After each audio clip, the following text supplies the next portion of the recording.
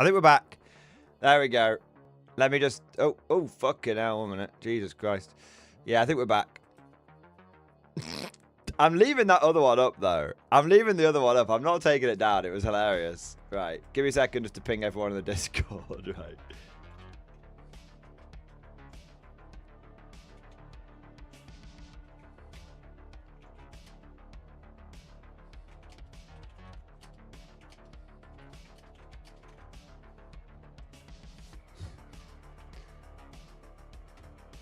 Right. So... there should be no 360.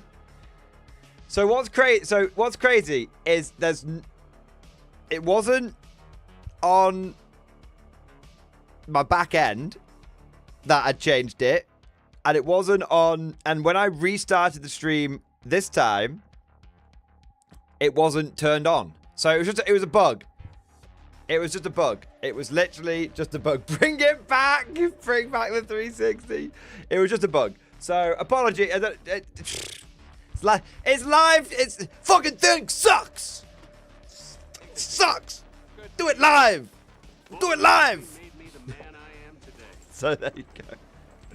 Oh man. So yeah, all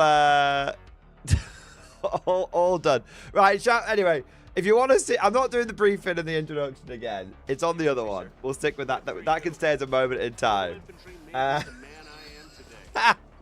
All right, we're back on it now. We're back on it. Welcome, stream. Basically, it feels weird moving my phone and not seeing you move. Right. Welcome to another Mordian Glory live stream. Thank you so much for your patience and your understanding as I as I navigate 21st century technology. I've had a big weekend. I've had a big weekend. But it's been a good weekend. It's been a good weekend. And I've genuinely had, I think like the biggest revelation to date. About Warhammer 40k, Conflict 47, and Wargaming in general. And I think this is going to be... so much has clicked into place. So much has started, honestly, making sense. The scales have fallen from my eyes, and I see clearly, more clearly than I ever have done, in terms of understanding tabletop war games. And yeah, I think it's gonna be a good stream tonight. I think we've got lots to talk about, lots of back and forth. But of course, I'm not the only one that would have had a busy weekend. I know there's been some big news re-Old World, and I've got some big news re-Action. And I know that many of you guys would have been at events and would have been hobbying and all that kind of good stuff as well. So this whole stream is going to be not just about my big revelations, some other bits that I've been up to, but it's also going to be, of course, the traditional Fun Day Monday stream where we all catch up and we all share what we've been working on, whether it's been going to tournaments. I was at a tournament this weekend, for example, so we have a little chat about that. So we're talking about tournaments, but we're talking about hobbying, we'll be talking about casual play, competitive play, fun, sweat, tears, blood, all that good stuff. So basically, we could talk about everything and anything. But like I said, I do have some really big important news. Retables at Wargaming I want to share. And no, Godlike Parrot, the big revelation was not going to be that I'm streaming in VR. Although that was brilliant. That is my favorite YouTube bug so far. All right.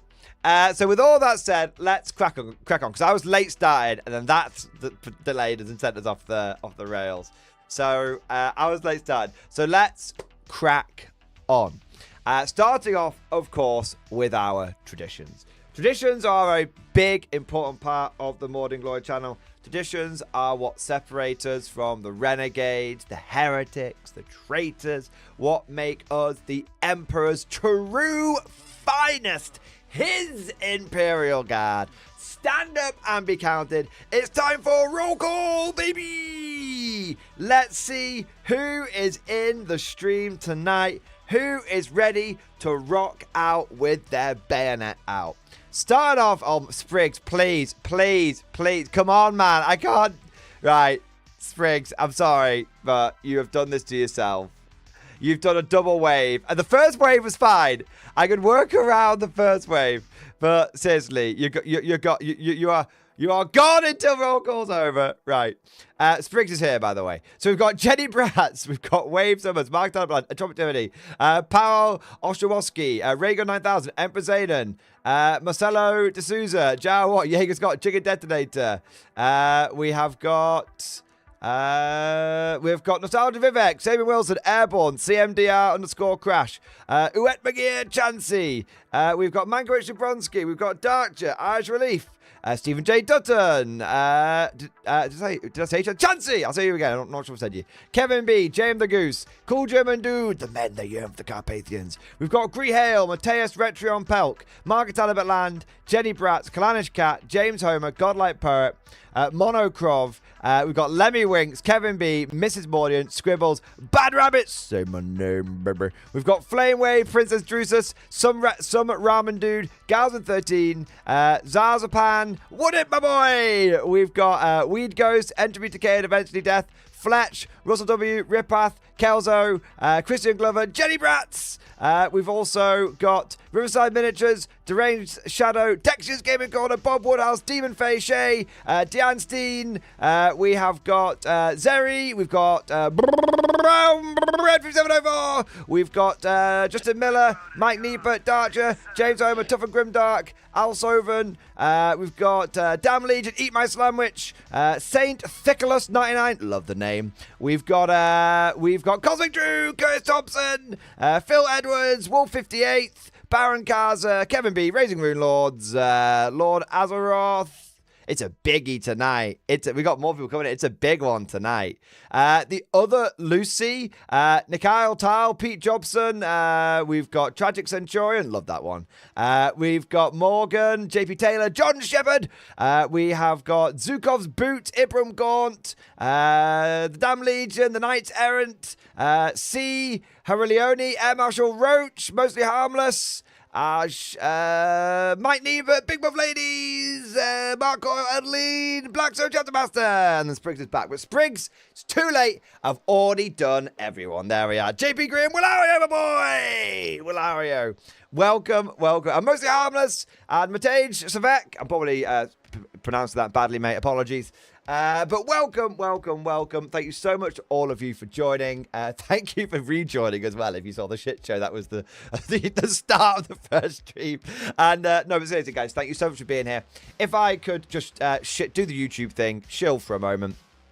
If you go ahead, smash the like button and subscribe, just interact with the stream, all that good shit. I'd be very, very appreciative. I know it's cringe. I know you hear it all the time on YouTube videos. Like and subscribe, guys. Look, I know, right? But it makes a big difference. It really the YouTube algorithm is it's a thirsty bitch. And she drinks on down them big old gulps of likes and subscribes. So anything you can do to like, subscribe, all that kind of stuff, it genuinely is a big help. But that's enough. That's enough shilling. Moving on, I want to say not only a big thank you to everyone that's joined, like, subscribe, all that kind of stuff, but I also want to take a moment to go through and say a big old thank you to everyone who got the stream started off right. Coming in with super chats, member flexes, gifted memberships, and all that good stuff. I'm going to be doing the ones from the last stream and the sort of the failed launch stream, as it were, and this one. If I miss you out from the last stream, just let me know, okay? Let me know in regular chat, and I'll keep an eye on it. All right. I'm going to be starting from this is who I've got, so you guys know who I've got in the super chat queue right now. If you don't hear your name read out, then let me know and I will pick your super chat. It's probably going to be like some gifted memberships, something that might have come in at the very, very beginning. So if you don't see that being read out, then let me know and I will pick it up. Don't worry. So we've got Lower Decks, Empress Aiden, Spriggs, Blackstone Chapter Master, Cosmic Drew, Cool German Dude, Russell W, Market Dandelion, Jenny Bratz, Mal the Knife, Russell W, Nostalgia Vivek, Entropy Decay, and eventually Death, Morgan, and John Shepherd. And now Blackstone Chapter Master's just come in as well. So if you weren't read out on that list and you did do some support, let me know in chat. And like I said, I'll make sure I pick you up. Don't worry. Because I want to make sure I say my thank yous. You guys shouldn't be punished for either a bug or my ineptitude. So there we go. So starting off with Lower Decks, I want to say a big thank you to Lower Decks. Thank you for the super chat, man. The Giga Chat, yes. Turnips as far as the eye can see in stream discussion. All right, let's get the Lower Decks lore going early on. I love it. Let's see what I'm loving all these fucking memes. I'm loving all these memes in the Discord. Oh my god. Right, where Lower Decks, where is the lore? Maybe it was posted before the stream started. I'll have a quick. Oh my god, there's so many. I've got to show you guys some of these fucking memes. Alright, let's have a look here. Let's have a look. So, sir, where are the turnips? Where do the turnips I get paid go? For that matter, where do we get turnips? Does the dynasty have a world, an agri-world where we grow turnips? Does the dynasty have any other cash crops? Why did the Von Schaus dynasty get onto the turnip standard over other currencies? Do we bribe, encourage imperial officials in turnips? I know that I deposit my turnip earnings into an account run by the bank the dynasty owns. I draw a stipend from those accounts in addition to what I've been stealing from the higher-ups of the dynasty. Shh, keep that to yourself. Does this mean there's a bank with vaults full of turnips? My thoughts are interrupted as I am shaken and slapped back into consciousness. Oh yes, the boarding action. It appears like a sniper shot to the codpiece. Luckily, it took the blow none worse for wear, saving another concussion for me in the service of the Von Shithouse. Was it... Wait. Where's the... Which dick is the codpiece covering? Resistance to our boarding action does appear to be increasing. Up and at 'em, boys and girls. So, the economics of the Von Shithouse dynasty are nebulous and impenetrable to lesser minds. But essentially, we have, obviously being a rogue trader dynasty, multiple worlds in which we have holdings. So we don't just have one single agri-world where all the turnips come from. I mean, who would be silly and not, diversify their turnip-based portfolio, right, guys? So definitely we're not reliant on a single agri-world, that's for sure. And, and we definitely don't use a huge amount of resources creating a vault world. Where all of the turnips that are harvested and go into your bank account are deposited into each employee has a giant vault filled with turnips, and the vault is protected by a stasis field so the turnips never age. So that's how you get over the spoiling problem, because that would be a huge waste of resources and power just to create the turnip standard. So yeah, I mean that's basically, that's not what we do, for sure. Anyway, Lower Decks, there we go, man. There we go. Thank you so much for the support. And by the way, before we go any further, we do have to look at some of these things in here. I mean, that's brilliant, and I love Blackadder. More VR, Mordian can't hurt you. That looks. What's that? Isn't that like a book where it's called like Drive to Hollywood or something, and the guy's like face is melting? It's quite a famous book, I think. Too many cheeseburgers, maybe. That's brilliant. Oh, we need that as an emoji. Fuck.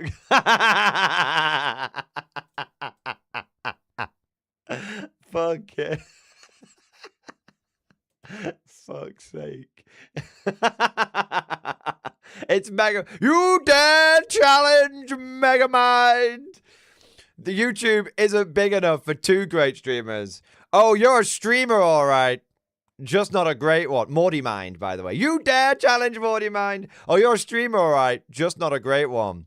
What's the difference? presentation.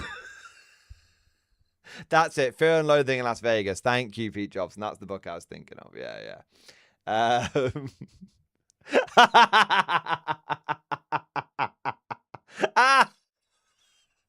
Brilliant.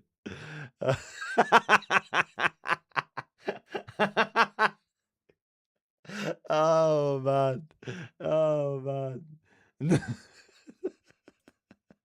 That's literally. Okay. Imperial Guard are pretty cool, okay. Heresy's pretty bad, okay. I don't know if we've got any more. Warlord Games. Most adoring fan. Okay, that's the best one. I think that's the best one. Oh my god. Oh man. Fuck's sake. Jesus Christ. Oh man. Mordy Mind. Warlord Games is most adoring fan. Mordy Mind. Oh my god. Right. Emperor thank you for the thank you for the next super chat, man. Please fix the VR. We've done it, mate. We've done it. Sorry for the inconvenience, but I hope you at least enjoyed the memes out of it. And thank you guys to all of you for letting me know, because I would have had no idea if you guys hadn't told me. Thank you. Spriggs, my boy. Thank you for the Giga Chat. Yes. Barrett from the weekend, stream discussion. It may take a few minutes. What happens when you go back to the Teutoburg forest? Oh my god. Oh, I don't know. Oh no. Those poor boys. I don't think it's loaded in yet, Spriggs. I'm keeping an eye on it. Yeah, I don't think it's loaded in yet. But I'll keep an eye for it. Maybe is it in the Conflict 47 sub-bit? No, it's not. Okay, it's not loaded in yet, Spriggs, which is kind of crazy. So just make sure it is coming down the pipes. But I've gone back through and I've definitely checked, and it's not loaded up on my end. The only thing I have is this from Chansey, which is when you're chilling with the homies in the Teutoburg forest and the trees begin playing Du Hast. So, Chansey, can I surmise that the Chansey effect does indeed transcend yet another game system? Which, if true, would be absolutely hilarious, man. Oh, my God. You say it's in the battle report section. Okay, give me a second. I'll head on over to it. Is it in the... Well, there's a few battle report bits. Is it in the community battle report bit? Community battle discussion, I'm guessing. Let's have a look. Wait. Okay, yeah, here we go. Oh, yeah. Oh, my God. Oh, my God. Guys, lock the fuck in. Lock the fuck in. This is going to be a biggie. It's going to be a biggie. Let's have a look here. I'm actually, let's just get, you know what? Let's just get straight into it. I've been looking forward to this report from Chansey and Spriggs all weekend. So, guys, let's strap in and strap the fuck on, and let's enjoy ourselves a community battle report for K47. Big news, but this is part of the big weekend news I want to talk about. So let's have a look here. Firstly, can we start off with the big 07 down in the chat to Spriggs and Legatus Chansey? He's changed his name! Legatus, is it Legatus or Legatus? Probably Legatus. Legatus Chansey. For going down to Warlord Games and playing a game of Conflict 47 in the Warlord HQ, which is pretty fucking base, pretty fucking cool. He has changed. I love that he changed his name, man. That's amazing.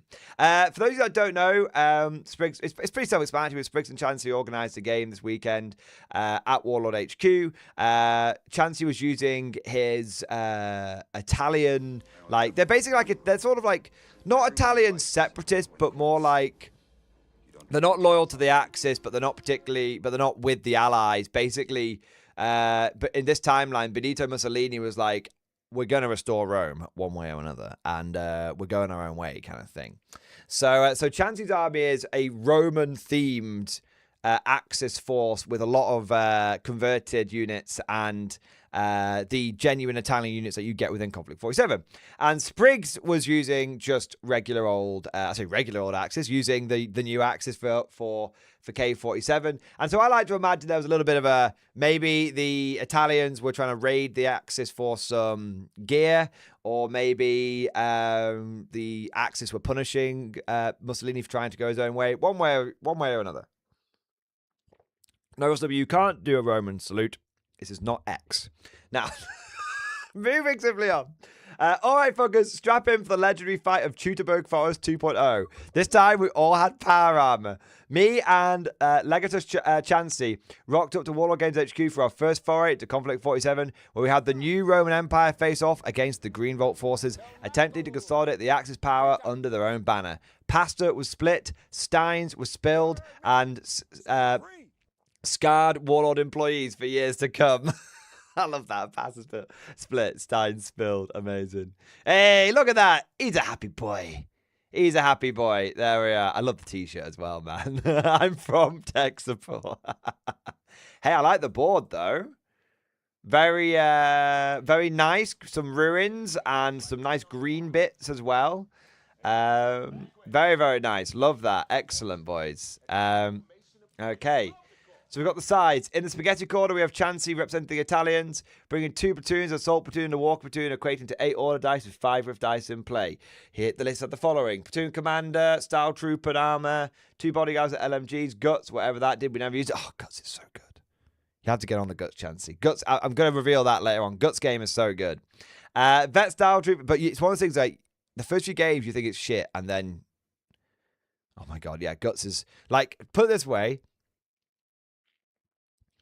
Guts, me and Johnny played a game this weekend, and we now think that Guts is better than Rift Mastery. That's how big it is. That's how big it is. Anyway, Vet Style Trooping, 6 blokes, STGs, and Panzerfaust. Another Vet Style Trooping block with light AT gun and Panzerfaust.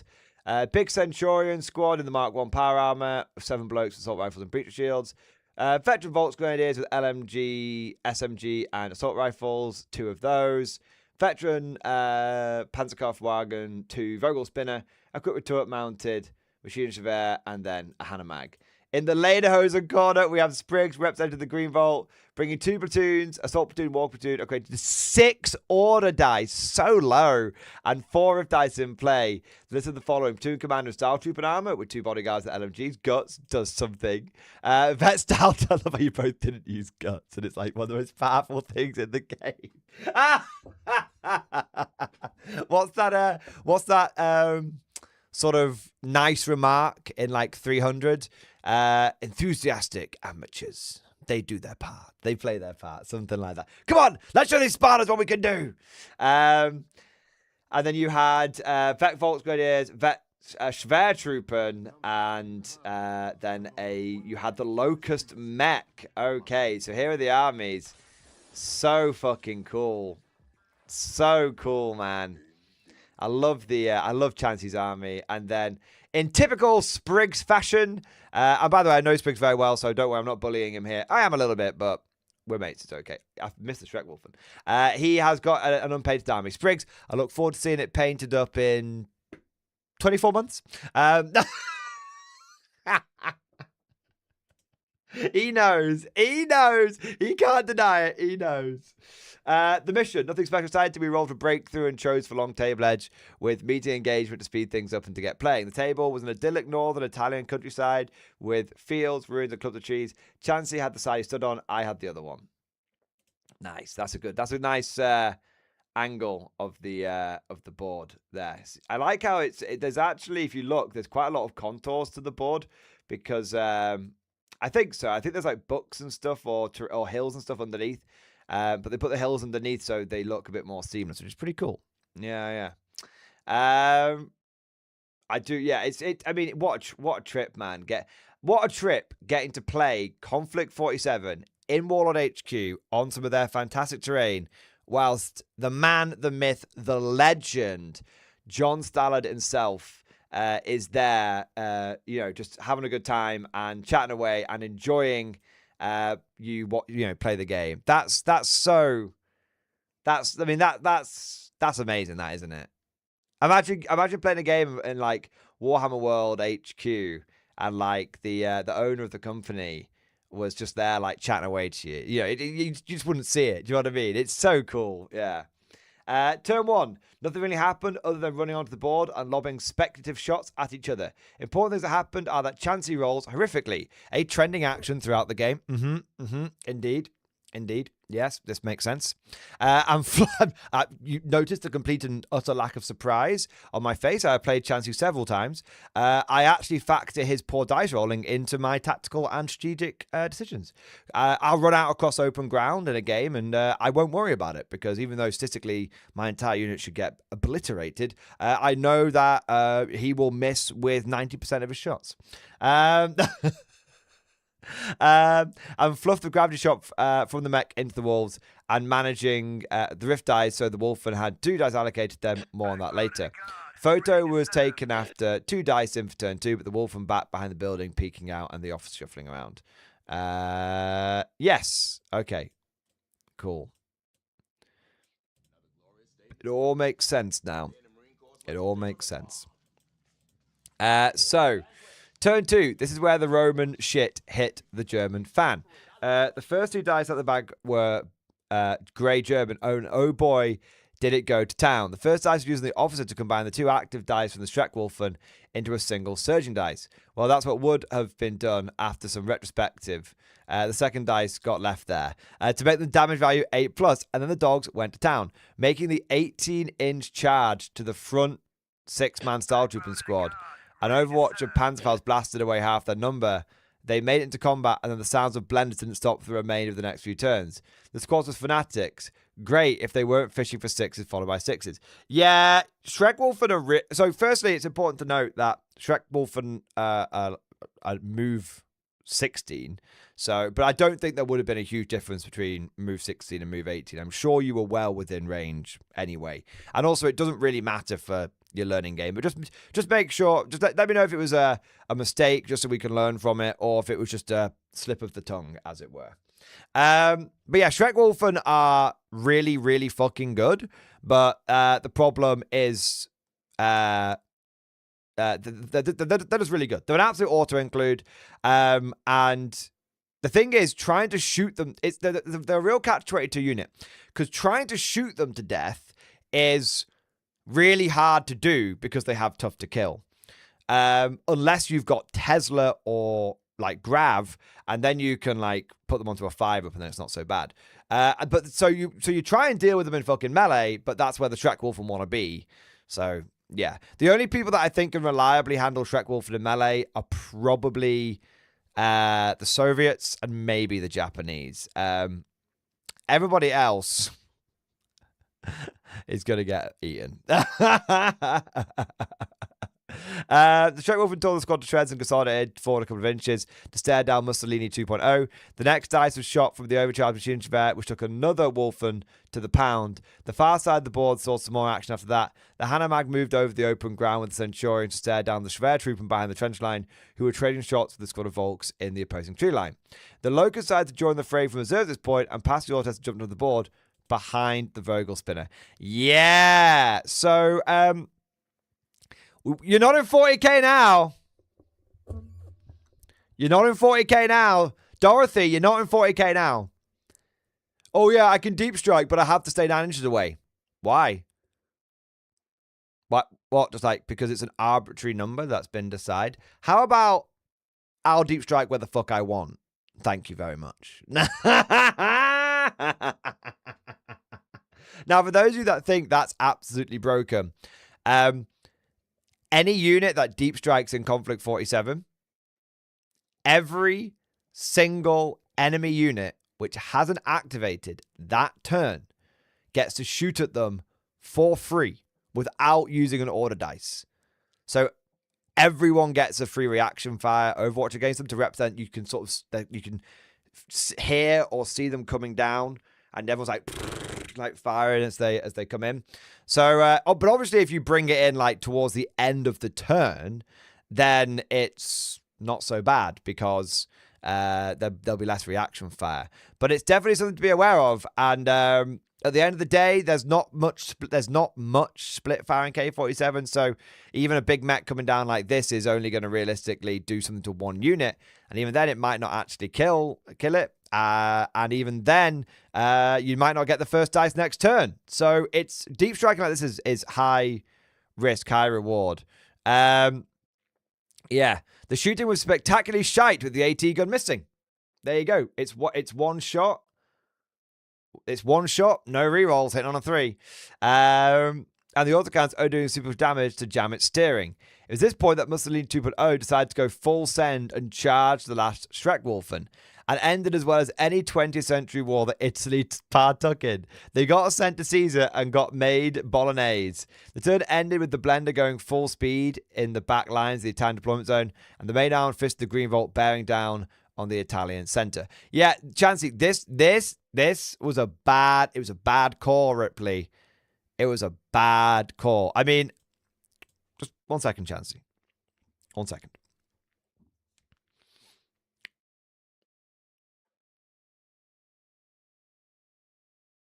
Okay, so this is where you see the 3 Panzerfaust here. This is where the 3 Panzerfaust would have been much more useful, because these guys have already got a light AT gun, so they can kind of handle that. They can do their part to handle the Schreckwolfen, and these guys have got Panzerfaust, so they can kind of handle the Schreckwolfen. If you'd had Panzerfaust, you could have generated 3 you could fire them all off, generated 3 Panzerfaust shots in point blank range, hitting on 2s. You would have obviously missed 2 of them, and then you would have had a good chance to kill, because you're wounding him on 2s, even with his maybe 3s, but yeah. So lesson learned. Panzerfaust are fantastic on Style Trooping commanders, because it just means on 3-man Style Trooping squads, because they just mean that if something bad comes towards them, they just go and just unleash. Yeah. But hey, you know, it's a learning game. It's a learning game. There's nothing wrong with getting absolutely fisted if you learn something from it. And also, let's be real here, it's cool as fuck. It's the God Emperor Mussolini, Caesar incarnate, with his 2 fucking power armored fucking Centurion bodyguards charging in to some fucking genetically engineered wolf shock troops. I mean, awesome. Who gives a fuck? Chansey, who gives a fuck if it was the right move? It was the cool move. It was fun. And it's absolutely, it's absolutely awesome. So, tactically wrong, but actually right. Yeah, I love it. Yeah. So we can see the Style Trooping bearing down, but there's still these Style Trooping here. And also, I mean, there should be some Centurions around here in a Hanomag, right? Over here, maybe? Yeah. Oh, he's got the dice bag. He's got the Italian dice bag and everything. It makes such a difference having the accoutrement. Turn 3. First dice important here at the top of turn 3, and lo and behold, the Green Vault came in clutch again. While Chansey had one too many dice in there, we can count, honest. I mean, it's crazy. This happens to me all the time. Oh, I've got more dice. I should get the first dice. I never do.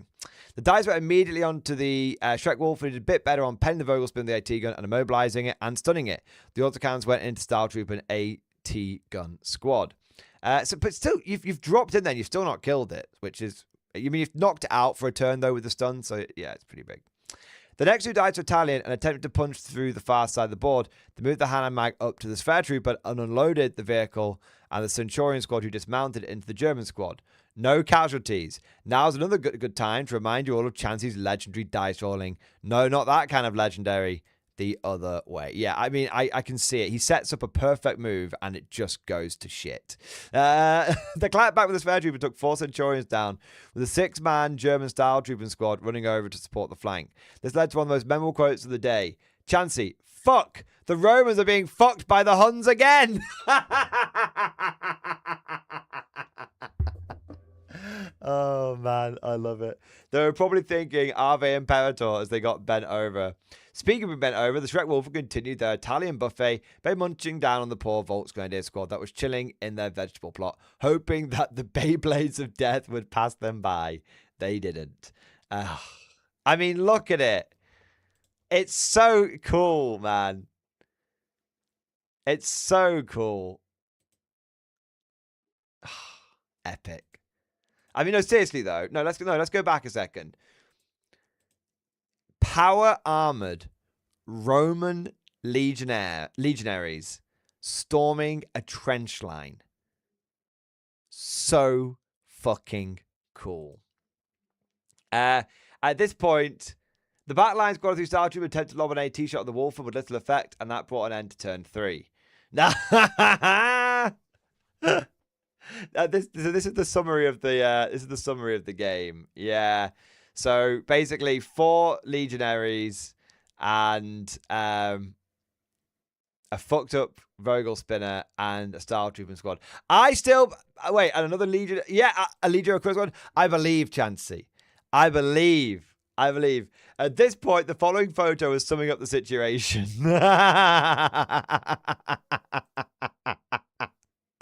Turn 4 is the beginning of the end of Chansey. It started 3 turns ago, but we just didn't know it yet. As the first dice come out, and once again it was driven. No! Stop! He's already dead! He's already dead. Guess where it went? You guess right. 3 turns in the making, it finally put down the Vogel spinner with fire and reduced the 3-man Star Trooper squad to the AT gunner left. The following dice, yeah, that's the thing though. In 40k, you drop in, it'd be a guaranteed thing. In conflict, not guaranteed at all. The following dice allowed the fresh 6-man Star Trooper to march over and rinse the fire zone joints from the board, with the remaining fire from the Schwer Trooper and the off team going into the back Volks Grenadiers. The Shrek woman decided enough was enough and departed for a more target-rich climate to get 3 VP, and the Hanomag ran away after being too close to the Krauts. End of turn 4. Yeah, just a few of Mussolini's finest, the Legio Aquillas. That's all you need. He's going to turn it around. Turn 5 and 6. The footnote here was the Locust charged and killed the remaining Star Trooper in the back lines, and the remaining force on the left side of the board mopped up the remaining Volks. With the final manoeuvring, it ended 11-0 to the Green Volt. So just to be clear, in terms of how charges work, you don't charge into him, you charge through him. If the mech does the assault, you basically do the equivalent of a tank assault, like you would in bot action, but affecting every unit you go through, and you attempt to hit with the fists and the legs through each squad that you go through. So you wouldn't charge and then stop. You would charge and go through. And as a mech, you can of course charge 12 inches and shoot, or you can charge 24 inches over open ground. So it's just a big distinction between that and like 40k, where we just posed up for looks. Okay, cool. Yeah, just letting you guys know and letting the viewers know. But yeah, you already knew that, so sorry for telling you how to suck eggs. Yeah. The photo op. Of course. Final thoughts. We were not prepared for the magnitude of what Shrek Wolfen were going to do. The blender sounds didn't stop. Chansey needs some more heavy-hitting items on the board and bought a couple of things in the shop. I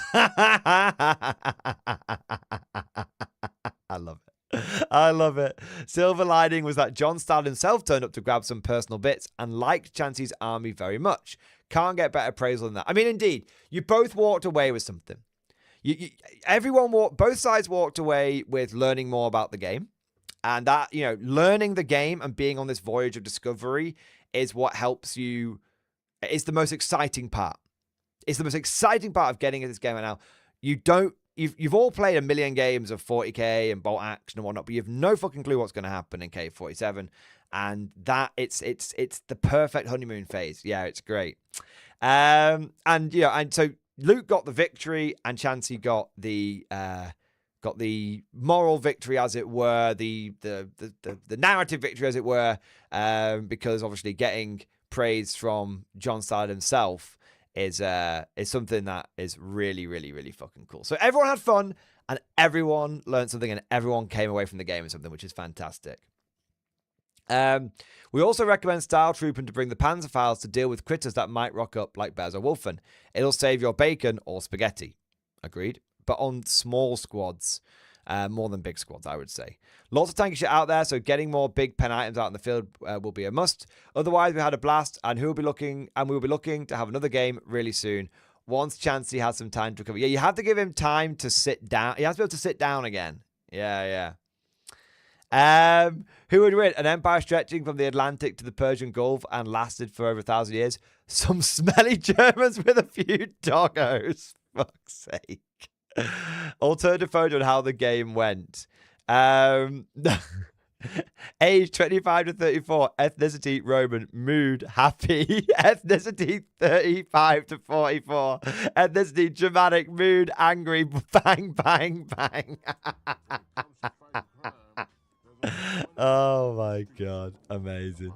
Well, it sounds like you guys had an absolute blast, which is awesome. Thank you so much to both of you for a fantastic write-up, and I'm really, really, really glad to hear you both enjoyed the game, and that you're going to be playing some more. I mean, guys, I knew you were going to enjoy it. I know you both very well, but I know you both very well, and I knew that you would enjoy it. But I also I've got to this point now where every single person I've introduced to Conflict 47 who's actually tried the game can't help but fall in love with it. It's so good. It's the Wargamers game. It's the Wargamers game. Yeah. So that you've got the bug, man. He's got the bug. He's got the K47 bug. I love it. Fantastic. Fan-bloody-tastic. All right. We're a little behind now with the big what do you call it, with the big report, but I think but no regrets at all. I hope you guys enjoyed that. I would go to the K47 tourney, but I'm at the same, I think I'm at the same Sabaton concert that Chancey's at. Blackstone Chapter Master, thank you for the super chat, man. Two things. One, kind of a meme in stream discussion. Second, I want a manhunt on me, if that's okay with the guys. We can do a manhunt. Sure. We'll catch up on some super chats, and then people, if Manhunt Monday, if people want to hunt Blackstone Chapter Master, there we go. We could absolutely do it. What was the meme? Was the meme the oh, it's this. Yeah, I saw this actually the other day. Let's have a look. Yeah. Cornate Gains. Why I want to unite all Warhammer YouTubers. A lot of people are probably asking, Cornate Gains, where did you come from? Well, it is quite... Here we see the #1 subscriber to Major Kill's Natty Plus program. Simple. I am stationed in Australia. Oh, he actually is in Australia. Oh my God. I'm not taking the piss, by the way. Incredible physique. Very impressive. You know, I would absolutely let this guy come round my house and fuck my sister, right? Like, no drama. But the fact that he's Australian is funny. The reason why I have been making a lot more videos lately is because I have one idea in mind, and every time I have it, the nails kind of relax a bit. But most of the time, the nails are burning. Anyway, my whole vision is to unite. That's not it, Black Chapter Master. Well, this is what you posted, so this is what we're watching. The painters, the modelers, the gamers, and the PC ones. The PC gamers, I mean, like, you know, the ones who play Dawn of War and all that. I want to unite everyone under one banner. Okay. Okay? Reasons like Bricky, Nillup, Major Kill, Deadlifts of the Dark Gods, Archway. All of them, I want to unite. Because, tell the truth, guys, I'm kind of tired of you guys bickering at one another. Going, and taking little nibbles of each other. Like, beef! The anti-beef! The anti-beef! Like, we all have an enemy in common, correct? Like, we're all once in a while complaining about GW and their prices and their pretty scummy business ideas and such. True. Like, seriously, have you ever heard the term divide and conquer? Yeah, very true. Very true. To divide us so they can conquer us? Yeah, 100%. Seriously, am I the only one who sees this crap? Like, divide and conquer, it's the simple, basic anything in combat. Any type of strategy. So that is why I have made a positive YouTube account with a positive outlook to Warhammer. Okay? So if you like... Not Reef. It's Reef for the Great Barrier Reef. Reef! Reef! Follow my war band as we unite the legions! Ah! Okay, actually fucking awesome. Love that. I won't show the whole thing off. I'll put the video down in the I'll put the video down in the description so you guys can obviously you know, watch it and support it and all that kind of good stuff. Give me a second. There we go. Yeah, cool. So yeah, definitely go check that out. Go like and subscribe and all that kind of stuff. And I agree with the sentiment. And look, I have had beef with people in the Warhammer YouTuber community before, but I've always tried for it to be humorous banter rather than full-blown beef. Not always been successful, obviously. No, actually, even when I've had genuine beef, I've always tried to be professional. You know, like, well, even when there was like the whole, like, you know, sort of major kill beef, it wasn't really beef. You know, I saw his thing, I took the piss out of it, but it didn't go much further than taking the piss out of it. I wasn't like clutching my pearls or moral grandstanding or anything like that. And that's why I think when Major Kill responded, he was like, there wasn't any beef, and then it was the whole like, oh look, we just, yeah. He was like, yeah, this was chill. Like, there's no actual beef between me and Major Kill, despite the fact I did a video taking the piss out of him. And that's kind of the way it should be. You know, and I've, you know, jokingly beefed a few people, you know, whenever someone does like a competitive video and they're like, oh, Imperial Guard are so boring, you're like, ah, you know, that kind of stuff. So, so that's the kind of beef, that's what beef should be.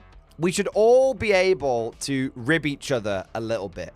But I definitely think that there has been a uptick of people like actually falling out. Which is, I mean, do what you want to do. Do what you want to do, of course. But yeah, we shouldn't really be falling out, because the truth is, and this is the primordial, not the only truth.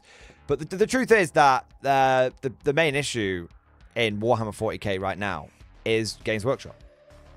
No, like seriously, 40k itself is suffering because of GW's tenure. And if you look at the content that I've done recently where I've been salty, you'll notice that I've never been salty against someone that I've actually played against. I've never been salty if I've got bummed in a game by an overpowered faction. I don't care about that. I don't whilst I appreciate the efforts that GW puts into balance, I understand it's very difficult to balance a game like 40k with how many moving parts they've got in there.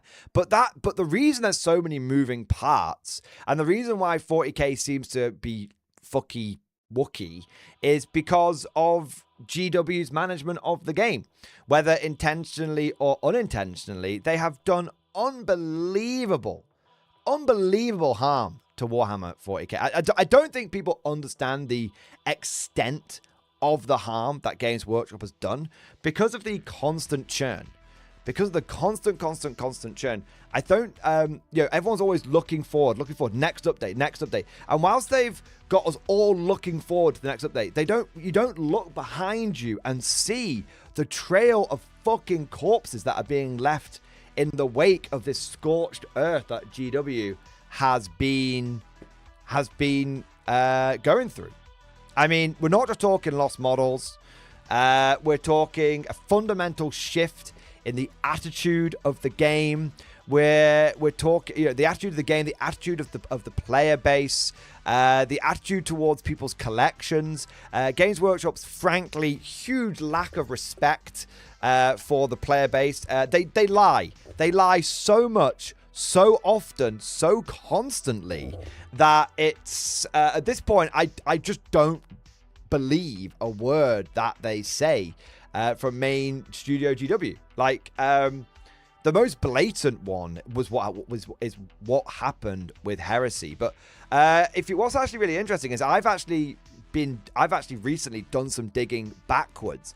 And Games Workshop, even when they get caught out by something and they apologize, which they rarely do, after the drama has died down, they go back and delete all their apology stuff. So a great example of this is when the Votan dropped. And remember, the Votan being broken was only a couple of years ago. Like 2.5 years ago, right? And they did this whole they did a whole article on Warhammer Community. They did a video on YouTube on Warhammer TV. You can't, and then where they had the whole James Workshop go, oh, of course I'm going to go make Codex Zotes, everything go to a vulnerable save. They've taken that video down.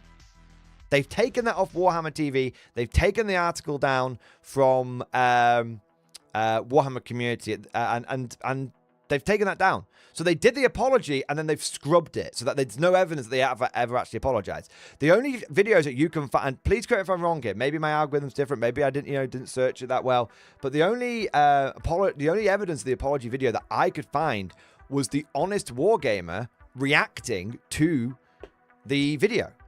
That's the only one I could find. So Games Workshop is really, really in the last 2 years, something has happened. Okay, I don't know what it is. I don't know if they've just decided to go full mask off. I do not know what's happened. But in the last, as someone who has been playing this game for 27 years, as someone who has grown up with this game and is not who grew up with the old Hammer, and in very important times in my life, from basically 16 to where I am now, the last 16 years, this new Games Workshop that we are dealing with is unprecedented. Games Workshop is worse now than they were in 7th edition. Now that sounds crazy. It sounds crazy. But the reason why they're worse now is because before they would just, how to put this? They would constantly release more and more broken stuff, but they weren't really actively hostile towards their community, towards their player base, right? So, if you look at the progress over the course of 6th and 7th edition, the game got, which is basically 7th was 6.5. The game was unbelievably busted, and that's what almost caused it to fail. We're talking, you could take an army of 10 Riptides, because there's no rule of 3. Every Riptide could fire 4 times. So it's like having 40 Riptides worth of firepower in your army, and there was no L-shaped ruins back then. If you've seen old Hammer boards, there's 5 bits of terrain on the whole thing. So it was just insane, right? It was just insane. And so the reason 40k sucked in 7th edition wasn't because of GW being hostile. It was because of GW basically just being like, release more broken stuff, release more broken stuff. But, it was before it was incompetent. And GW before were like, well, GW's whole mantra before was, well, we sell the models, but we don't, we sell the models before we worry about the game kind of thing. Well, sell the models is kind of the wrong way of looking at it. They said they were a model company, not a game company, right? And so that's obviously fucked, because you call Games Workshop, and obviously people play 40k first and foremost, and the competitive scene leads to casualty and all that kind of stuff. But at least that's more of they fucked it because of a blind spot, and they fucked it because of essentially a fundamental misunderstanding, but not malicious, just a misunderstanding. And over the course of 8th edition, and so 8th edition was humble GW. 9th edition was Games Workshop getting a spring back in their step again. And then 10th edition has just been so strange. So strange. And not even really the whole of 10th edition. 2025 has been a insane year. It's been insane. So, yeah, I don't know what's happened with Games Workshop. I do not know what's happened, but I fully agree with Cornate Gaines here. I fully agree. We as a community should not be bickering. We should not be infighting. I actually said that when I did the whole like reaction to the Pontius video and the Major Kill video, I said, remember, we should all actually remember that we're all Warhammer players first, and we're all in the same community. And I said, I wouldn't want Pontius to go anywhere. I wouldn't want Major Kill to go anywhere. I wouldn't want Midwinter Minis to go anywhere. I wouldn't want fucking Arch to go anywhere. I wouldn't want anyone, any YouTube Warhammer creator to go anywhere. Because first and foremost, we may not agree, but we are... whether we are brothers in arms, whether we admit it or not, we're brothers in arms. Are all actually meant to be, even if we disagree, fundamentally we're on that foundation of we're all fucking here to play 40k, right? And we're all here in the community. It sounds like an exaggeration, but the enemy is Games Workshop, and no amount of fancy models is going to make up for the fact that the game is going through a bit of a weird one. And I don't, here's the thing. I don't worry about the game. As crazy as that sounds, I do not worry about Warhammer 40k. The game itself will be fine. It'll just be, it'll change, but the game itself will be fine. The thing I worry about is Games Workshop. Okay? The thing I worry about is Games Workshop. Something has changed with them. Something has changed. And if I'd say anything, I think that they have entered their not necessarily the final form, but they've entered late stage corpo mode. And look, do not mistake me for a bleeding heart socialist, all right?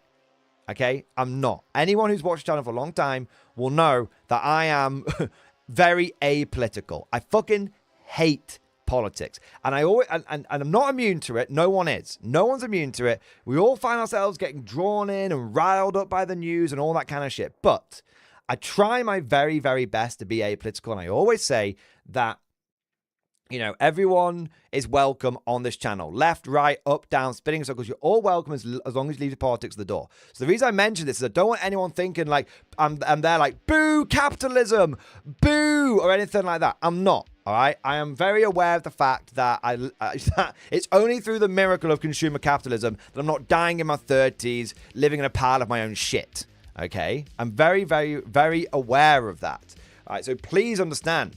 But I think the problem is that Games Workshop has gone full fucking corpo. I think, you know, I don't know what it is, but it feels like Games Workshop is no longer trying to, it really feels like they're just hostile. Yeah. I agree with, see, here's an example. I agree with Source and Smith 87. 40k is the most balanced it's probably been auditioned. It's a glorious time to be a player. Exactly. 100%. If you 40k from a gameplay point of view, from a balance point of view, from a competitive point of view, is best it's ever been. And I won't ever take that away from it. There's other things I have problems with, like the flavor, but you know, from what was once only a dream is now a frightening reality. To quote Commander Thor, I don't know where that came from. But something has. This is why I don't worry about the game of 40k, because I've seen editions rise, editions fall. I don't worry about that. But something has fucking happened in Games Workshop, which has made them.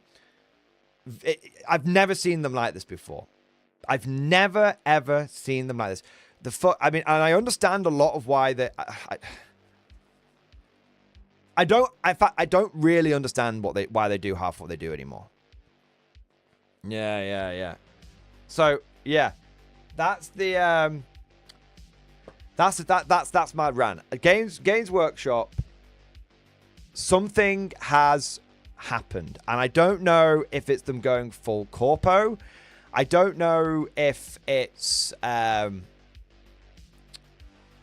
brain drain. I don't know if it's a fundamental culture shift.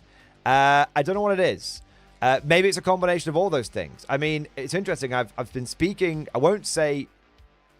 Please understand that this is not. I made it the fuck up, but I don't want to get anyone in trouble. Okay, I know that sounds like a bit of a cop out, but please understand. I promise you, I'm not lying to you. Okay, some quite in the know people who have been in this industry for a long time.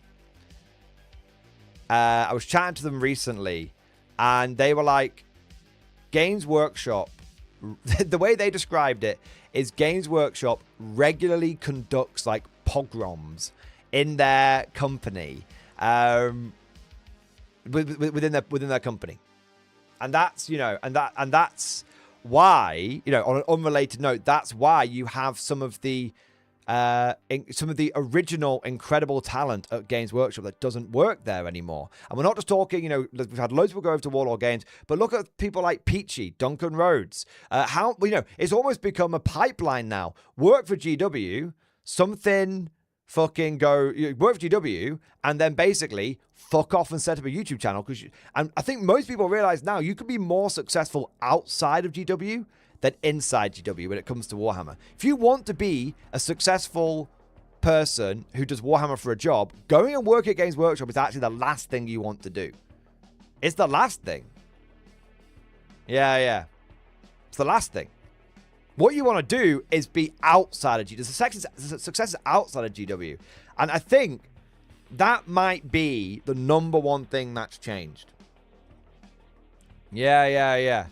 Pogroms, it's purging. I think it's what I think it was like it was the term used for a lot of the early communist purges in following the October Revolution.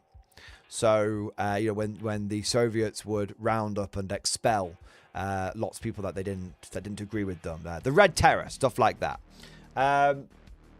So yeah, it's a bit of an old-timey term, and I'm probably misusing it. So please forgive me if I've please understand. Please forgive me if I've misunderstood. Okay, and yeah, we'll say purges instead. We'll say cleaning house, whatever you want to say. It's just a term. I thought I'd use something different for a change. So yeah, basically, I wonder if it's a case of Games Workshop's just got the wrong people working there. And I can tell you this, as someone who worked in a corpo environment. Remember, boys, I worked corpo for 10 fucking years. All right? From basically leaving uni to a few years ago going full-time. For 10 years, I climbed the greasy corpo ladder. And I can tell you what, and I work for 3 different companies, okay? And every single one of them went the same fucking way. Every single one. They'd start off with the best of pretty much all, they weren't all startups either. But every single one, maybe, am I the problem? No, seriously. Every single one of them went the same way. You have this original core team, which is the shit, is just god tier. And then something will happen 2 or 3 years in, and the first brick will fall. The first person will leave. The first key, the first link in the chain will leave. And then within a year or 18 months, that original team is gone. Even if there's like 1 or 2 people hanging on, the original team is gone. And the people that have come in to replace them, some of them will be okay, but some of them won't be. And then some of them, the ones that won't be, will essentially cause a lot of the remaining good people to leave until eventually all you've got left over is shit. You've just got a core of shit. You've got bad managers who have been often hired in a rush to fill a gap. That causes a whole problem because you've got someone who thinks, well, the manager's now left, I should be able to rise up. No, we'll hire externally. So the manager doesn't know what the fuck's going on. The employee who's been snubbed doesn't want to fucking help anymore because they've been snubbed. And that's just a small example. And then the people that will come in could have a different attitude, could have a different culture. They might be from it might be from an adjacent industry, but not the same industry. Like, oh, well, you guys sell stuff, so we've hired this guy from retail, but it's like nothing to do with what you do. Yeah.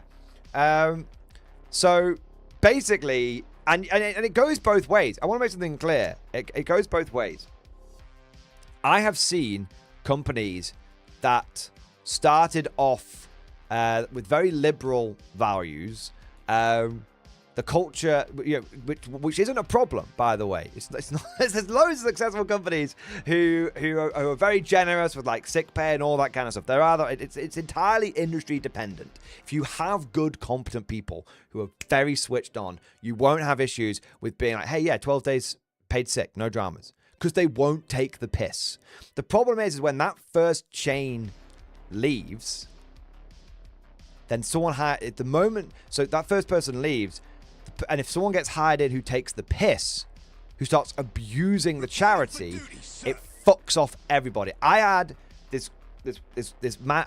I've seen it with my own eyes. Second company I worked for, they hired in this manager, and they claimed toil for everything. Toil is time off in lieu. It was a system that almost nobody used, but it was a case of, okay, very rarely, if you need like to the Friday, if you need to be somewhere on a Friday, you can like work on the weekend, although we prefer if you didn't, because like whole like lone working stuff there. Or you can like do like basically like 2 12-hour days, and then basically get, the 8 hours you would have worked on a Friday, you can have that off. And this motherfucker ruined that system for everybody. And they also used to have a policy if you can come in wherever you want. You can start at 9, finish at 5. Or for me and a couple of the other guys, we would come in at 7 in the morning and leave at 3 because we were working in fucking Manchester and the traffic is insane. My commute, when I could go in at 7, was 25 minutes.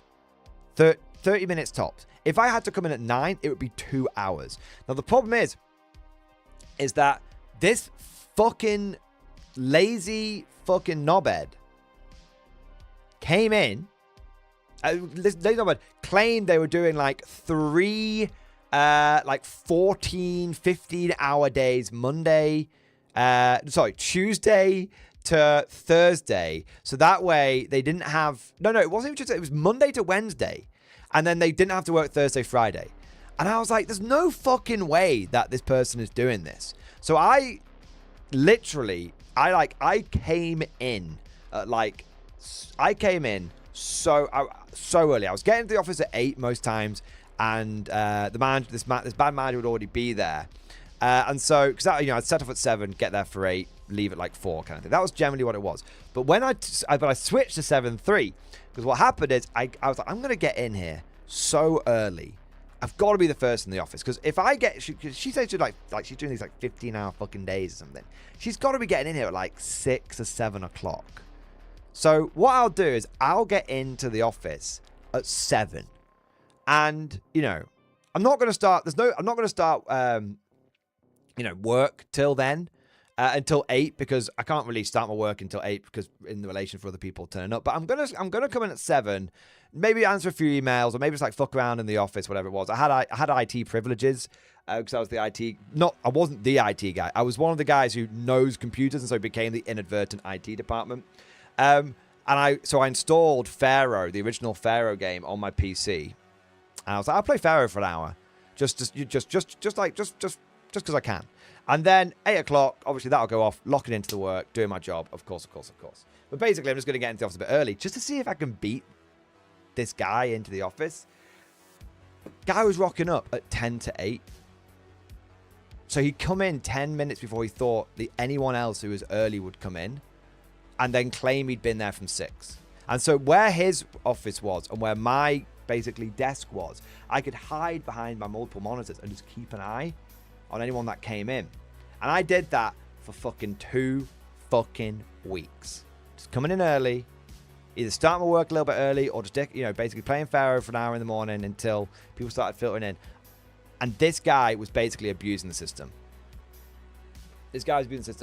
And it was funny because I never said anything, because I'm not a snitch. Mama didn't raise no snitch. Snitches get stitches. I got taught that. Yeah, I got taught by my parents, don't go telling tales. All right. But it was, I had the vindication. I was like, vindication. But someone else must have fucking clocked onto it. Someone else must have clocked onto it. Maybe they'd like CCTV or something. Someone else must have clocked onto it, because after this manager working there for like 2 or 3 months, everyone's toil got taken away and you had to come in at 9, which fucked everyone. So immediately 2 or 3 people in the office start looking for new jobs, including myself. I said, you cannot make me come in for 9. So if you make me, I said, I have to make something abundantly clear. If you make me come in for 9, my commute is 2 hours. When I can come in for 8, my commute is 30 minutes. Please don't make me come in at 9. And they were like, sorry, everyone's got to do it. I went, and I actually said, I know, because I was getting really fucked off. And I am the most polite, humble, I'm the most humble person I know. Joking aside, I'm the most polite, professional. You might not think of it now, but I'm the most polite, professional, hard-working person when I love my job. I have no issue with doing I sometimes do 16-hour days, because I'll record for 8 hours, stream for 8 hours, go to bed. And I'm on right now, I am on day 15 without a day off. I've worked 2 weeks, because I've been to like tournaments and stuff.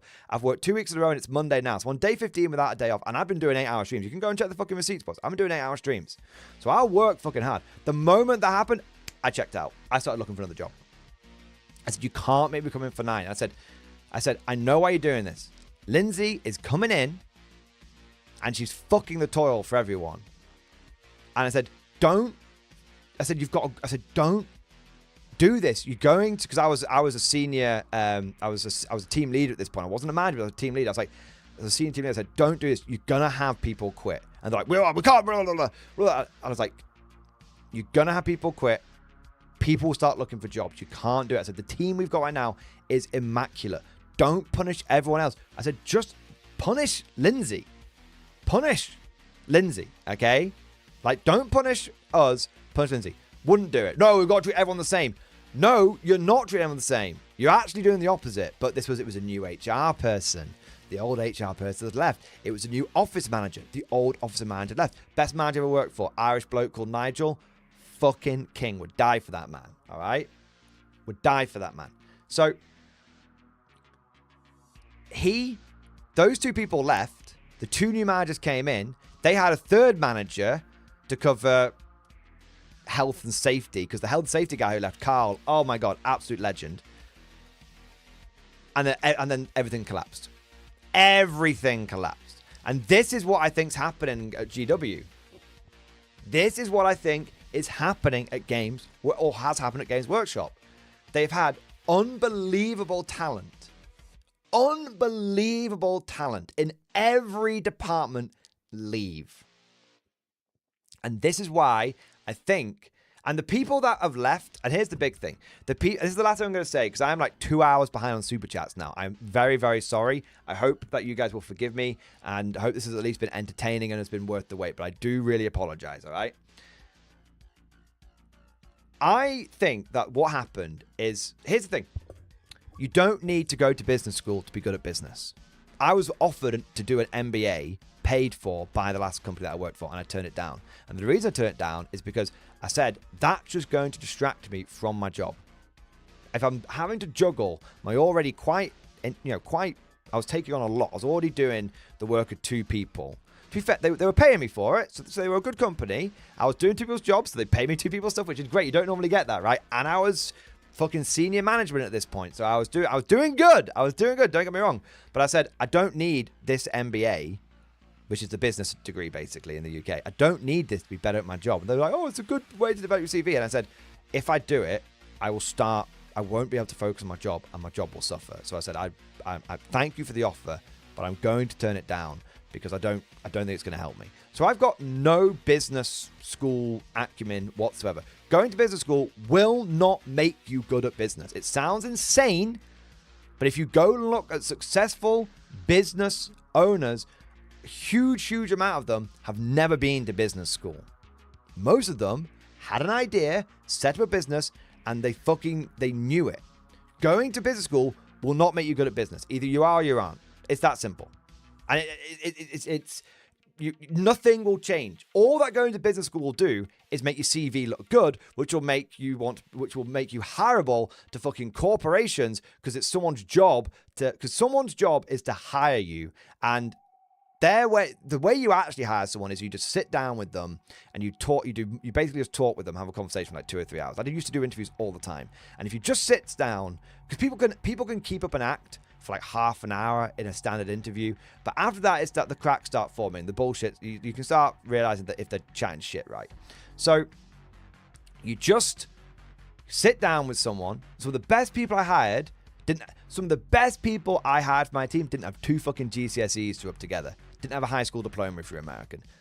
They didn't qualify fucking middle school, but they had experience. They were switched the fuck on. I don't need someone who's got a business degree. I need someone who I know I can train, who I know isn't going to be fucking calling in sick every 5 fucking seconds when they're not sick. If you're sick, you're sick. That's fine. But if you're taking the piss, you're taking the piss, right? You don't need that shit, all right?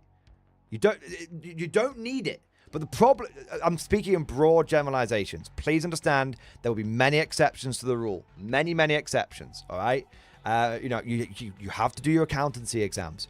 A good accountant is worth their weight in gold, okay? So there's very many exceptions to this, but we're talking about like MBAs and business degrees and stuff like that. You don't fucking need that shit. Great point, iTunes. Most programmers fucking self-taught. Most people who work in IT departments don't have an IT degree. Most people who fucking own IT shops, successful IT businesses, don't have an IT degree.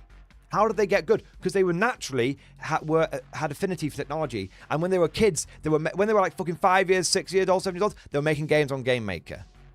That's it. Okay? The whole thing about getting an MBA is so that you can basically sell yourself to someone whose job is to look like they've hired the right person. And that's what's happened at Games Workshop, in my opinion. That's it. That's what's happened to Games Workshop. You've got all the original talent, all the big names has gone. They're either at Warlord Games or they set up a successful YouTube channel. It's that simple. Okay? And the people that are left are the people who work in HR with HR degrees and who went to business school with MBAs. And that's why Games Workshop has gone so corpo so quickly. Because basically, everything they're doing, FOMO sale tactics, all this kind of shit, everything they're doing, I bet you could go and find some best-selling business book, and half these tactics, if not all of them, are in there. That's what it is. Basically being run by business students. That's basically it. It's my theory. It's my theory. I could be wrong, but as someone who worked 10 years and saw it happen 3 times, and every single time it went to shit in the space of a year. I worked for one company for 4 years. First 3 years, a dream. And then, first 3 years were a dream. Last year, they rehired every position within 1 year. One girl went on extended maternity leave, came back. The only person she recognized in the office was me. Think how insane that is. No one stayed in the company for longer than a year.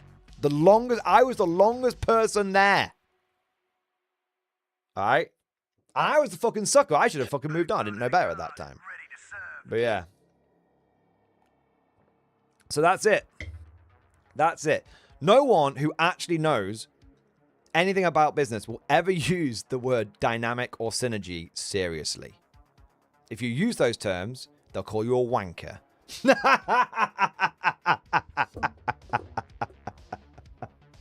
Yeah. So, Morty rant over. But that's my theory on Blackstone Chapter Master. I know we've gone very, very divergent from your original super chat there, mate. So I hope that's all right. But Blackstone Chapter Master, in reacting to the video that you sent in and everything, that's why Games Workshop has gone the way it is, and that's why I see Games Workshop as the fucking enemy right now. Yeah. And enemy's a strong. I don't like enemy's a strong word. I mean it like hypothetically. Please don't do anything stupid, anyone. I mean it hyperbole, metaphorically, whatever the word is. All right. Yeah. Basically.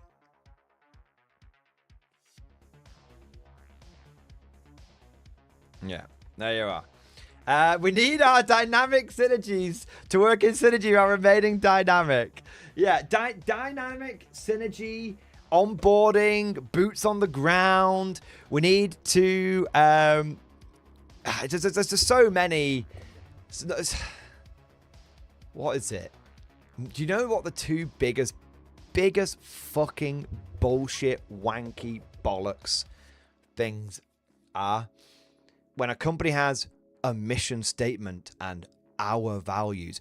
I don't give a flying fuck what your values are. I don't give a flying fuck what your mission statement is. I know what it is. I can look at your business and I can figure it out. Blue sky thinking. The moment it's fucked. I can point to the touch base. Yeah. I can tell you exactly the moment when it's fucked. All right. When your company starts doing big team meetings where everyone gets assigned an energy, blue energy, yellow energy, red energy, green energy. That's a real. If you will know what I'm talking about. You will know what I'm talking about. If you've been in one of those meetings, you'll know exactly what I'm talking about. I'm a blue energy person. I'm a red energy person. I don't give a fuck what energy you are. Susan's shit at a fucking job. Karl, I haven't seen him in 6 months, and we're not allowed to remote work.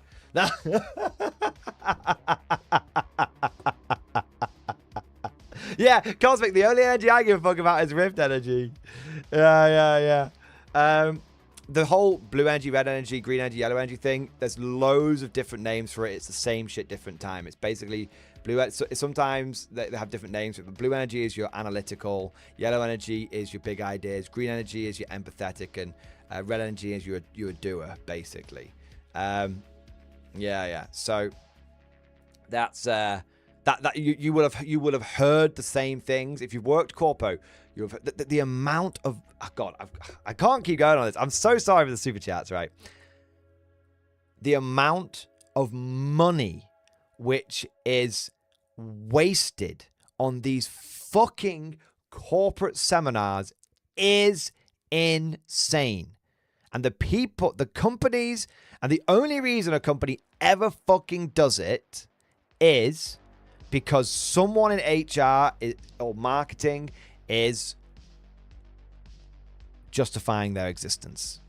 If you have the spare time to organize and book a fucking business blue sky, red energy, blue energy, yellow energy, green energy fucking seminar, your job is pointless. You have too much spare time. It's that simple. It's that simple. Yeah. You don't need it. You don't need it. Meetings, there are two kinds of work. There's proper work and there's busy work. Busy work is what morons do. I was going to say, busy work are what morons do to make them feel like they've had a good, productive day at work. And they can go home and they can be like, that was a great day at work. All you did was be in meetings and answer emails. That's it. That's all you've done. It's not real. You updated your fucking timesheet. That's not... Timesheets are death. Timesheets are death. Yeah. I can proudly say that, not all the time, I can proudly say there's a very clear point that you can see in any corporate I've worked for that's introduced timesheets when I stopped giving a fuck. Because at first I'd do it properly, and then when I started checking out, I would just put 8 hours work. And they'd be like, no, you've got to fill out what you've been doing. No. I will spend... You got to tell us what you've been doing every 15 minutes. No, I don't. I've been working. Are all my reports done? Have I met all my KPIs? Then what the fuck does it matter? Oh, but we need to know what you're doing for... Why? You don't need to know that. It's busy work. It's you justifying your existence because you brought the timesheet software in. Fucking hell. What is it? Is it not CPR. There's a whole suite of software. It's like CDR or something. It's a whole suite of software. It might be like CPR or something, but it's a whole suite of software that people bring in to like manage stuff. And I mean, some of it's useful, but so much of it gets introduced by people that don't know what they're doing. It just looks good. Yeah. Sunnywood, those introduced because people start taking the piss and doing nothing at work. Yes, CPS system. Thank you. You're absolutely right, Sunnywood. But a timesheet isn't going to make... Let me ask you this. Is a timesheet going to make someone who was taking the piss at work suddenly stop taking the piss? Or do you think that the person that's taking the piss is going to fill their timesheet in to make them look really, really good and still do no additional work? A timesheet that you have to fill in 50 minutes isn't going to make someone a better employee. If someone's taking the piss, they go. That's it. A bad employee will kill entire teams in less than 12 months. In less than 12 months. Because what happens, this is the last thing I got to say, because what happens is the good employees see the bad employee getting away with it again and again and again, and they go, the immortal question, well, why the fuck am I working so hard if Greg isn't pulling his weight? Why am I? Yeah, it's the moment your employees ask a question like that to themselves, it's over. The moment that happens, whoever the problem employee is, they've got to go. They've got to go. Doesn't matter. It doesn't matter if it's gonna. You've got to pay them out, pay them off. Doesn't matter. They've got to go. Every single time that you let the rot in, that's it. That's when it starts, and within 12 months, it's over. It's over. Within 12 months, irreparable damage. Yeah. Right. Anyway, shall we move on? Shall we move on? There you go. Yeah. Why am I working so hard and still not getting a pay rise? Exactly.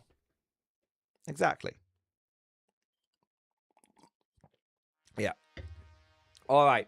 Right. I'm gonna do my super chats now. I'm so sorry. Right, Cosmic Drew, thank you, super chat. Show us the VR octopus. Oh man, I'm so sorry I didn't see this one before I turned the VR off. Cosmic, I apologize. Lambast me, sir. Lambast me. Cool German dude. For any of you greenhorns that want a close look at Mordian, today is your lucky day. Ah, I love that. Fantastic Halo quote, man. Amazing. Russell W, I'm just going to rattle through this. Russell W, thank you for the gifted memberships. Marcus Alabalan, Deus Tal, thank you for the 5 gifted membership. Jenny Browse, thank you for the 10 gifted memberships. Mal, thank you for the gifted memberships. And Russ W, thank you for another gifted membership, mate. Fucking amazing. Big fuck. Can we get some big 07s down in the chat for Russell W, Mark Talabatland, Jenny Bratz, and Maud for coming in with the big fucking gifted memberships. Amazing. Nostalgia Vivek, thank you so much for the 22-month Overflex Xbox, baby. Nearly 2 years. The new Old World Minis look great too. The new Old World Minis. Right, I'm going to actually do this properly. I'm not going to rush over it. I'm just going to tell you guys. I'm just going to tell you, right? And I don't want to hear any arguing. I don't want to hear any arguing. This is how it is. This is how it is, right? All right. 1 minute. Okay. All right. Okay. All right.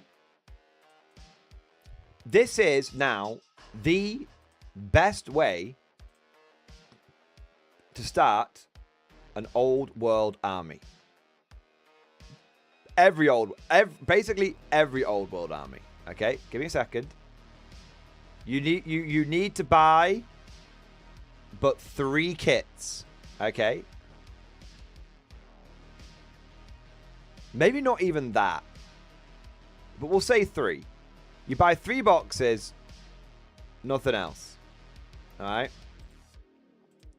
So the new Old World Minis are these Marauders here. They look amazing. And we'll circle back around to them and look into them properly in a moment.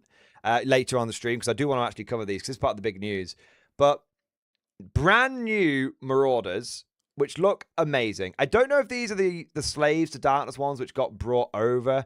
Someone will have to correct me, but I think these are actually new and they're designed for old world rather than being AOS models which are being ported over. But please correct me in chat. I think they are proper ones because they've got the flails and everything. But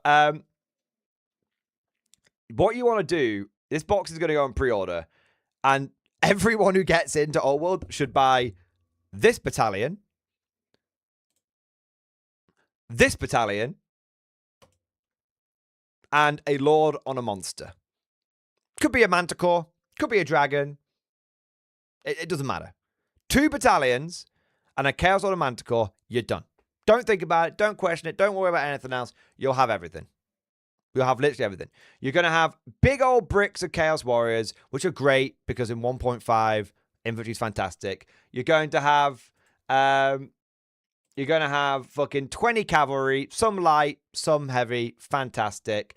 And you're going to have fucking 40 marauders, which you can build in a variety of ways. You can have them as like ambushers. You can have them with flails, great weapon. It doesn't matter. You're sorted. That's it. And then you get your big fucking lord on a dragon because Chaos got to have a big monster on a dragon. And that's it. That's it. It doesn't. This is an example, by the way. This is just the first one I came to quickly. Do that and you're sorted. Compare them to Dark Oath. I mean, I think I've seen the Dark Oath Warders. I thought they looked I thought the Dark Oath Warders looked particularly shit. I think these ones look particularly amazing. The Dark Oath Marauders, I felt, to sum it up, these guys look like Viking Marauders from the days of old. Okay? They do. They look like the guys that turned up at Linda's farm and murdered all the priests. All right? Love that. Get on board with it. Fucking, yes. Dark, evil fucking vibes. 10 out of 10, right? The Dark Oath ones look like if Netflix remastered Vikings.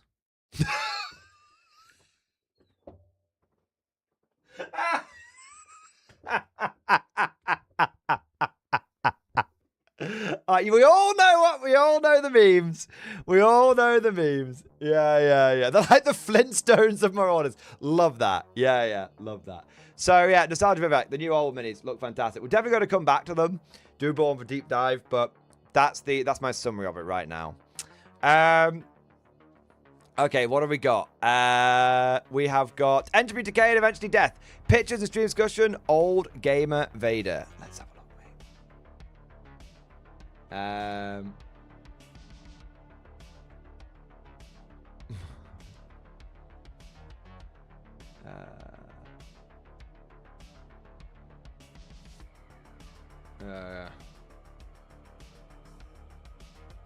Trying to, I can't find it.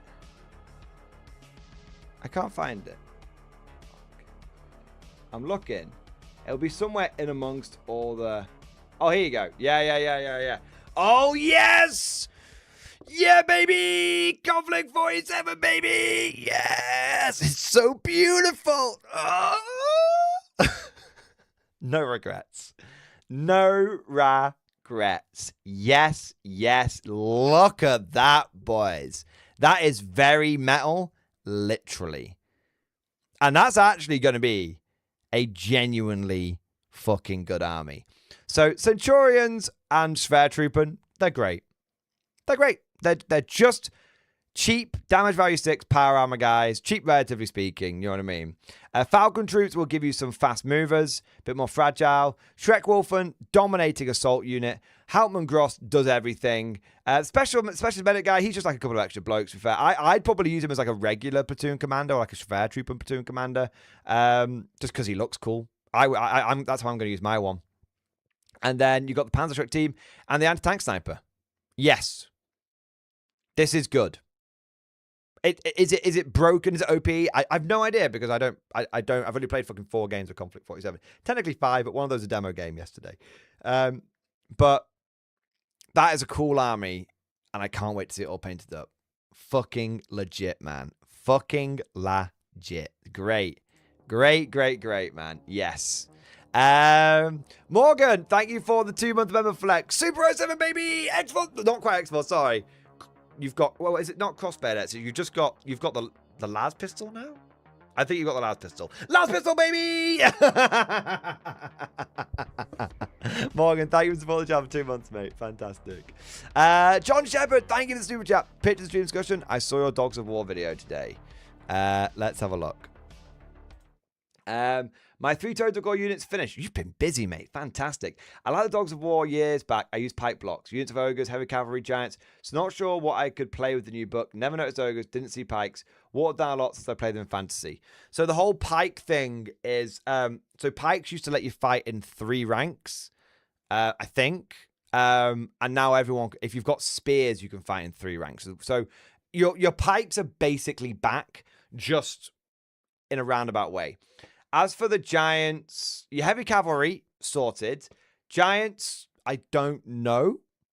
But I personally would have no issue if someone wanted to bring a giant into any game. Because giants aren't that good in Old World. They're fine, but they're not that good. So, and they're well known for being a mercenary unit. So, yeah. Same with ogres. So, it's one of those. Well, don't forget, John, there is a whole allies matrix and mercenaries matrix in Warhammer the Old World. So, it's very, very, very possible for you to be able to recreate the army that you're talking about. And if you're not going to be going to any tournaments, then it's not an issue. And not, most tournaments don't allow allies, but pretty much everyone allows mercenaries. So you could definitely recreate it. It would just be more roundabout than usual. But yeah, it's all still there. You just have to learn the new path, as it were. The Mordian Totem Core are great, man. I love all the units, bro. Oh, they've come out so nicely, man. That's awesome. I like how distinctive the squads are. Yeah. Yeah. I often don't paint my squads up distinctive in 40k because the game changes so much, you have to mix and match. But in games like Bolt Action and Old World, you can actually build self-contained units and they'll pretty much be okay. You can definitely still mania Old World and Bolt Action and K47. And I love that because I'm going to be painting some distinctive units up and then those units will get personalities of their own. And yeah. Fantastic. So, dude, I love that. I used to not like distinctive units because of the gameplay changing, but I like that I can do it in other games. Yeah. Blackstone Chapter Master. Also, video in stream discussion with a good message and mission. So that's the one that we played. I played that one kind of out of order, didn't I? But I know you did a meme earlier. So we'll do it the other way around, Blackstone Chapter Master. Let's have a look. I think you did a meme anyway. Let's have a look. No, it's not that one. Let me have a look, mate.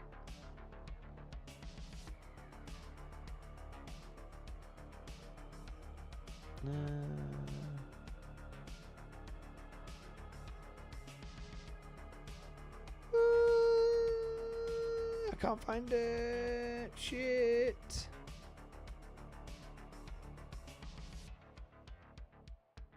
Ah, that's perfect. Got it. Got it. Thank you. Got it. Oh my god. It's on X. I actually can't show this. And the reason I can't show it is because X is insisting that I sign in and it will not let me play the video until it's done. And I don't want a Twitter account. And also, it's showing my fucking email up, which I don't want it to do. So I can't do it. You have to send it to me outside. I know you're going to be pissed off with me. I'm sorry, Black Star Master. You got to send it to me outside of X, mate. I don't X. When it was Twitter, I didn't use it. And I don't use it now. It's X. And I don't use Blue Sky. It's not a fucking political thing. I've never been interested in tweeting. So there you go. All right. Yeah. Not the video. It was a video, though. Just found out about the monkey bar kicking fights, and it's a masterpiece. Oh, no, I can't play it. Ah, I've beaten the system. I've beaten the system. Yes. I am Magos Mordian. I am Magos Mordian. Bow before my majesty. I've beaten the system. That's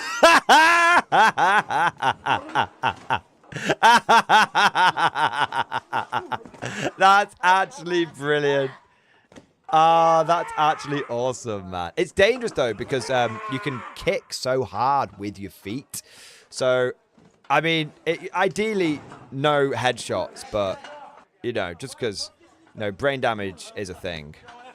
Clearly, you know. That's so cool, man. That is so fucking cool. Yeah. I love that. I love that kind of stuff. Just like kind of obscure, but really like badass kind of like sports. Yeah. Pleasure chat, Spencer. Sorry for blue balling you. Sorted it out now. Karl, thank you for the gifted membership, man. Thank you for the support. Thank you for doing your part. Luton37, thank you for joining the channel. Welcome to his Imperial Guard. Lemmy Winks, thank you so much for the 9-month member flex. First 2K, 40K game in stream discussion. Let's have a look.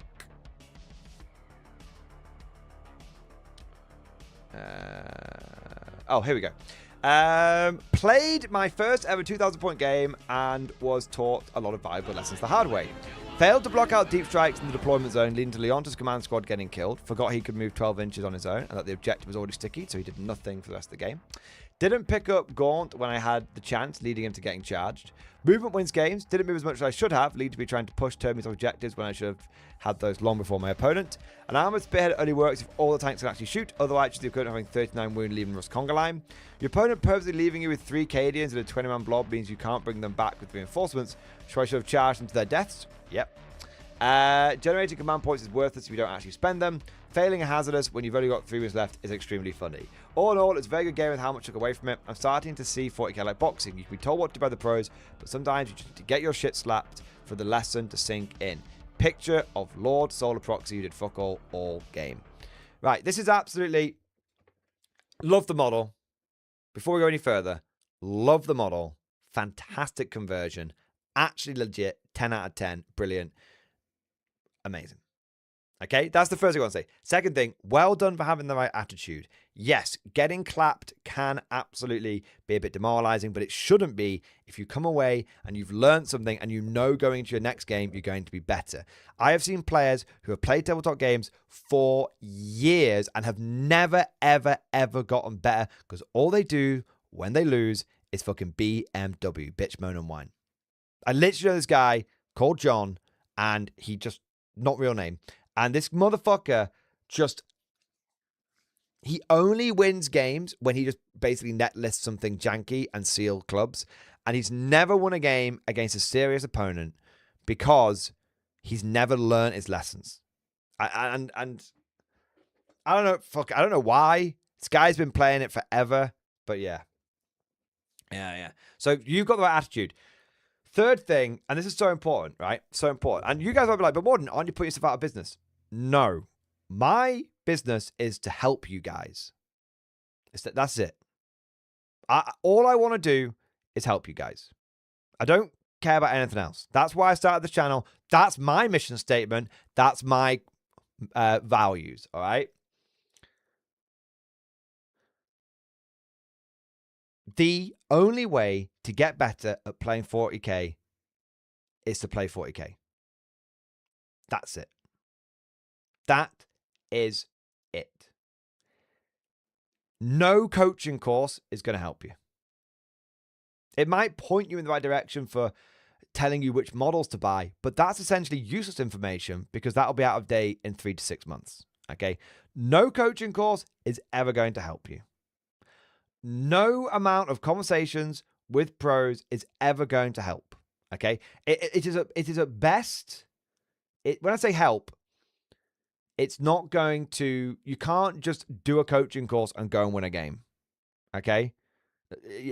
Not if you not any serious game. Okay, you might be able to beat like a seal or something like that, but it's never nothing serious. All right, Math Hammer's never going to help you in a game. Nothing like that.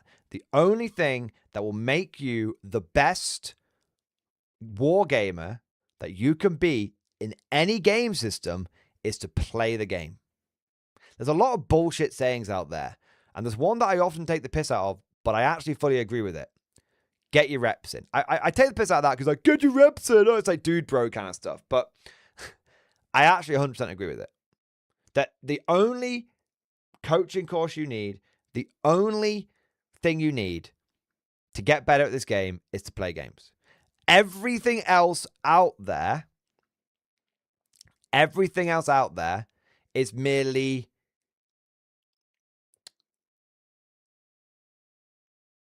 semi-useful information. Like, oh, I need to know where to buy models from for cheap. Oh, that's good to know.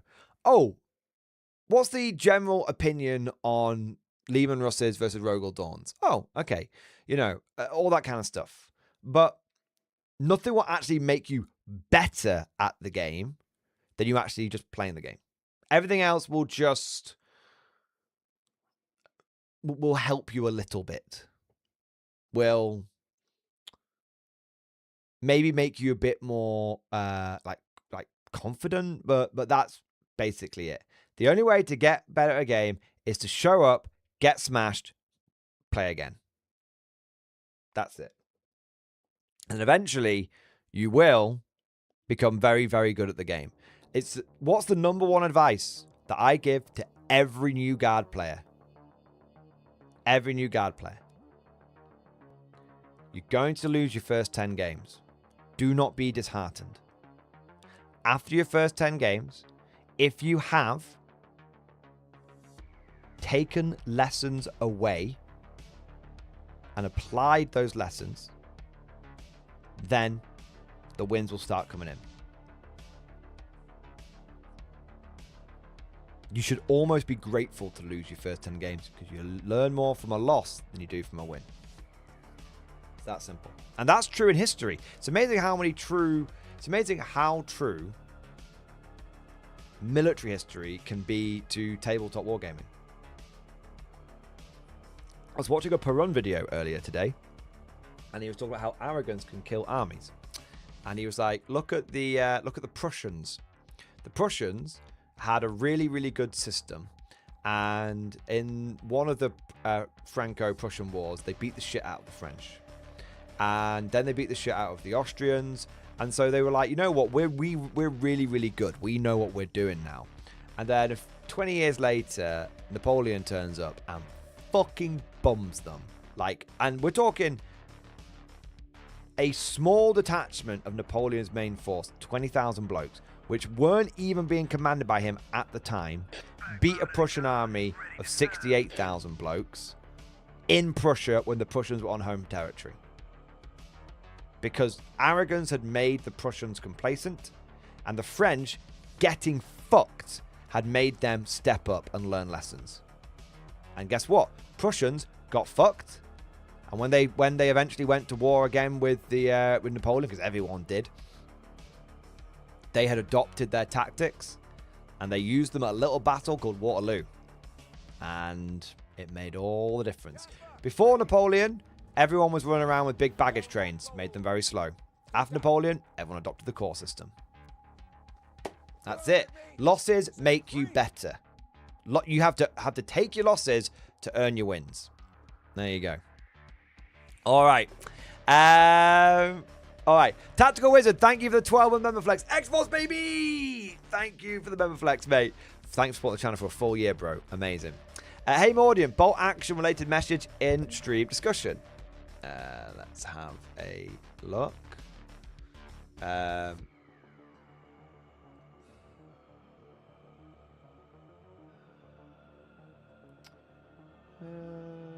trying to find it. Ooh, I can't find it.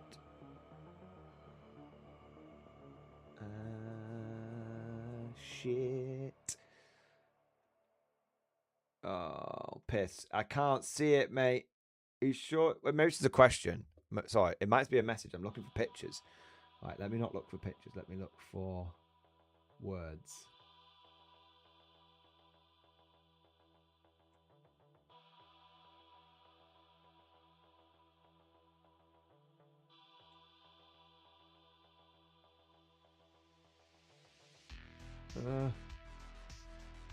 I honestly can't see it. I honestly can't see it, man. I've not been a dickhead. I don't know if it's come in. So I'll show you guys so you can see I'm not being an idiot. So unless it's this one, but it's a little bit out of sequence. Are you Tactical Wizard? Are you Wise Old Worm in the Discord? Because otherwise, I don't see anything else from a man called Tactical Wizard with any bolt action related stuff going on.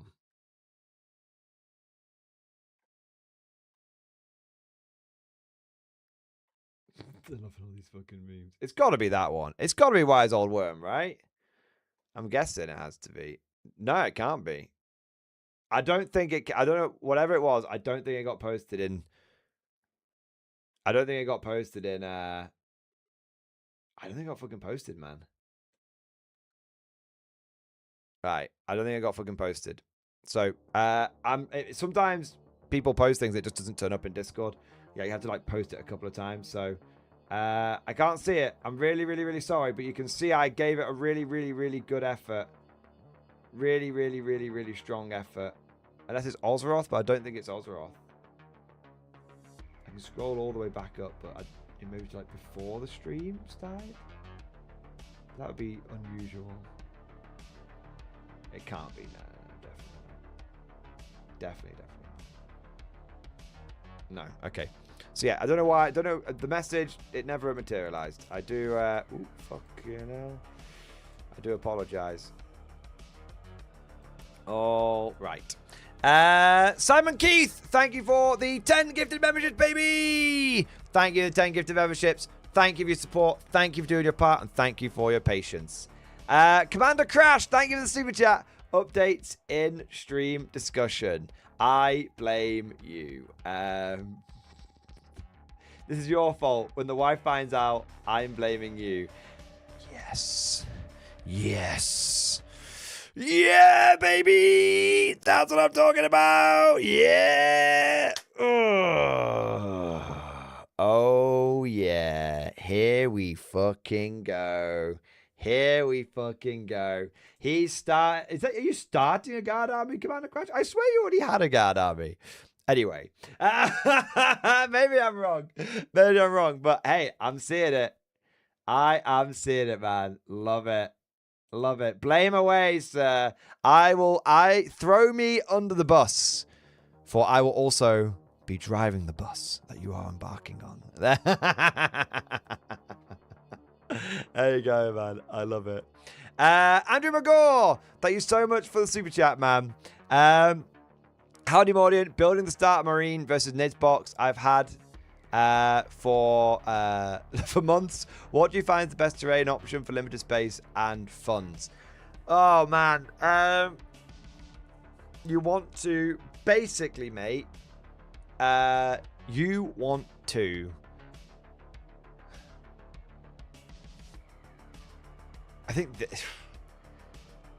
there are places that you want to buy. You want to. It's simple.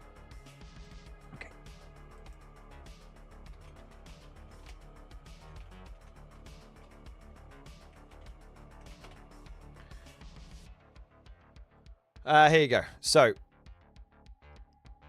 what you want to do is go over your. I type in Warhammer Competitive Companion, but I think you can find it on downloads as well.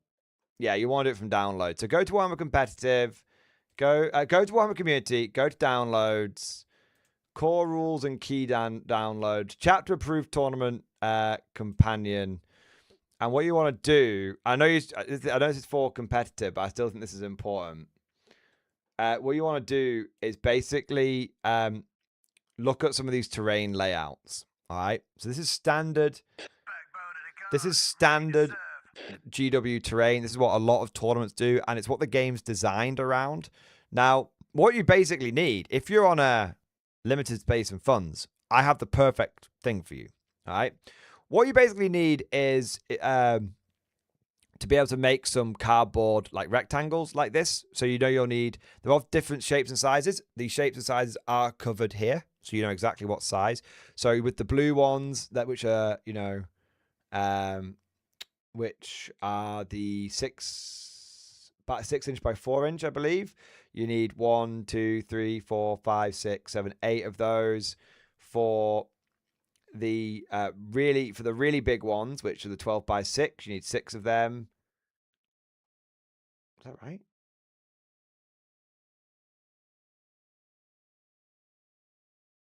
Anyway, follow the guides. I'm probably fucking it, but yeah, follow this guide. I'm just reading it off the top of my head, you see. So follow this guide, and basically, once you've got this combination of like cardboard cutouts or laminated plastic, whatever it might be, but you need, once you've got these rectangles, then all you need after that is terrain that can go on the rectangles. And I would actually recommend the following. Okay, so there's all sorts of ones you can get. Okay, but I would actually recommend the following.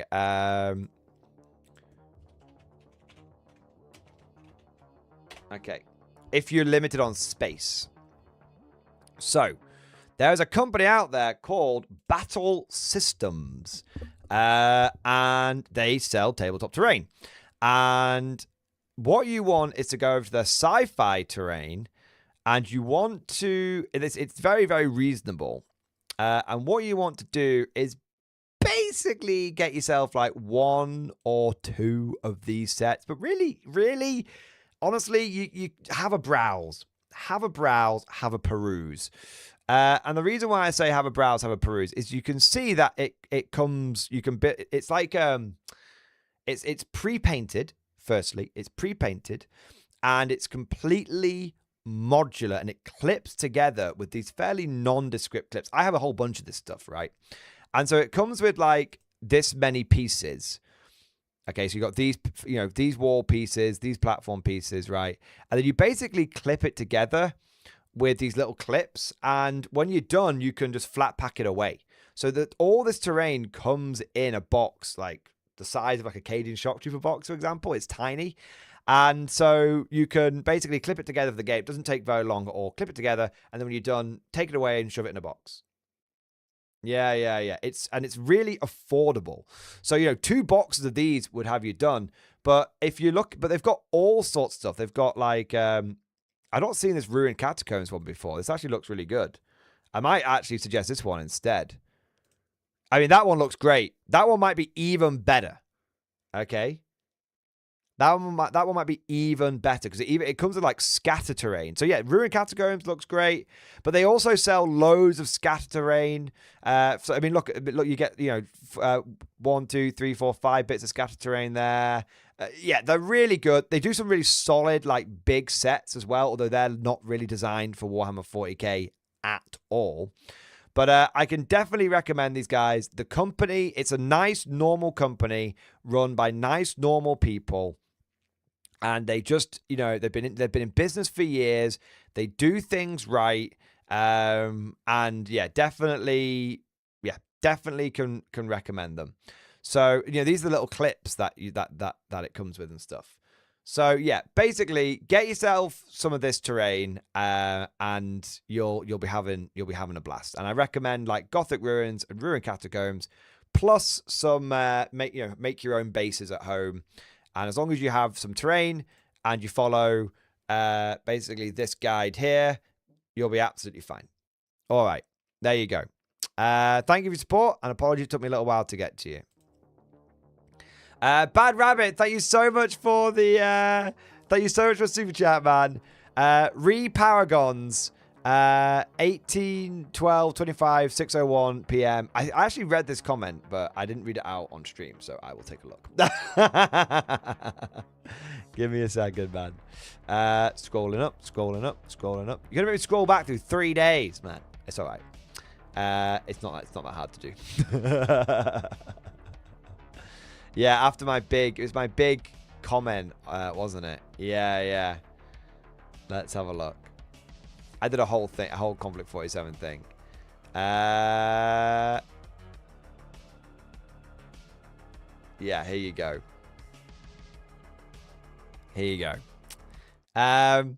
I told you, but would they listen to me? Oh no, it's just a harmless bunny, isn't he? Tim the Enchanter outside the Beast of Care Badog's lair. I listened to you, actually. I absolutely said that Paragons were going to be the key. So I won't have any of that. I told you. Paragons are wild hype train maniacs. Also, how you deal with Rail Panthers, 8+ Firefly team dropping behind its butt at point blank range. ATRDs and E-slugs got it on 4s and 5s to get penetrating hits, respectively. All the same thing, but what if linebacker? There's more Paragon poses. See, I told you. Also, you spelled favorite and center wrong. Oh, I mean, I probably did. I was doing it at like 2 in the morning. Yeah, baby. See, I love this, and I absolutely want the fucking Predator team for K47, but I'm trying to stick with conflict models for now. But I'm definitely it's not going to stay forever. Oh, this is the one. This is the one. Yeah. Absolutely. All right. Yeah, man. Cool. Cool. Bad Rabbit, you're absolutely right, mate. The Paragon hype train is real. I mean, I'm not even... Dude, I could happily run 2-3 squads of Paragons. I may have already bought another squad. I'm going to have to convert them up a little bit, but I may have already bought another squad. Oh, my days. Next, Woody, my boy. Woody, thank you so much for the 40-month member flex, baby. Yeah, buddy. Dude, you've been supporting the channel for a long time, man. Let me raise my glass to you. You're an officer, a gentleman scholar, a good sir, and a kind sir. Thank you, man. Ozone Tim, it's been a while. How's things? Great. Having a great time, loving it. I know we never got around to arranging our game, but I understand that was fairly like logistical issues on both sides. So don't worry. I hope you're okay. And I'm totally chill, man. But yeah, dude, I tell you what, I'm loving it, and I'm in this thing called Conflict 47, mate. And I know you love your Valhallans, and I have a full K47 Soviet army, which feels very Valhallan, mate. So imagine if your Ogrins were like the mighty Russian bear. Just saying. So Woody, if you want to come down for a K47 game, I'll provide all the models. All you need to do is turn up, baby. All you need to do is turn up. We can bat rep it if you want. We don't have to bat rep it. We can have a chill one. It's all good. It's all good. There you go. Woody, thank you so much for your long-term epic support, and hope you're keeping all right, mate. Cosmic Drew! Cosmic, thank you so much for the Giga Chat. Yes! I don't know if you can do TV clips or not, but just watch this short 2 minutes, even if we have to go out only, but US speech reference Helldivers. Dude, I can watch that. That's fine. Yeah. It's that shouldn't be a problem. And I have seen a bit of the speech, and it is very, very cool. Yeah. Let's have a look. This actually happened. Apparently some dude in the Marines came out to the Helldivers theme song and did his speech, which is mental.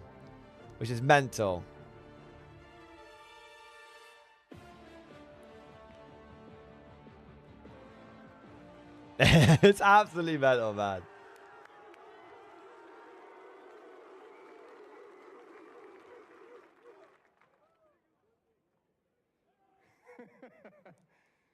Look familiar?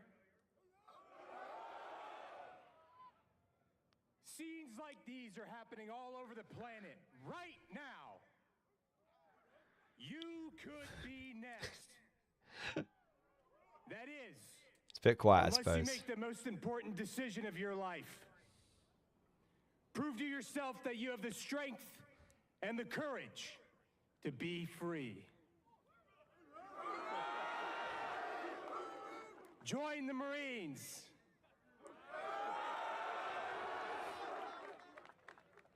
So, someone absolutely... So basically what you've just seen is the first Conflict 47 Marine speech.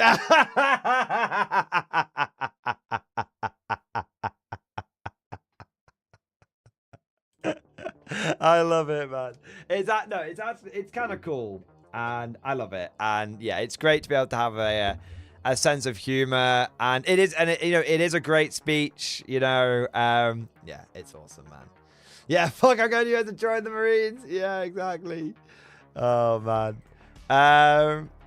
All right, yeah, Cosmic, it's great, man. And also, I see you had some stuff in chat as well, and some hobby stuff as well, man. Right? Let's have a look.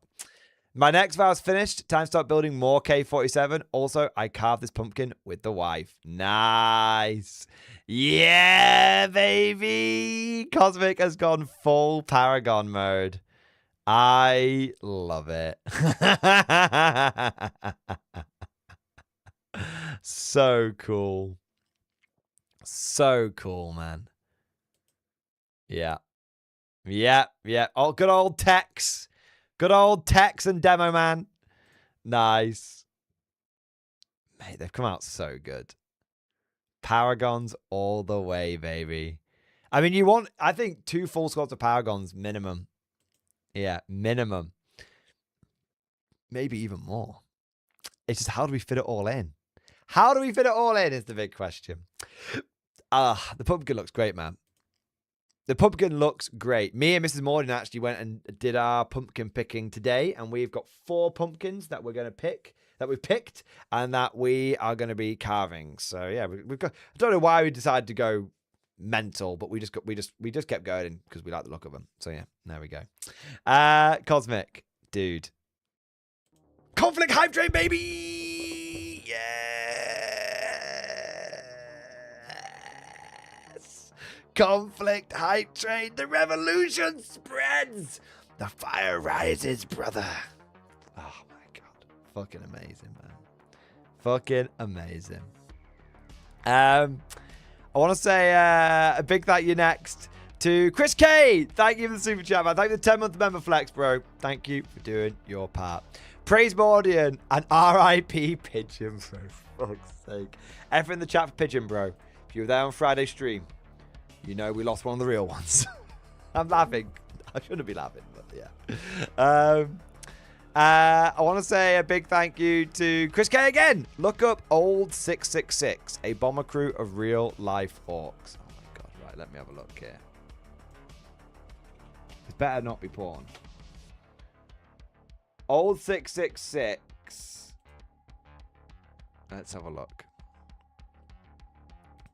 Old 666 was a Boeing B-17E Flying Fortress Heavy bomber assigned to the United States Army Air Force, 19th and 34th Bombardment Group in 1942 to 1943. It's notable for being an aircraft piloted by Lieutenant J. Zima Jr. Got Medal of Honor, Distinguished Service Cross. Okay, cool. Okay. So, why is it piloted by actual orcs? Oh, it's a big article. I can't read it all.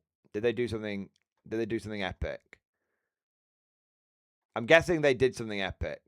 Right.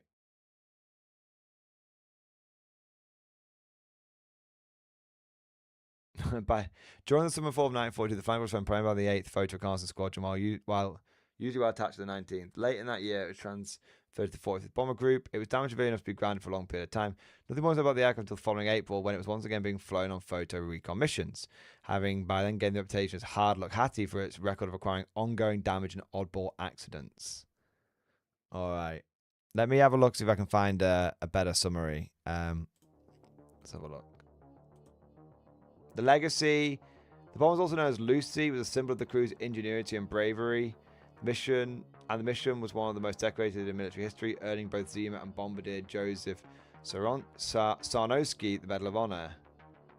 Oh, okay. It was heavily modified to become the most heavily armed bomber in the Pacific, equipped with 1950 cal machine guns. Right. A notable mission involving flying deep into enemy territory to photograph Japanese positions for an upcoming invasion. The bomb was attacked by 17 Japanese fighters, sustaining heavy damage, but ultimately surviving and succeeding in its mission. Oh my god, that's so good. Oh my fucking god. Brilliant. That's actually brilliant, man. That's cool as fuck. Alright. Cool German dude. Cool German dude. Thank you so much. Thank you so much for the Giga Chat. Play the armored prayer speech from Gears 2 as our united solidarity to take back Warhammer and gains from GW. You know, we'll play the Evan special because Evan edited it and he did a very good job on it. Yeah, he's absolutely right. Let's have a look.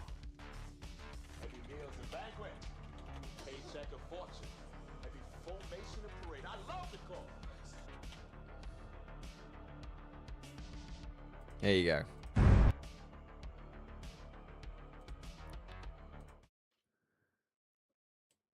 Here we go, boys.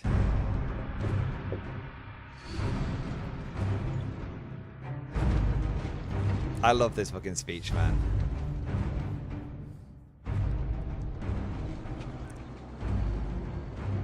Humans are no strangers to 1 minute. war. I'm slightly. After all, we've been fighting for as long as we can I'll turn my remember. face. Oh, 1 minute. War There you is go. all we know. There you go. In the past, we fought for emulsion. We fought for country. We fought. He said I played Soviets at the weekend. But all that changed after E-Day. For 15 years, we've been fighting for our very survival against inhuman, genocidal monsters. But it is a fight we cannot continue. Humanity faces extinction unless we end this war now. So why land down, Sergeant? Why not just drill down here? Jacinto's the one place they can't dig through, and land down's a perfect spot to hit them on their own turf. Heard there's a shitload of grubs I've there, got the Sergeant. perfect adaptation for More this. like 10 shitloads. We had hoped the light mass bombing would decimate the locust horde. But they survived and have returned stronger than ever. They brought with them a force that can sink entire cities. Even Jacinto, our last beacon of hope through all these dark days, is now at risk. Soon we'll have nothing left to defend. And that means we have only one option. Attack.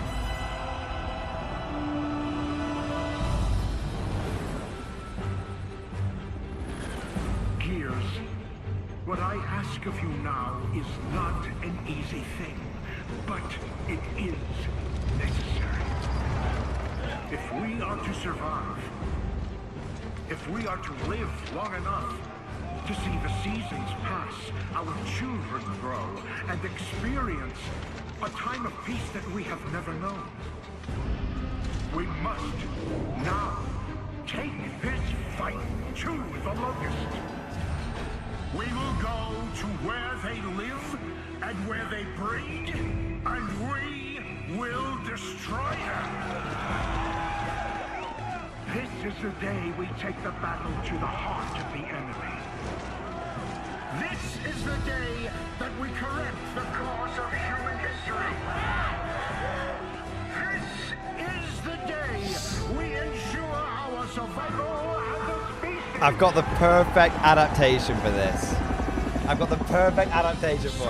Soldiers of the cog, my fellow Gears, go forth and bring back the hope of humanity. There we go. Welcome to the big sock, Sergeant Phoenix. You ready to hit the road? You know it. Well, let's go chunk some bullets at them grubs. There we go. Nice.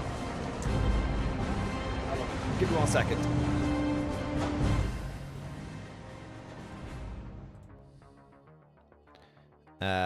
One minute, guys. Just need to do something quickly.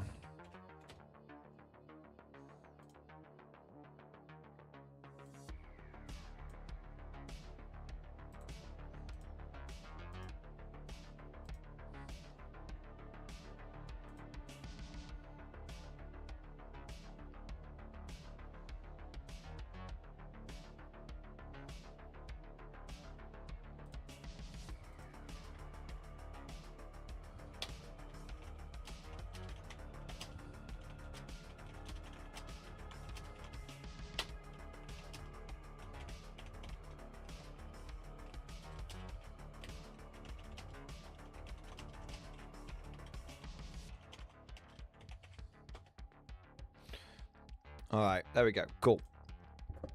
Right. Where are we up to?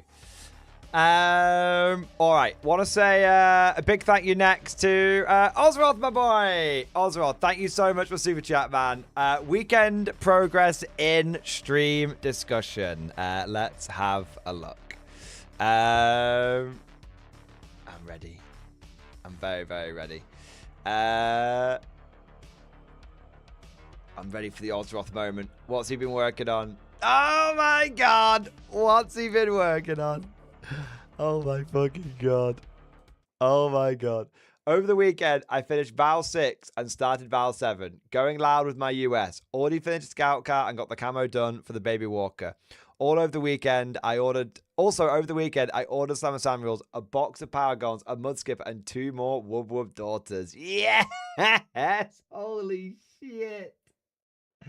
Oh, wow.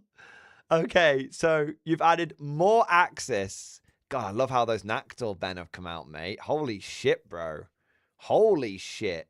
And then we've got I love the Soviet tanks, man. Rust. I like how the bolt action one's like super rusty because it's been like fighting since the beginning of the war. That it's been fighting hard on since the beginning of the Rift Open, you know. Yeah. And then what have we got next? More Style Trooping. More Mark 1s. Bro, how many Mark 1s do you need? Anti-tank sniper. Love, yeah, Tesla Stuart. And then you've got the Jackal. Yeah. Yes. Miami camo. So fucking good. So good. Yes. Loud and proud, baby. I have to say, Conflict Armies look so good when they are loud and proud. I love my Japanese, man. And I'm looking forward to, I'm definitely going to have a few Conflict Armies which are going to be loud and proud. For sure. Yeah, man. Oh, my days. Fantastic.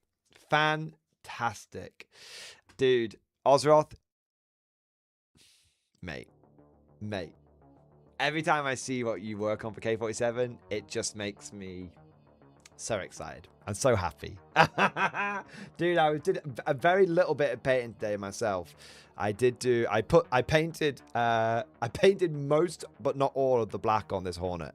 That's it. But yeah, I'm looking forward to just banging out some painting, man. Yeah. Also, fantastic. Now I need more Conflict 47. Yes, mate. Yes. 1,000 times yes. Love the hard work you've been putting in. Love that you're just like expanding on all fronts. It's the winter contingency, expanding on all fronts. Americans, more Soviets, more Germans. Yes. You're going to get eventually you're going to have all the factions, man. It's not a case of if. It's a case of when. Yeah, and I love it. And I'm right there with you, man. I'm right there with you. All right, who's next? I want to say a big thank you to... Speaking of K47, I want to say a big thank you to Woodimp, my boy. Woodimp, thank you for the super chat, man. Conflict tournament post in stream discussion. Okay, let's have a look here. This Saturday just gone was possibly the first K47 tournament of the edition at Firestorm Games in Cardiff, hosted by Phil from the Tabletop Tommies and the South Wales Warlords. Amazing. They only put 14 tickets, which were virtually sold out instantly. Conflict 47 is going to be big. I am seeing this game pop up everywhere. And it is the growth of this game is organic. No marketing. Zero marketing. This game is going to be the Boulder... okay, I'm going to tell you right now. This game is going to be the Baldur's Gate 3, the Helldivers 2, the Mega Bonk of Wargaming. It is going to come in, and it is going to change how everyone does things. Because, well, I say everyone. Games Workshop is going to have to respond, because this game is being this game will be more successful, and this might not sound hard, but this game will be more successful than Horus Heresy 3.0, and it will have had a budget a fraction of the size. Zero marketing, pure organic hype, it sells itself because it is just good. It is just good. I count zero marketing. Lamau, you are the advertising at Morning Glory. I talk about this game because I like it. If this game was dog shit, I wouldn't talk about it. Okay, it's that simple. Warlord does not pay me a penny to directly to sponsor this. Full disclosure, so you guys know I ain't fucking hiding shit. I have an affiliate link. That's it. I have an affiliate link for Warlord Games. I'm very bad at pushing it. But that's the only source of revenue that I get from this, and it's not specific for Conflict 47. It's just for anything that Warlord does. And I'm telling you right now, hand on heart, if I didn't have that affiliate link, I would still talk about this game as much as I do. In fact, it sounds weird.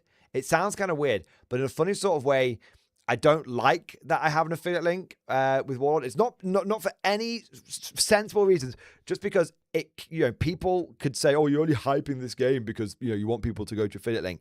I hate that because it's just so fundamentally wrong. But I could understand why people would say that, but it's so fundamentally wrong. If this game was bad, I would not be talking about it. I would not be talking about it.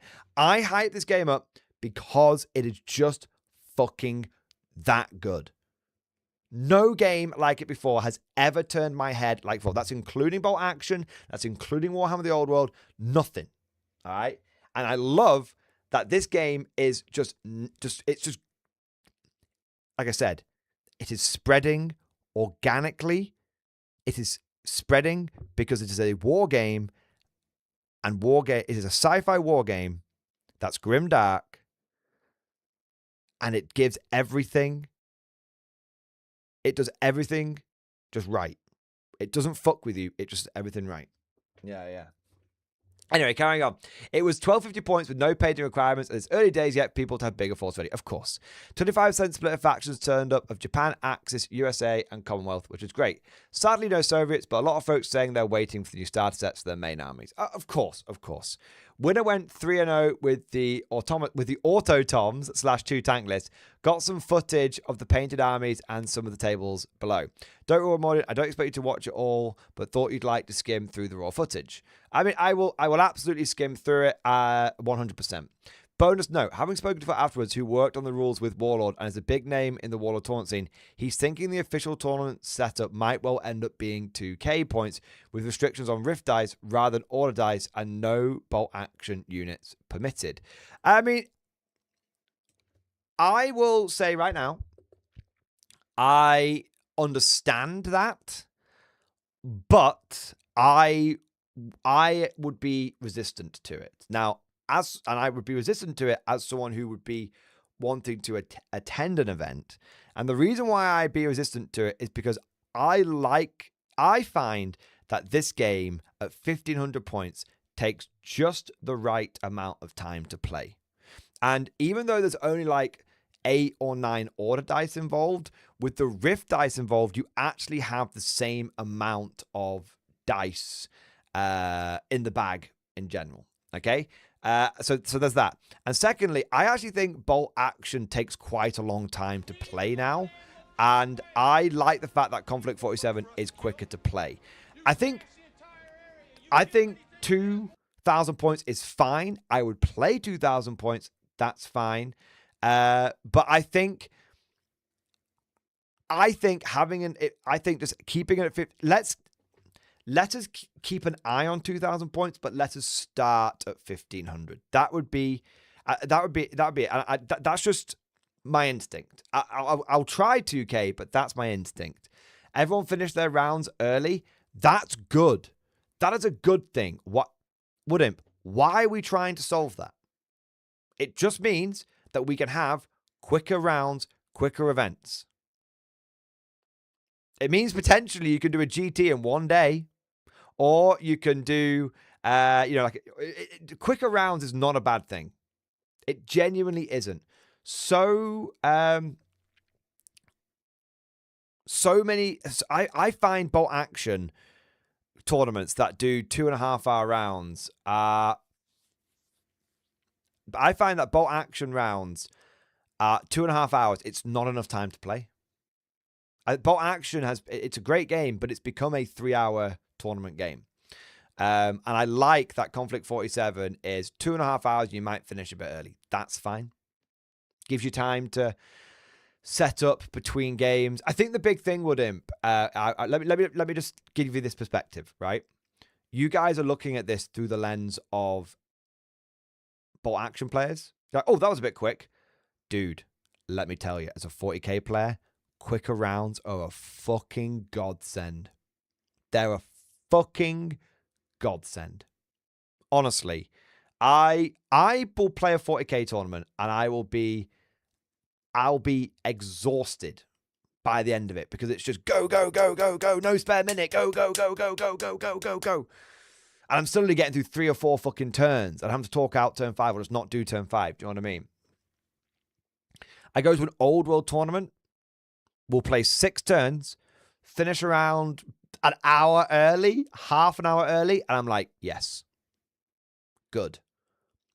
I can sit down and chill. I can go and have a banging shit. I can go and go to lunch a bit earlier and get something nicer for lunch rather than having to like scrabble around and like get like a fucking meal deal or something. You know, go to the pub for a pint.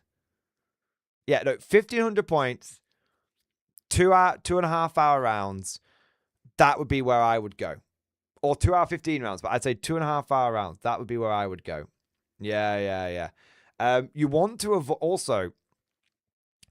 The problem with 40k is everything's built around 2,000 points, and the idea that you should be able to take everything you want to build a list that can cover absolutely everything at 2,000 points. And that's what's causing all the slowdown, all the issues, because that's what the competitive player doesn't want to make choices. Remember, competitive players don't like randomness. They don't like having to make choices. They like to be able to get everything that they want so that they can win their games. And what you need to do is resist that. 40k was so much better at 1,500 points and 1,500 points or 1,750 because you couldn't quite get everything that you wanted. You had to make decisions. You had to make hard fucking decisions. And now you don't. Now you get everything. Now if you're even mildly competent, you'll squeeze everything you want into a list, no problems. So 1,500 points forces players to make hard choices. Now, you shouldn't be able to have 0 weaknesses. Exactly. You shouldn't be able to. You should have weaknesses and be a good player that you can compensate for your weaknesses with skill. That's how it should be. Now, the other thing to mention, I can't remember what it was now. It's gone out of my head. Oh, the no bot action stuff. I actually get this. I have come to a conclusion after the last battle report that I did. It's not out yet, which is Conflict 47 should be divided along 2 lines. Early Rift War and late Rift War. That's what we should call it. Okay, you should have early Rift War events and late Rift War events. Early Rift War should be where there is a limitation on how much Conflict 47 you can bring and how many Rift dice you can bring. Okay? And the idea is that you are basically bringing a bolt action army, but with a seasoning of Conflict 47, so it doesn't get out of hand.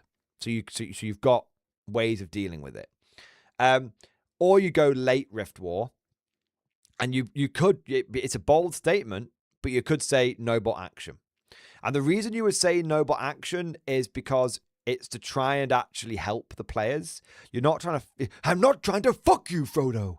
I'm trying to help you. Because I have found that,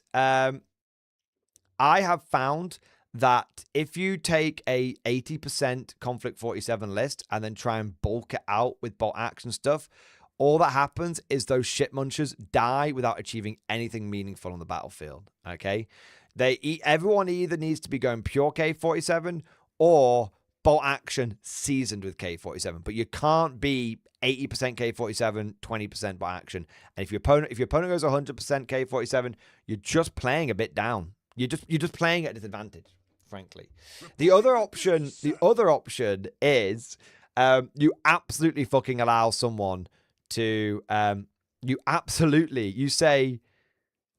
thing is, the other option is you don't limit it. You don't limit it, and you limit the number of rift dice, right? And the reason you do that is because there is it's very, very early days. I wouldn't add in any of these restrictions right now. I would say don't even think about a comp until 6 months, maybe even a year in. Take the old world approach. Some of us are going to be trailblazers here.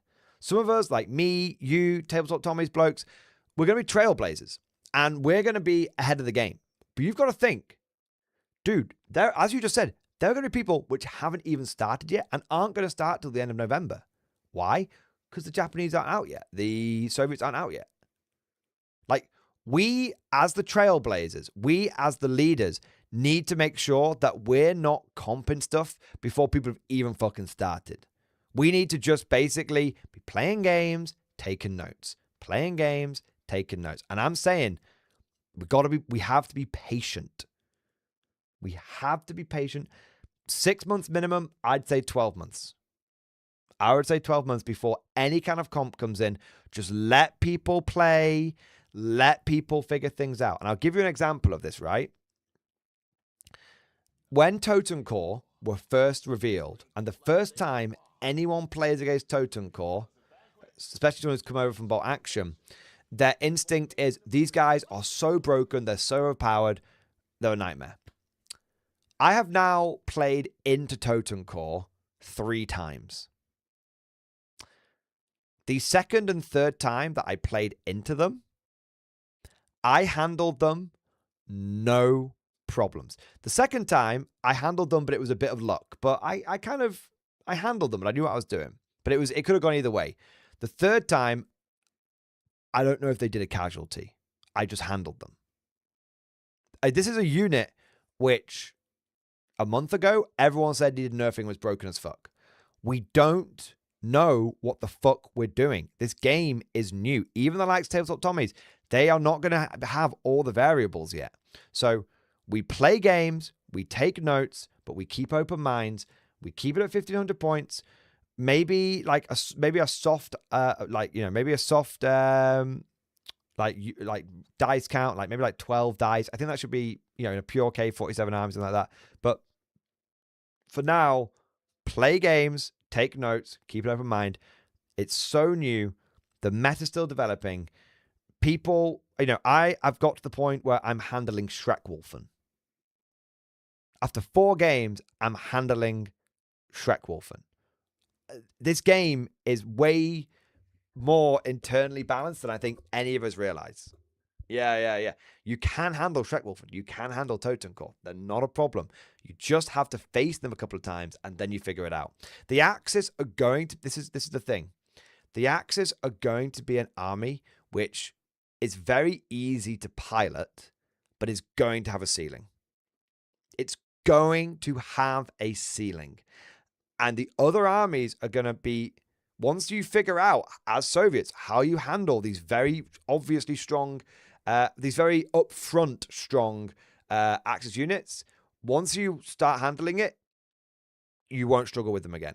You just have to learn. Axis are kind of they've just got the main focus at the moment, but I'm telling you, man, when you know I'm telling you, you'll see this battle report that comes out on this Saturday, mate, and you won't believe how quickly the totem core go down, and you won't believe you won't believe it, man. Yeah.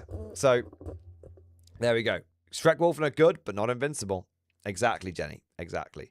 It's on YouTube because it's 4K. It's because Discord. Let's have a look. Yeah, by the way, I love the fact that you were painting your army. This is the first time I've seen you paint an army the night before and not get it done. Oh, mate. Yeah. These guys are so good, by the way. So fucking legit, man. Excellent work. Even the guy whose head pinged off and went across the room. So legit, man. Undefeated, unpainted list. So did you win every game, mate? That's cool. That's really good. The Kodiak's such a beast. I used the Kodiak for the first time on Saturday, and oh my god. The video's private, mate. I tried to follow it, but the video's private. If you send it to me again, I'll pick it up. But yeah, dude, I am loving K47. I think its potential as a competitive game is unmatched. I actually, it sounds crazy. I think GW has spent 2 years trying to make 10th edition the competitive game. And as crazy as it sounds, I think Conflict 47 has come out the gate the better competitive game. But here's the thing. It's not designed to be a competitive game. But I think it has come out the gate the better competitive game. Try again. I will do. By the way, everyone who's bemoaning the linebacker, let me tell you, man. Everyone who's bemoaning the linebacker, take your linebackers out your lists. Take them out. I did. Do you know what happened? I put them right back in. Linebackers are awesome. They're awesome. Yeah. The linebackers, just take them out. No, I don't. The Kodiak does everything for you, right? Let me tell you. Play on an urban map without. Play on an urban map without any Tesla, because you thought you didn't need it, and then play into Schreckwolfen, and then tell me why you took your linebacker out. The linebacker's great, man. It's like a Kodiak and a Grizzly combined. Yeah. All right, let's have a look. Is it just raw? Oh, thank you for sending this in, by the way, Woodham. Let's have a look. Is there any sound? I think it's just footage, isn't it? That's cool, man. Look at this. It's so good. It's so fucking good. Oh my god, look at the board. Look at the fucking board. Yes. Yes, 1,000 times yes. So good. So one thing I think we need to remember is that Conflict 47 is, if you look at the board, it's beautiful. But I think Conflict 47 these are a lot of bolt action boards, and I think Conflict 47 can be played on bolt action style board, but I think this is better for it. You need a few more. A lot of people I know complained at your event about the linebacker not being too tall. Double-edged sword means you can shoot over things as well. But I think a couple more ruins. No, I think a couple more dense terrain pieces is what we need. Because you can't see over dense. It's infinitely tall. Yeah. I mean, if you basically made this, if this is dense, and this is dense, and this is dense, essentially, then this is actually like an amazing K47 board. Yeah. But you don't devolve into L-shaped ruins. No. Don't devolve into L-shaped ruins. Fuck me. Those style trooping are good, aren't they? Someone didn't get the notification they didn't need a patent requirement.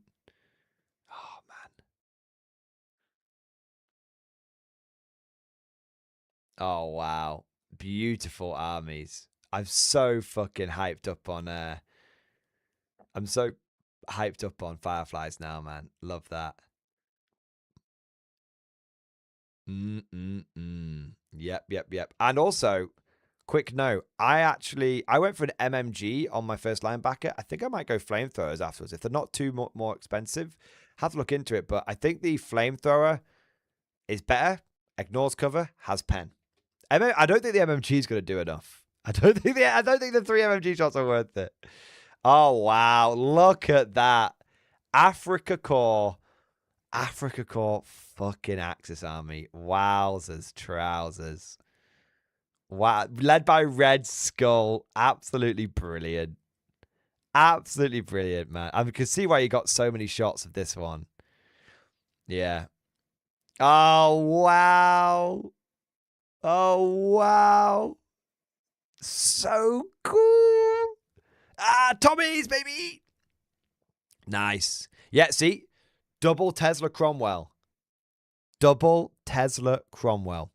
I'm thinking double Tesla Cromwell, double Tesla Sherman. I think that's going in most of my lists going forward. Yeah.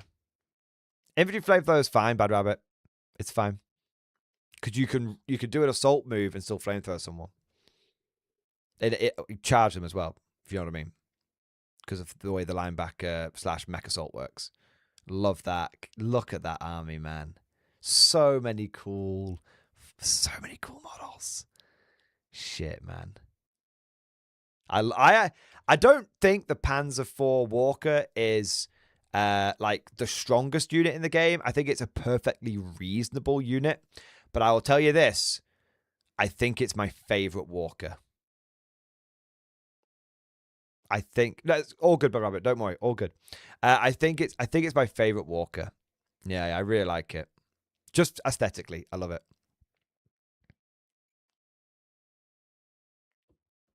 So fucking cool, man.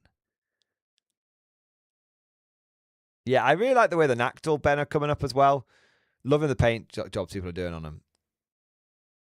Panzerfaust, baby. Do you know what I actually... I've actually got an idea. I've got an idea for a very gnarly assault unit. So you take 6 Style Trooping with just STG Vise. And then you have a guy with Rift Mastery combine 2 dice and give them a surging dice. And then you just leave that on them. And then they have pen +1 for the rest of the game. And that's actually like 190 points or something to do that. And you can stick them in a Hanomag. And that's a really, really nice damage value 7. Relatively fast moving. You don't even need to put them in the Hanomag, to be fair. But it's a really nice damage value unit that can just start shanking stuff. Yeah. Nice. I like, see, that's a very like bolt action. That's an early Rift War army, I would say. I don't know how well it did, but I can imagine I can imagine that would struggle with something like Ursus or Schreckwolfen the first time. And then you could probably start figuring out how to handle it. There's a certain units that it's a new game. It's a new game, and there's a lot of people are coming into Conflict 47 with pre-existing ideas. So if you're a bolt action player coming into this, you're very much used to bolt action being bolt action version 3 is a less sort of fast-paced assault style army. Bolt action V2 is really assault based, but bolt action V3 is not as assaulty because of the way the assault rules changed. And I think the same with what's interesting with like Warhammer 40k is you have to kind of get used. You come in with this idea, this is going to be so broken. And then what happens is you just don't pull the first dice and someone starts stacking pins upon you and your units stop doing as they're told. I think there's going to be a lot of lessons we have to learn, but a lot of things we have to unlearn as well. Yeah, Dexy Game Call, that's fine. I was just saying, like, take like a basic platoon commander, make him hand at the Green Vault, give him Rift Mastery, done. Something like that. Because he doesn't need it himself. Or Schwer Trooping Commander, because he doesn't need it himself. So you just basically, he's just doing it at the beginning of the game and then done. Yeah, man. Yeah, man. So cool.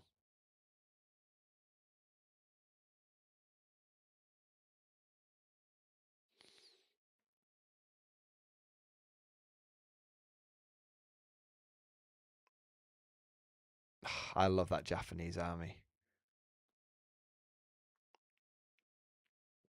I absolutely love it.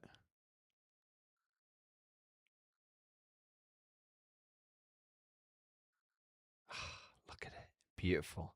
It's beautiful. It's actually beautiful. Let's do that one more time. Let's look at that sweeping shot. Beautiful. Board after board of K47 being played. Everyone hyped to fuck. I love it, man. I fucking love it. I fucking love it, bro. All right. Yeah, man. That's so good. That's so good. Yeah.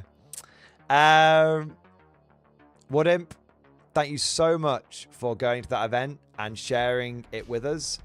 I absolutely loved it. I absolutely loved it, man. Where are we next? Chicken Detonator, thank you for super chat. Old world question in stream discussion. All right, let's have a look. 07 lads, question about starter list for a new player to Old World. How would you build a starter round for Empire about 1,000 points, but based off the unit organization of Spanish tercios? Tercio is organized into companies of 100 pikemen and a big square with 100 musket men, 50 on each flank. These big blocks of infantry supported by heavy armed cavalry with big guns and big cannons. Pictures below for vibes. Oh, and obviously the Knights of the Cloister of Saint Chicken need to be in it as well. I fucking love that. So, to be fair, mate, it's actually... So, the thing is, it's really straightforward. I know you like your pikes, but if you want to So, to be fair, any Empire army can do this, but you probably want to go Nuln. And the reason for that is because they have to take special state troops called Nuln state troops, which get halberds, and then they get a detachment of handgunners. And there's a whole in conflict in Old World. There's a whole detachment system where you take a parent unit, and then you get a small detachment that goes on the side of it. You can take 2 detachments per parent, so you could have block of infantry and then 2 detachments, and then you can when the enemy charges the parent unit, the detachments can shoot in. So you could take like a big brick of... And the reason I say do it with Nuln is because their detachments are slightly better. So what I would probably... The only thing to be aware of is the detachments can't be any bigger than half the size of the parent unit. So if you've got 20 blokes in the parent unit, you can only have a maximum of 10 in each detachment. So my advice would be, go Nuln and then take a brick of 30 like halberdiers, and then take 2 detachments of 10 handgunners and put them on each side. And if you wanted to start the army, it's very simple. Go and buy the Empire Battalion. It will come with plenty of melee state troops, plenty of missile state troops, and I think it comes with a steam tank as well. And steam tanks are great, so you definitely want those. If you don't want to do it as Nuln, that's totally fine. But that's totally fine. But you will need to be aware that your handgun detachments won't be as good. And the only reason they won't be as good is because the Nuln ones can fire in 2 ranks once per game. The normal ones, the non-Nuln ones can't. So if you did the same thing, what you'd do is you'd go 30 state troops and 2 5-man detachments. The reason you don't want to go bigger than 5 man is you want the detachments to be narrow. If the detachments are really wide, the enemy will just charge them instead. They need to be narrow so they can be easy to hide, essentially. So yeah, that's how you do it. And that would look really cool, and it would totally work, and it would be awesome. And just do... Honestly, I mean, basically, Chicken Detonator, look at any of the tournament reports that I have done with my Empire. Bricks of infantry. I mean, I've actually got the perfect video for you. The perfect, option for you, man. Give me a second.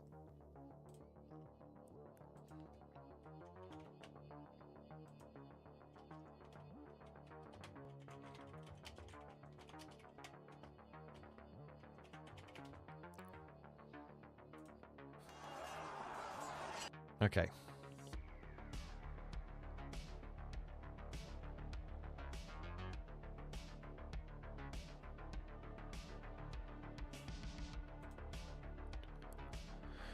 So,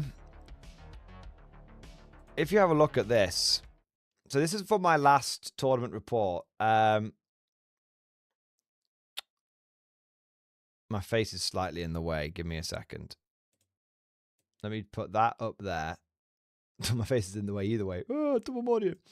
So actually, let me just turn the chat off. That's it. Right. So you can see I've got bricks of infantry with detachments on each side. That's literally the army that you want to collect. So all you would need, now I went for 3 bricks of infantry, and each one I gave 1 detachment. But I can tell you from a gameplay experience, you could absolutely go for just 2 of these with a detachment each, and then go for some cavalry and cannons if you wanted to. That would be totally fine. Yeah. So, and this army, look at this, man. It really, I think, looks good the way it moves around on the tabletop. The infantry moving forward, the detachments ready to shoot, the guns covering fire. I mean, if the only thing you might want to get rid of is the steam tank, but to take cavalry, but the steam tank is so good, not taking it, you are going to basically resign yourself to probably losing most games. The steam tank is a crutch, and you need to embrace that crutch. Unless you're happy to basically just play vibes and not worry about winning, you're just there like, hey, I can lose every game. As long as my dudes moving around the field look badass, I'm happy with that. So yeah. So Chicken Detonator, that would be my advice. And the Empire Battalion, I believe, is perfectly reasonable for this. Let's have a look. Yeah, it's perfectly reasonable. Look, you're getting loads of melee state troops and range state troops and steam tank. However, not to give you, is it worth having 1 block of great swords and 2 blocks of state troops? Yes, absolutely. Yeah. However, Chicken Detonator.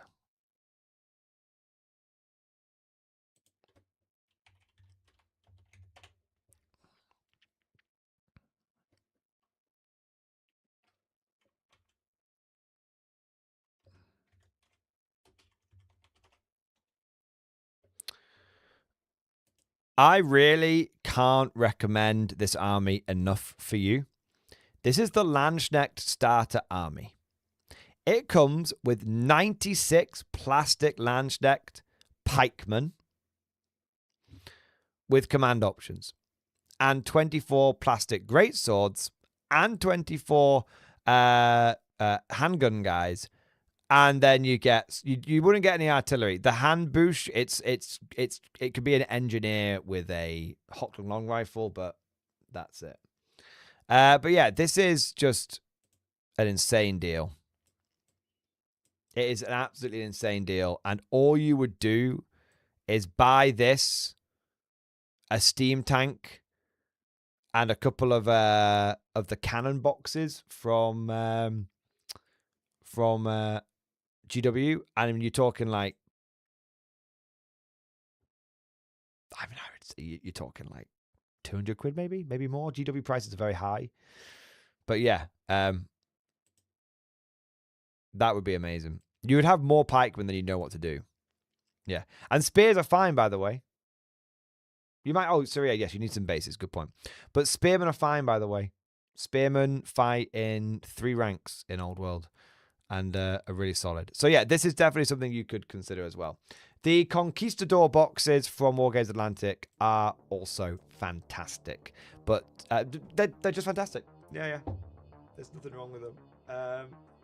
If I didn't have a 3D printer, I would have built my Empire army off those. So take that for the recommendation that it's meant to be. There you are, mate. All right. I still think the Landsknecht army is probably a better deal, but the Conquistador models are probably slightly higher quality, so it's a question of quantity versus quality, mate. All right. Where are we up to? Seth Key, thank you so much for 13-month member flex. Xbox, baby! Thank you for supporting the channel for over a year, man. In my opinion, GW should make their money pimping IP, not plastic. I think that's the direction they're going in. I think that GW is trying to sell Warhammer. you've got to think.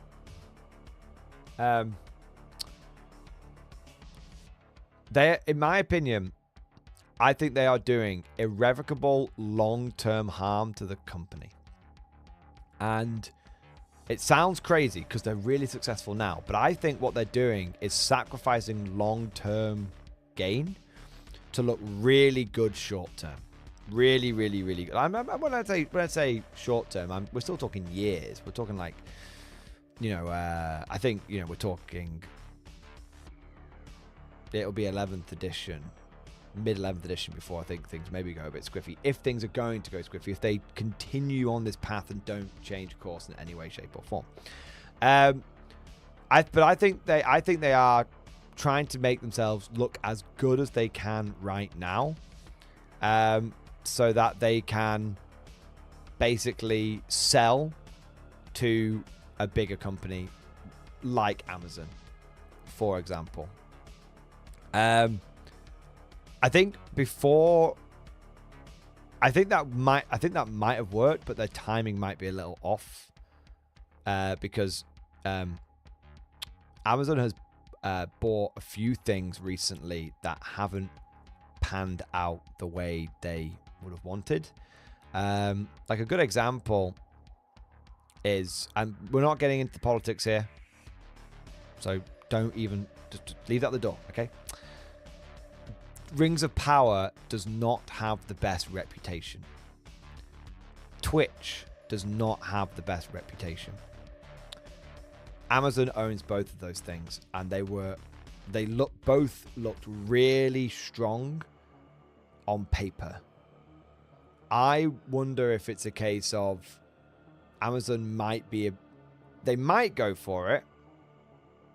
They might go for it, but I think that they'd be more hesitant now than they were in the past. Yeah. Welky Shitpost. Welky Shitpost, thank you for the 10 gifted membership, baby. Yes. Thank you for 10 gifted memberships, man. Thank you for your support. Thank you for doing your part. CJ, thank you for 22-month member flex. X-Force, baby. Hey, Mordian, the chat is asking about Warcry. Fuck's sake. I've heard that Warcry is actually one of GW's best games. But it just hasn't pulled it out. Market Alabetland, thank you so much for the 5 gifted memberships, baby. Thank you, the 5 gifted memberships, man. Thank you for the support. Thank you for doing your part. Ludens, thank you. Sorry, Market Alabetland. There you are. Sorry, I'm trying to be a bit quicker. Ludens, thank you for the 19th month flex. Xbox, baby. Does my 1k points list suck? I don't know. What is it? Oh, here. Combined Arms, Caning Castellan, Caning Command Squad, Rogal Dawn, 20 Caning Shock Troops, Artillery Team, Exterminator, Vanquish, Scout Sentinels. It doesn't suck, but you're very low on infantry at 1,000 points. There's a very, very strong chance you will get rolled by someone who is close to the distance very quickly. My advice to you would be go 3 Lehman Russes or 1 Rogal Dawn and 1 other tank. Maybe another Rogal Dawn. Double Dawn at 2k would be pretty mental. At 1k would be pretty mental. And then spend everything else on infantry for screening. That simple. A Dawn Commander with another Dawn with then sort of 40 or 50 infantry would be really difficult for some armies to deal with. Or you do the same thing, but instead of a Dawn Commander and another Dawn, you go for a tank command, a Rust Commander with Grand Strategist and then 2 Vanquishers. Yeah. As long as you can get double Dawn or triple Lehman Rust and then enough infantry to screen them, you'll be very strong at 1k. Yeah. Wise on Worm, thank you for the super chat, man. Got some tanks primed for K47 in Discord. Let's have a look. Yeah, baby. Loving that. Is that the Comet? Ooh. Comet's cool, man. Yeah. I like it. Is that a Stuart? Underneath all that, is that a Stuart? Oh my God, that's so good. I love that, man. Yeah. Wolverine, I believe. M10 Wolverine. another M10 Wolverine? Or is that the Hellcat? That's got the stubby belt. Maybe it's a Wolverine, but it's a different kit. It might be Wolverine, but a different kit. Chat, let me know which tank that is. I think it's double Wolverine, but 2 different styles. Or Jackson. Wolverine and Jackson, I think. And then what have we got here? Yeah, baby. I love that. Dude. Yes. That's cool as fuck, mate. I got a few of the storage sets of Rubicon. They're fitted for different model range, so it took a bit of coaxing with boiling water and some hobby knife work to get them on snug. But I'm happy with the result. Dude, the extra accoutrement is actually fucking amazing. Like, all of the sandbags and shit, bro, actually peak. Those models, when painted up, are going to look so Gucci on the tabletop, man. Holy shit. Yeah. Excellent work, man. Excellent. That's one. Is it an Achilles? Nice. Okay. Nice. Yeah. I like that. That's a good bit of armor, mate. Comet, Stuart, M10, Achilles. Not bad at all. Not too bad. You know what's interesting? I think that tank destroyers are going to be very, very popular. Are going to be a very popular unit from bot action into K47. And the reason is that, honestly, being really, really thin armor doesn't really matter. Because the Shinon Cannon, the enemy rail cannon, it's going to kill you anyway. Doesn't matter. So you might as well save all the points, fuck off all the armor, and just take the biggest gun on the lighter chassis. I'm being serious. You might as well, you know, in bolt action, tank destroyers are a bit meh. In K47, I think tank destroyers is going to be a very popular unit. Yeah. Elden Lean, thank you for renewing your channel membership, mate. Thank you for doing your part. Dustin Polos, thank you for the 60-month membership, baby. X-Force. Is the rifleman dead in K47 or just hidden by the hype? So, basically, I have run basic infantry in 3 out of 4 games. In 3 out of 4 games, they have struggled. I think, but every single time, I've loaded them the fuck up with loads of upgrades. Loads and loads of upgrades. And I think the reality is that your basic rifleman should be considered like bare bones guard squads from editions gone past. Like, they're really good as cheap objective holders. They're really good.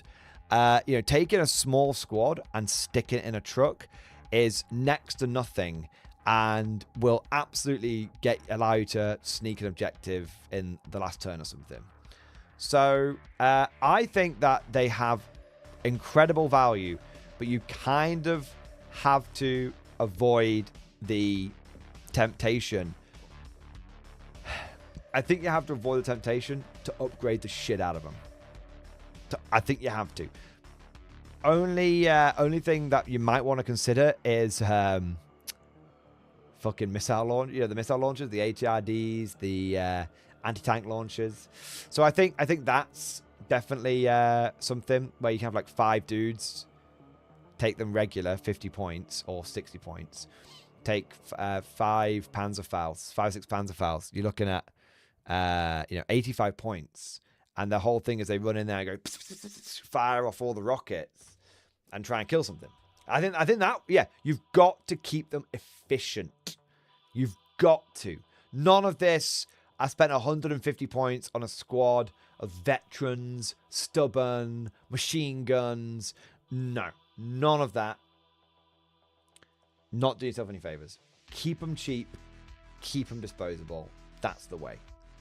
The exception to this... The 12 Russians with no guns and pass-outs. Exactly. The exception to this is, I think, the Japanese. So the Japanese, I have a theory, which is take Japanese basic infantry squads could be very meta. And the reason why I think they could be very meta is they're fanatics for free, which solves... Firstly, they can take them in experience, 12-man squads. Great.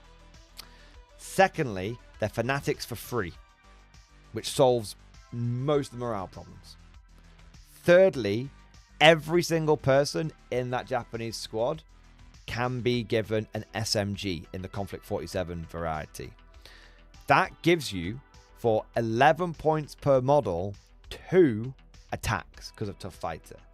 So in a 12-man squad, or 10-man squad, for 110 points, you are looking at 20 attacks. I'm not sure. See, so John Davis, I'm not sure where you find the fanatics. It's the army rule. You don't upgrade them. It's just the army rule. This is for the Japanese. So I think what you do, and what you probably do is you put some shit munches in there. So maybe you go like a full-size squad, but maybe you put like just like 9 SMG. You balance it out so you're spending about 100 points. And then you just yeet them at people. They'll fucking... as crazy as it sounds, that'll take on Totem Core. Well, they'll die. I thought the army was ambush. They have 4 army rules. Nearly everyone has 4 army rules. So there's a few different ones. One of them is the good ambush. One of them is the fanatics. And there's a couple of other ones as well. Yeah. So if you think about it, a Totem Core unit... 10 strong is going to cost you over 200 points. Each one of those Japanese squads is going to cost you about 100 points. So you can get 20 of those Japanese guys versus 10 of the Totem Core. Now, yeah, the Totem Core will probably like win combat. I mean, maybe. But they'll probably win the first combat. But think about it. Firstly, you can whittle the Totem Core down a little bit because you've got shooting. So you can shoot on the way in. Which you'll want to do anyway to exhaust those rift dice. You gotta whittle them down. Draw out the rift dice, whittle them down. And then, so you whittle them down, draw out the rift dice. Let's assume you go into like a 10-man squad. You're going to have these Japanese guys go in, and they're going to have 20 attacks, and they're going to, maybe 24 attacks. It's not going to be hard. It's going to be decent. 24 attacks, killing on 6s. That's 4 dead Totem Core right there. Now, the Totem Core will fight back with their 20 attacks, and they'll probably kill most of that Japanese squad right there. But this is assuming it's a 4-man squad. This is assuming it's a 4-man squad. And if it's not a 4-man squad, then we're not even taking account the shooting damage that the Totem Core can do. But yeah, I think a couple of those Japanese disposable conscript squads, just run them in. Because the thing is, like, if you look at the difference, Americans need to take Paragons to deal with Totem Core. And a properly kitted out Paragon squad is going to cost you 200 points. The Japanese can do it for 100 points on the basic guys. And their guys are disposable. If they fuck, they don't care. So yeah, I think Japanese have got really good basic infantry. And I think everyone else wants to be taking them as dirt cheap as possible. Yeah. British Grenadiers are great. Tesla rifles. Everyone poo-poos the Tesla rifle. I love Tesla rifles, man. Everyone thinks Tesla's bad until you have to dig out hard to kill from cover. And then you realize Tesla's fine. Yeah. So yeah, I hope that helps, Ludens. Wise Old Worm. Sorry, done that. Elden Lean. Dobbs, Justin Polos. Jimmy Squid. Thank you for the super chat, man. Alfarius update in stream discussion. Let's have a look, mate. Yes. Actually, peak, man. Yes. 1,000 times yes. 10 out of 10. I love it. You've absolutely fucking nailed that squad, mate. That has come out so good. And then there's more. We got Terminators. Yes. Jimmy Squid, 10 out of 10. I love it. You have genuinely nailed the vibe of that squad. That squad is so Alpha Legion.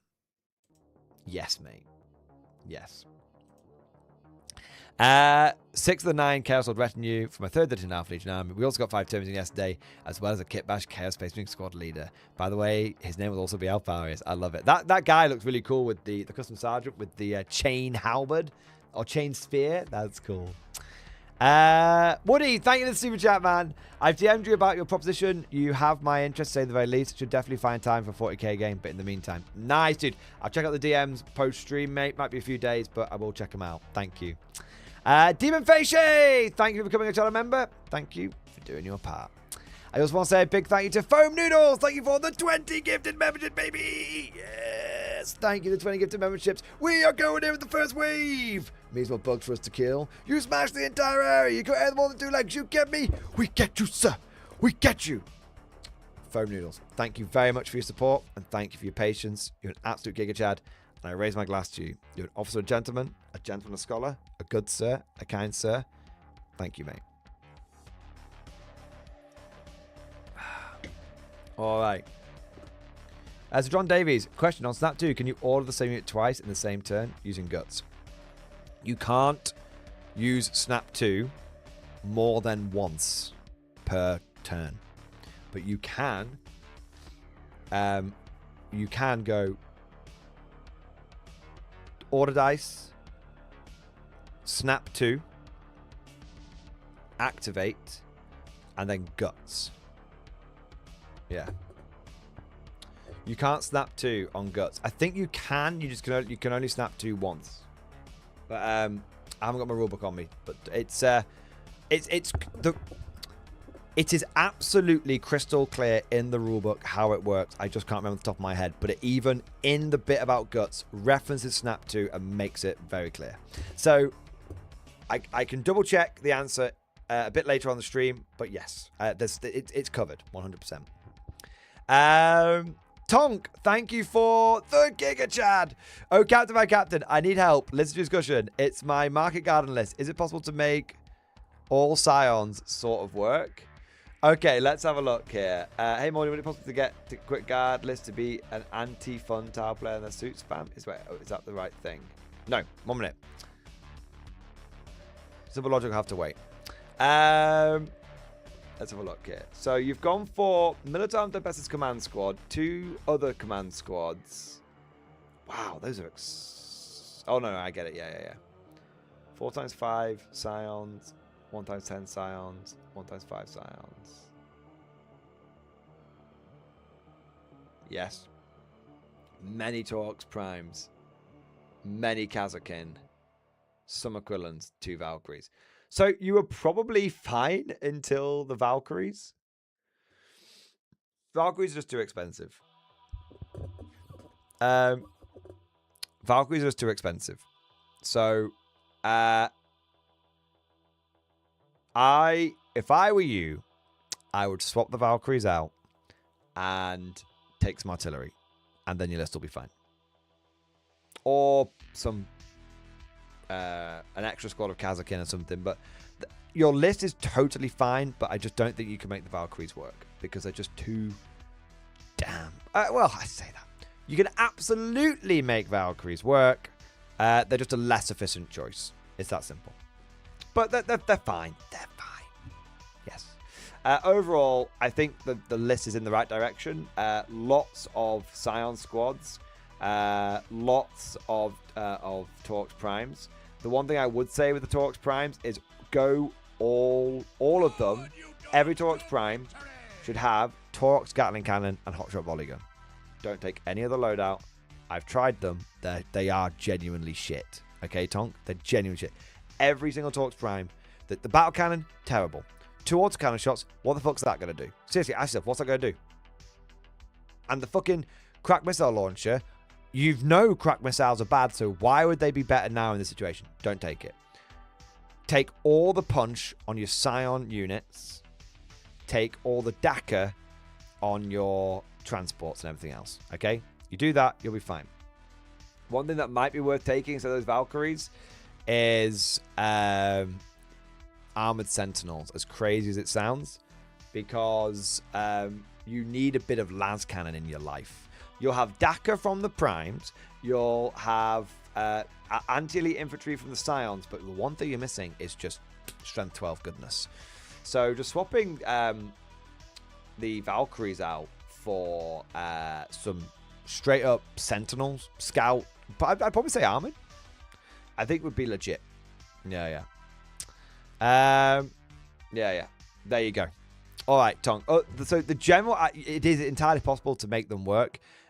You'll be playing an uphill battle, but I think what you'll be able to do, mate, you might not win many games, but you'll be able to have a moment in every game when you pull off what you're trying to achieve, which is that feeling of going in, smashing the area. And then you'll probably die to the clapback, and you're overpriced. You won't have the reserves to call upon.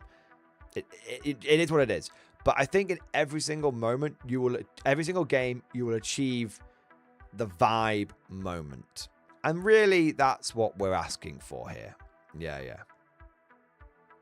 Squidfist, thank you for 34 with member flex. X-Force, baby! Double X-Force, nearly double X-Force, Squidfist!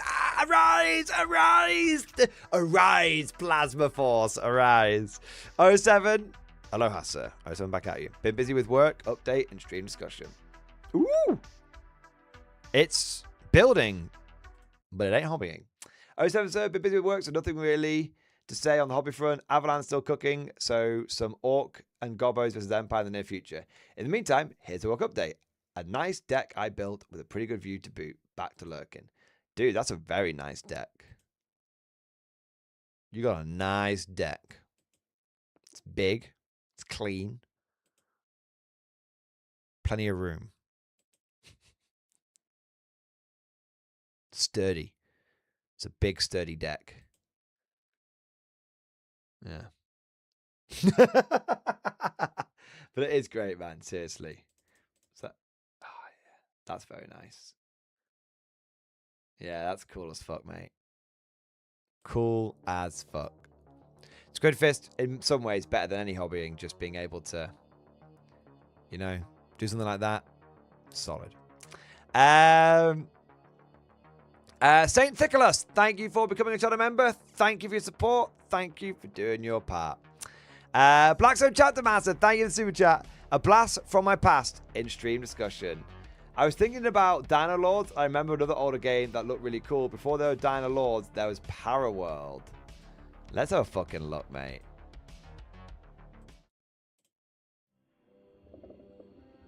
I remember Dino Crisis. Fucking love Dino Crisis. Such a shitty, cheesy game.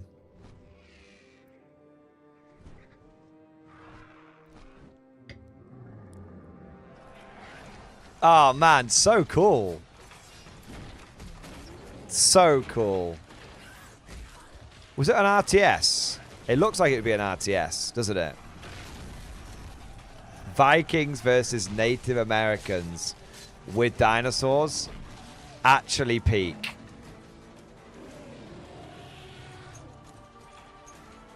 And ninjas were in there as well. Or are they assassins? They're assassins.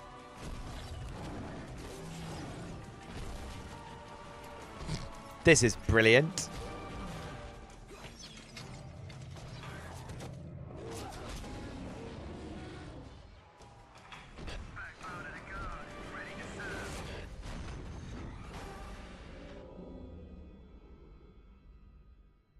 Oh my god. Right. Okay. 1 minute. I'm finding it. Power World gameplay. I gotta see this thing.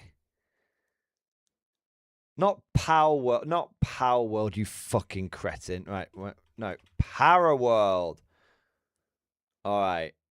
No commentary. This'll do. Right.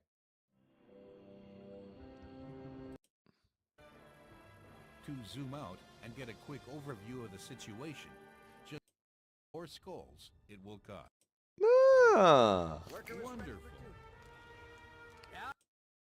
Also increase storage. It actually looks alright. Once the available storage space has been used up, no further resources of that type can be harvested.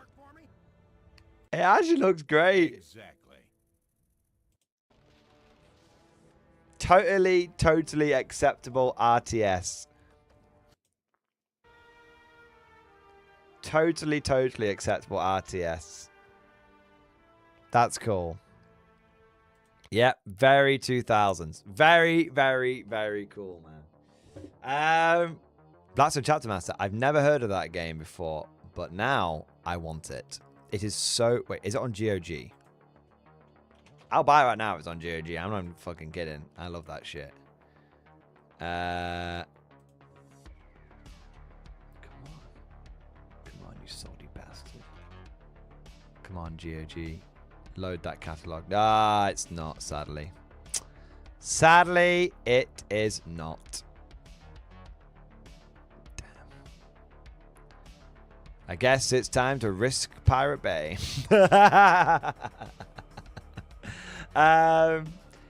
Chicken Detonator, thank you for super chat, bro.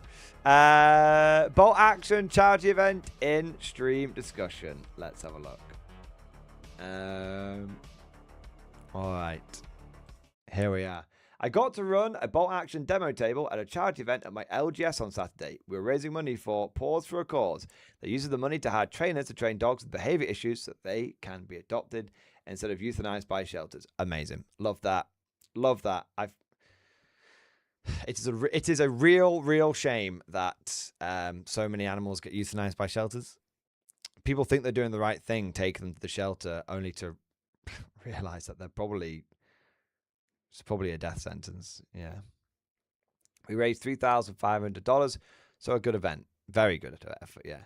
I was able to run several demos and forgot to take any pictures of the actual games, but here's a picture of the board I set up at the big group of tanks we ended up using.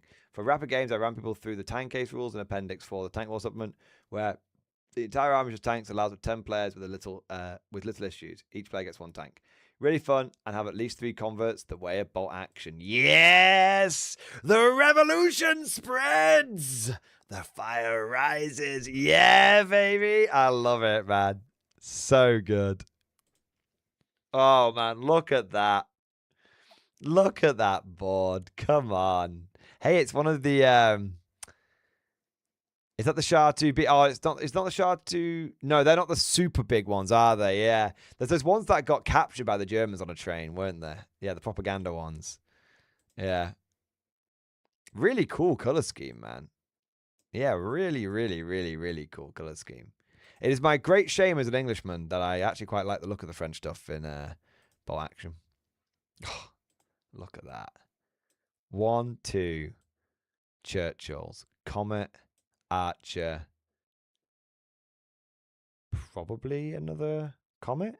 Probably. Sherman Firefly. Cromwell. Valentine. Amazing. And then Panzer IV. Hanomag with a big gun. Panther. Jagdpanther. Jagdtiger. Tiger. Hetzer. Elephant. So cool. Shah B1. Nice.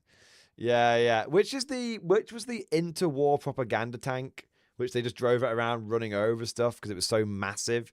And then they got captured by the Germans in the fall of France because the scuttling charges didn't go off or something. Yeah.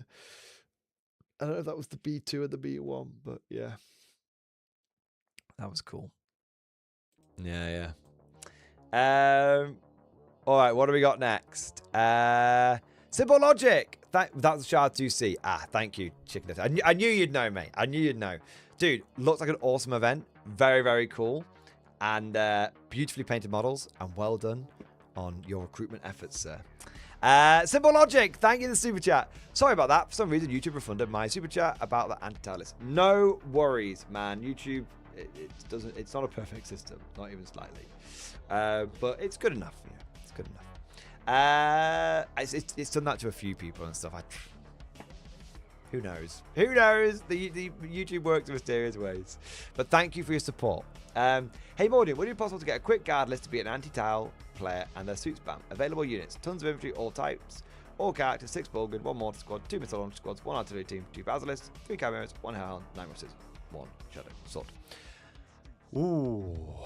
Well, the first thing I would say is I don't really condone list tailoring. Unless your opponent is list tailoring. If their army is just anti-fun because it's just very good and very meta, then you shouldn't be list tailoring against it, because you are, you know, becoming the villain in that situation. If they're list tailoring, though, it's all bets are off. You're totally fine to list tailor. So there's that. Secondly, it depends what you mean by anti-fun. An idea of the units is important. But actually, don't tell me that just yet, because I don't want to list tailor your army. Now, your army. You pretty much have... It's kind of my last resort after they've done it to the playgroup for years. If they're list tailoring, then all bets are off. If they are list tailoring, all bets are off. Give me a breakdown of what they're likely to run, and I will build you something that can beat it. No problem. Yeah. However, before I have that information, this is generally what I would go with. So, when facing off against Tau, especially a typical Tau anti-fun list, they tend to go for quality over quantity. And so you need to accept the fact that they are probably going to hit you first. You need to be able to absorb those casualties and then be able to hit back. So going for something like a Shadow Sword is like eminently a bad idea, because it's a quarter of your army and they'll just go and they'll take it away from you. What Tau don't like is... Well, what you need to do is basically have the Tau waste their units on stuff that they don't want to waste their units on. So a very simple, straightforward situation here, mate, is you basically take... I would take something along the line... Also, Tau have not got great indirect fire. So... I mean, they have some smart missile systems, but like the artillery team will basically be immune because it's just tough enough to shrug them off. Same with the basilisks. So you have a few different options. One option is you go for, I'd say 5 Russes. I'd probably recommend the old, I mean, Plasma Executioners are pretty great against Tau. They don't have very tough units. I mean, what, Hammerhead's a T9. Most battle suits are T5 or 6. Nothing really smaller than a stealth suit. Usually do Crisis Blobs at Ghost Kill, some Riptides and a Storm Surgeon, I believe. I mean, the thing is, the Vanquisher's a bit of a pisser against them because it's got the Riptide's got like everything's got a 4-pin vulnerable save, right? So I wouldn't go for the Vanquisher. I'd take 2 tank commanders with Plasma Executioner, Plasma Cannons, and a Las Cannon each, and a Heavy Stubber each, and a Hunter Killer Missile each. And then I'd take a Grand Strategist, and then I'd take 3 more Plasma Executioners, just regular ones. So you've got 5 Plasma Executioners with 10 Plasma Cannons and 5 Las Cannons and 5 Heavy Stubbers and 5 Hunter Killer Missiles between them. That's how I'd start, because you'll be able to lethal hit a lot of stuff to death. And my feeling is that it's the crisis suits. And once you've got rid of the crisis suits, you'll be fine. You'll be mostly fine. So that's that. Second thing, I would take lots of small units of infantry. Not big 20-man blobs. Lots of small units of infantry. And I wouldn't even worry about having enough orders for all of them. Maybe for like half. You know, I mean, if you took like 80 infantry. If you took 80 infantry, or even 100 infantry, it depends on how the points are going to work out, of course, but between 80 and 100, if you took 80, I'd take 4 10-man squads, and I'd take 2 blobs. If you took 100, I'd take 2 blobs and 6 10-man squads. Because the idea is you basically want to run an infantry squad out and go, gotta kill me now, I'm on the objective. If you don't kill me, I'm going to score the points. And he's got to move, and then what you do is he has to move something out to get the angle. And then you basically have your tanks just waiting, hiding out of line of sight. And the idea is that he because Tau can't really jump all that much anymore. There's probably one unit that can do it with the stratagem, probably somewhere, retaliation card or bollocks, right? So what you do is you move a 10-man squad out. He has to respond, and then you go, oh, okay, that's fine. I'm going to move a tank out, or two, and I'm just going to blast that crisis suit unit. And then you, because I think the crisis suits are they vehicles now? Chat, please tell me if they are vehicles. If they are, then your tanks are going to rip through them. Like, oh, God. I'm pretty certain all crisis suits are vehicles now. They're not infantry. They used to be battle suit, but I think they're all vehicles now. Which means you'll get lethal hits against them, which is just mental. And even if they're not, you should be fine. But they are. Yeah, they are. So you're going to get lethal hits against them with all your plasma. Fucking hell, man. And don't forget, you still got 5 lascans and 500 killer missiles. So you got enough anti-tank to be able to threaten the big stuff. So yeah, loads of 10-man infantry, which goes out there, baits him out, and then you just clap back. Clap back, clap back, clap back. And the other thing you need to do to force him to play this game is you need your artillery. So if we build a quick list, and I'm doing this off the top of my head, so my points might not be exactly right. 235, 235, plus 15. That's 2 tank commanders. 170 for plasma executioners, right? 235 plus 235 plus 170, 170, 170. 65. Well, we'll just say 650 points. Oh, it won't actually be quite that high, will it? We'll say 65, 65, 65, 65, 120, 120. I mean, you don't even need... I mean, literally, a command squad and a Castellan. Probably enough orders there. As crazy as it sounds. Probably enough. And then artillery... Oh, no, you want a little bit more, but we'll sort that out in a moment. And then you go... I mean, I guess the question is can you get an extra artillery team? If you're willing to throw down for this, I'd say 2 artillery teams here. Just because of infantry orders, it makes our life a lot easier. We don't have to fuck around trying to get tank orders onto the basilisks.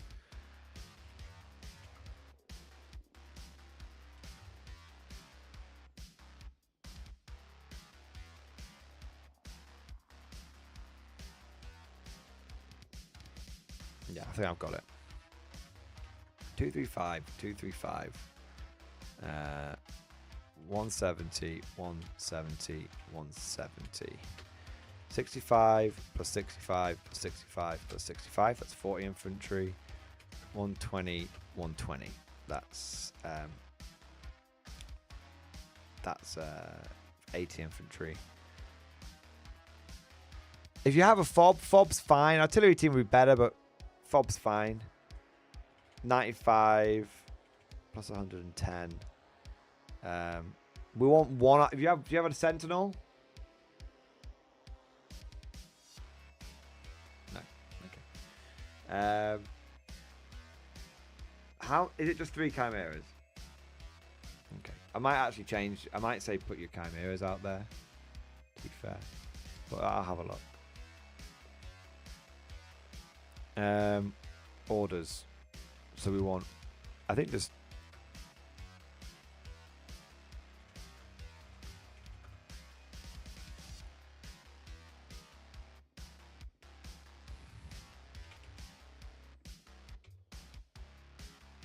yeah. So what I've got is oh man, yeah. If you can get an artillery team, it will help a bit, but it's fine. Even if you took that fob and put it on a bigger base and went, hey, this is an artillery team for this one game, you know.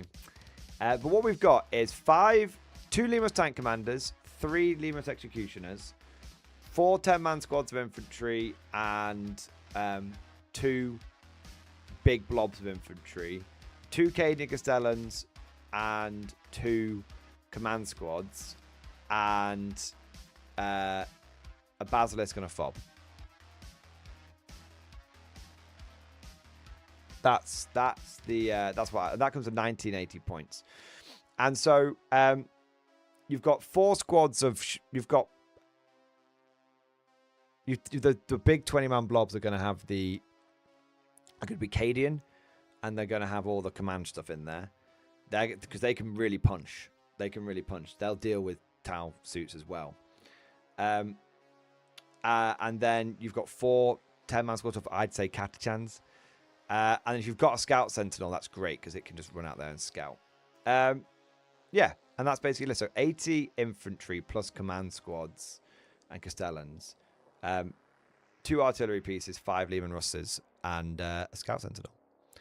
You should be okay. The other option is if you go more mechanized, but we'd have to start fucking around.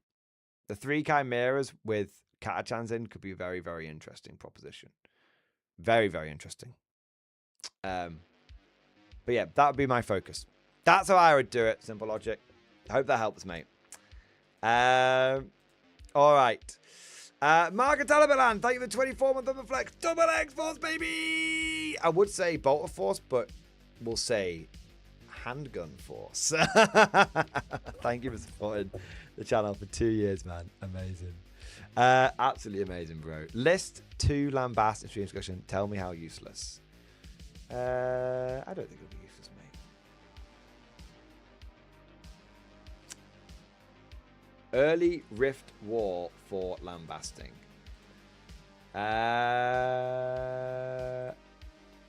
18 order dice is good. 1250 points is good. Soviets, okay. Cheap platoon commander, good.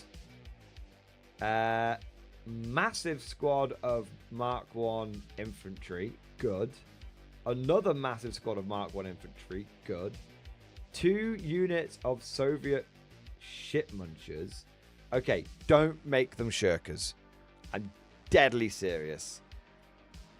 Just please. Shirkers means that if they take 4 pins, they die. Every pin counts as 2. Please, for the love of God, no. So yeah, just take away the shirkers. You'll need to find 48 points.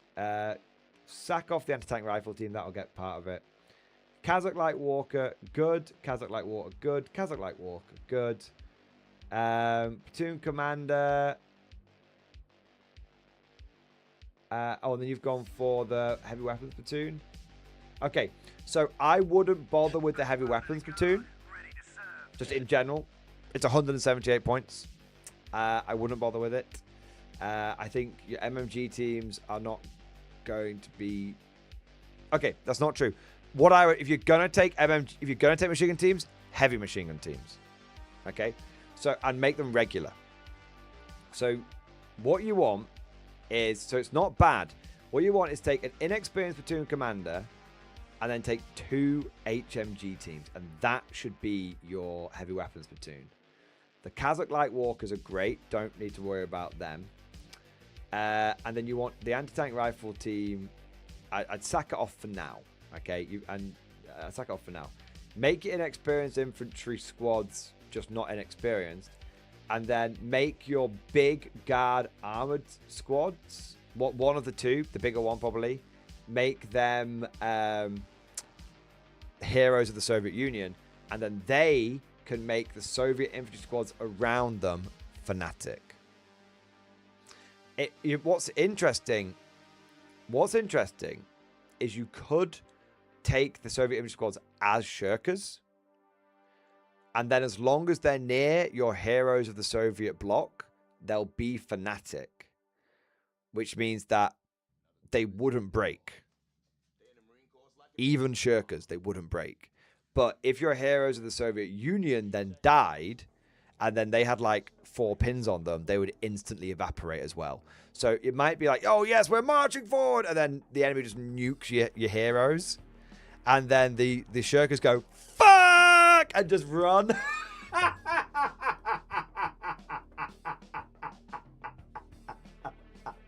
Which is hilarious from a vibes point of view. Absolutely hilarious from a vibes point of view. Yeah. You may want to, based on that knowledge, you may want your heroes of the Soviet Union squad to be 10-man strong. 10 Mark 1 guys. Yeah, you may just so have a 10-man and a 5-man. Yeah, something like that. Yeah. Just to make sure the heroes stick around. Yeah. But yeah, that's cool. Yeah, there you go, Mark. That's cool. So the idea that as long as the big power armor guys, because basically the idea, the vibe around that is the Soviet infantry that have been conscripted are shitting themselves because they're like, fucking hell, have you heard that the Axis have got like fucking zombies and Shrek Wolfen? So they're absolutely shitting themselves, but they can see their brand new Mark 1 Soviet infantry power armor moving forward. And they're like, well, I mean, at least we've got our guys with us. Thank God we've got our power armor guys. These guys will keep us safe. And the moment they see the power armor, they'll be totally fine. And then the moment the power armor fails, they're like, fuck this, we're out of here. Like, if not even these guys can hold them back, we're out. They won't automatically run, by the way. They just go, they'd lose Fnatic, then go back to being shirkers, and then if they got 4 pins, they'd break. So if they didn't have 4 pins on them, they wouldn't auto break. But yeah. They literally opened the gates of hell. Exactly. So there you go, Mark. I think that would make for a very thematic list. And I actually, you know what's kind of crazy, man? I actually love that. The idea of being able to take 2 shirker squads, but then make them fanatics is... I'm going to look into that. Like, I'm telling you, boys, it's far too early to call what's going to be good and what's going to be bad in conflict. Got to keep scratching below the surface. The more we dig, the more layers we find to this onion. Fucking hell. It's like when the dwarves were digging for the Arkenstone. They just dug and dug and dug and dug and dug and dug. And they kept finding all these gems on the way down, man. Yeah. Oh, I love that. Mark, I genuinely love that. Thank you for that list. And you've actually taught me something today. I love that. That's maybe how we get another way of getting basic dudes to perform in the game. Yeah. Let's have a look. Anthony Williams, thank you for the Giga Chat. I have fell in love with 4th edition 40k. Sorry, let me start again. Anthony Williams, I have fallen in love with 4th edition 40k guard traditional paint schemes, sir. Thanks to the community for great examples to follow. First of 5 in stream discussion. Dude, the olds? Yes, mate. Yes. The classic Cadian color scheme from 4th edition. Yes. You can't beat it. You cannot improve upon perfection. You cannot improve upon it. Yeah. 10 out of 10. Absolutely love it. Fucking fantastic. Yes. Tell you what might really, I don't think it's better than this one. But I tell you what you might want to look into is the 3rd edition guard color scheme. It's a black and green, like NATO Cold War woodland camo for tanks, and it's really cool. But it's a lot darker. It pops a lot less. So it doesn't look as good, but it's really cool and unique. And GW hasn't used it much since then. I think there's like a Rogel Dawn in it or something, which is kind of crazy. But yeah. It's a cool color scheme. But this is the one I prefer, for sure. It's a lot more bright and popping, and you guys know I love that. Scribbles, just need quick feedback on a 1,000-point list in stream discussion. Let's have a look. Scribbles. So need a quick review of my updated 1,000-point RTT list. Also, what would be the trade-off of meching Cadius as Catachans in the list? Not sure if I should run it how it currently is in Hammer or combined arms. Alright, let's have a look. Ruff's Commander, Cadians, Catachans, 2 Chimera, Taurox, Hellhound, Kazakin, Liam Rust. Feedback is, list is good. Just definitely go for double Catachans, because the reason you take Catachans in Chimeras is because Catachan's scout, and the scout goes on to Chimera. So there you go.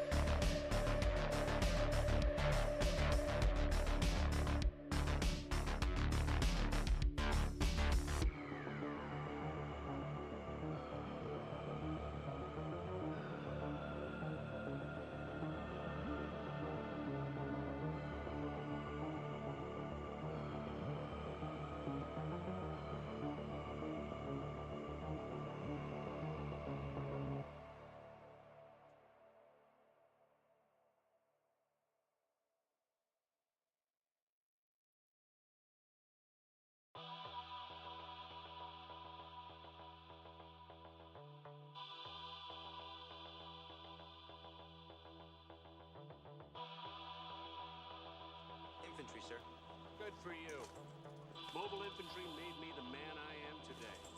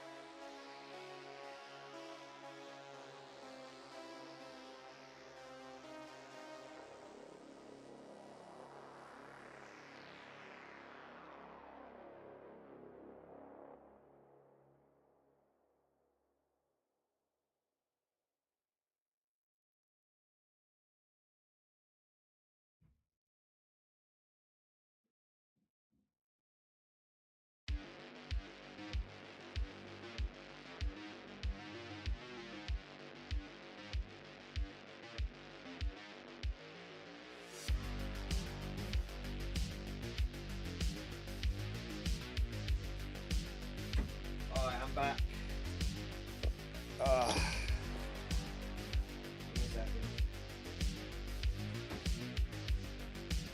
Oh man. Boss Grand, you can find a link to the Discord in the member area. So go to my main YouTube page and there'll be a tab like home, videos, shorts, live, the one that says members. You'll be fine. Yeah. God. Where are we up to? Okay. So John, that was it. Orders, dice bag, all that good shit.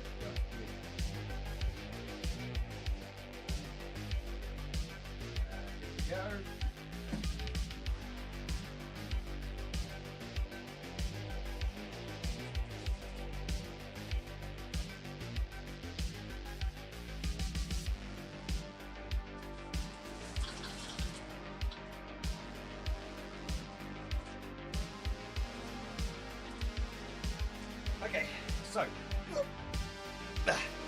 right.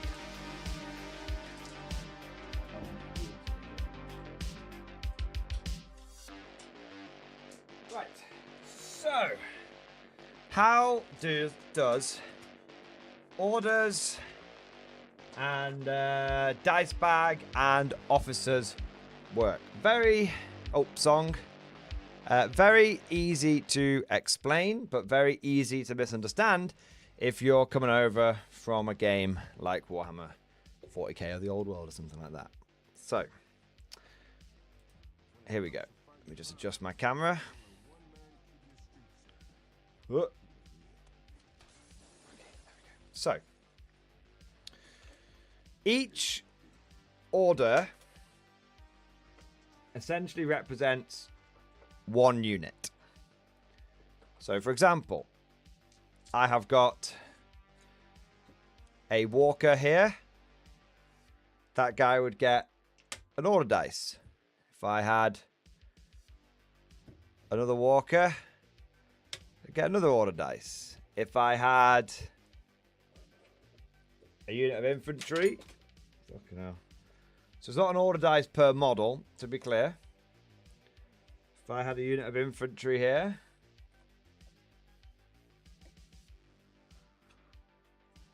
they would also get an order dice. Okay? So essentially it represents the number of order dice you have essentially represents the number of units in your list or that are alive on the battlefield right now. So if you start off with, let's say, 8 order dice, you would have 8. If you start off with 8 units in your list, you would have 8 order dice. If one of your units died during the game, then you would take one of the order dice and basically put it to one side. You take it out of the game. Okay, let's say this walker gets knocked out. His order dice is no longer relevant. You would have 8 order dice and only 7 units, so it gets taken out of the game. Okay. You need 2 different colors of order dice for each side. So if, let's say, we were playing, Brits v Soviets, or it doesn't matter whatever it is, you need 2 different colors. Okay? So you need 2 different colors because when you're picking them out the bag, you need to know whose go it is next. If everyone's got the same color order dice, then you wouldn't know who would go next. So that's it. So the number of order dice equals the number of units that are currently alive in your army in the game, and obviously at the beginning of the game all your units are alive, so you have the number that equals in your list essentially. How picking order dice out the bag? Picking the order dice out the bag is very simple. So at the beginning of turn 1, you take all of the order dice from both players and you put them into the bag. Okay? And you give the bag a good shake.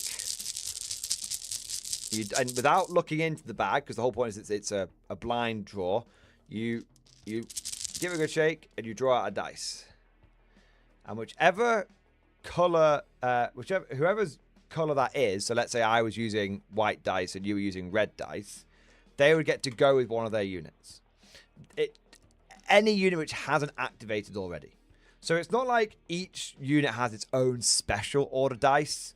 There's a pool, and you can pick them out and assign them how you want. So let's say, you know, we'll bring our 2 walkers back here. Let's say turn 1, I want to go with my little walker, so I would pull that one out, and I'd go with the little walker first, and he would go off and do something. We'll explain what the orders do in a moment.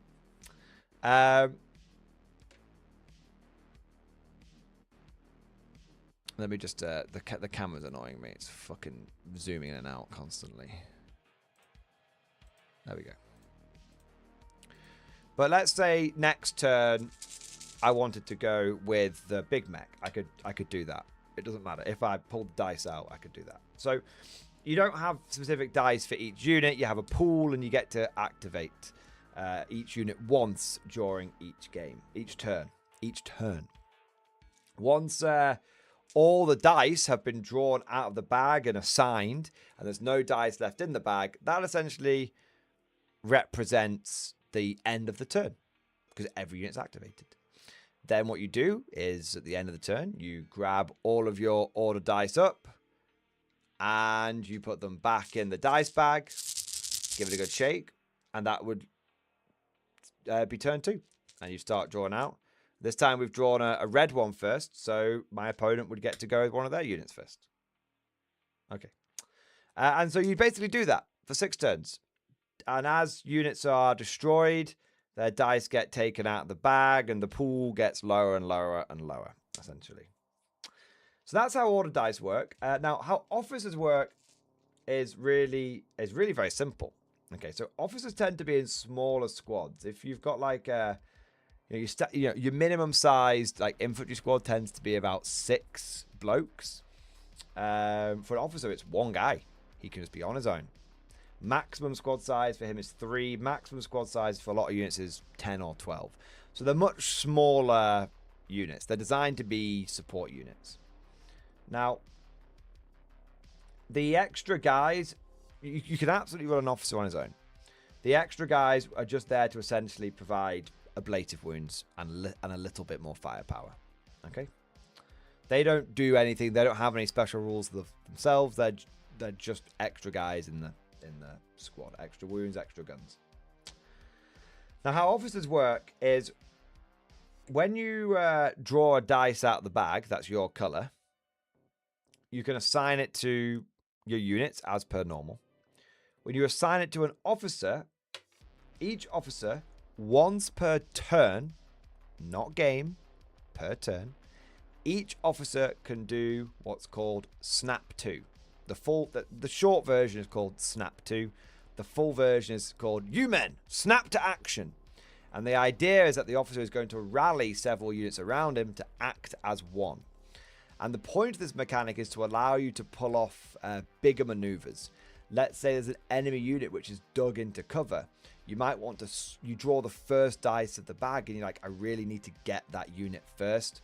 So what I'll do is I want to shoot that unit I want to shoot the enemy unit that's dug into cover with one of my units first, then send in the next unit for the assault. So what you do is your platoon commanders, there's 2 kinds of officer. There's platoon commanders and company commanders. Company commanders are very rare and generally not worth it, so we won't worry about them for now. Okay? So your platoon commander, you pull the dice out, you assign it to him, and you go, I'm going to snap to action. You then get to look in the bag. It's the only time you get to look in. You look in the bag and pick 2 more of your dice. It's not 2 more random pulls. It's you get to pick 2 more of your dice.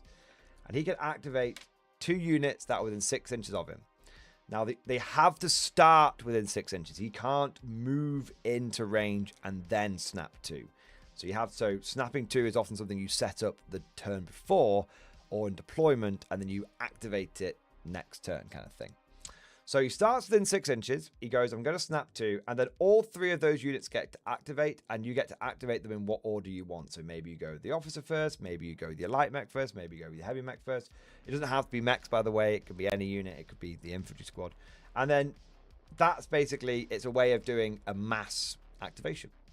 The other thing about officers is they hand out +2 leadership to everyone within 6 inches of them. This is important for things like pins and passing order tests. And that is essentially how the dice bag works. How each order works specifically is run. Every unit has an advance move and a run move. Run move is you're going very fast. So, for example, on most infantry, advance is 6-inch movement. Run is 12. It can be different from unit to unit, but it's a general rule of thumb. Mechs, for example, can advance 12 and run 24, and it's a fixed run distance. It's not a random one. There's no dice rolling. It's a fixed run distance, fixed advances. There's no random charges in this game. So good. Now, run is your fast run speed. It's also how you go into combat. So run can be used to run in whatever direction you want, 12 inches or whatever it might be. Charge is where you give a run order, and then in a straight line you have to charge the enemy unit you want to try and get into combat with. Okay, so normal runs you can serpentine, charges are straightforward, but both are done on a run order. Advance, you move your advance move, so with infantry it'd be 6, but then you get to shoot. But typically, if you do an advance order, you shoot with a -1 to hit penalty. This is where the fire order comes in. Fire order, you don't move, you just shoot, but no to hit penalty. Ambush, you don't move, and that unit essentially, think of it as like 40k Overwatch. So the moment an enemy unit the difference between ambush and 40k Overwatch is you do it at any point in the enemy's movement. So you can, if an enemy unit tries to run from one piece of cover to another, even if you couldn't see them at the beginning of the move or at the end of the move, as they dash across your line of sight, you can go, wait, leave that unit out in the open before it finishes its move. I'm going to ambush you, and that means your unit changes its dice from ambush to fire, and then it completes a fire order. So and there's no hitting on 6s. It's like a normal fire order, so hitting on 4s for most people.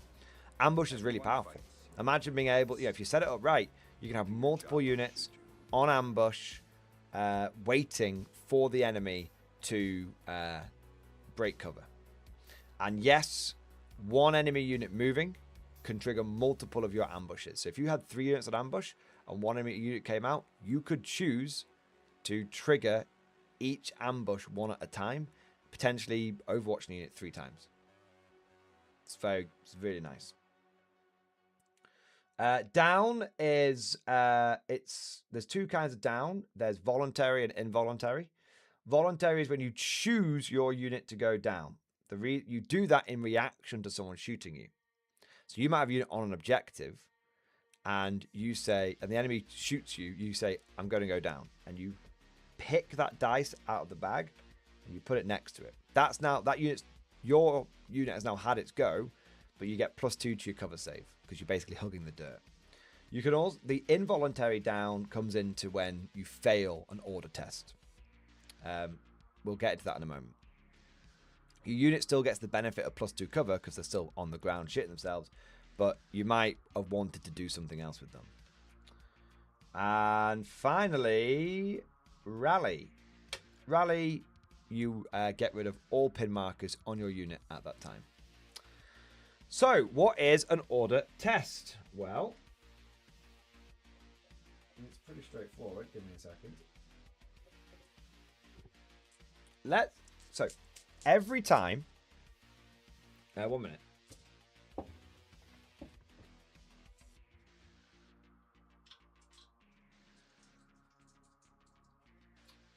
Okay.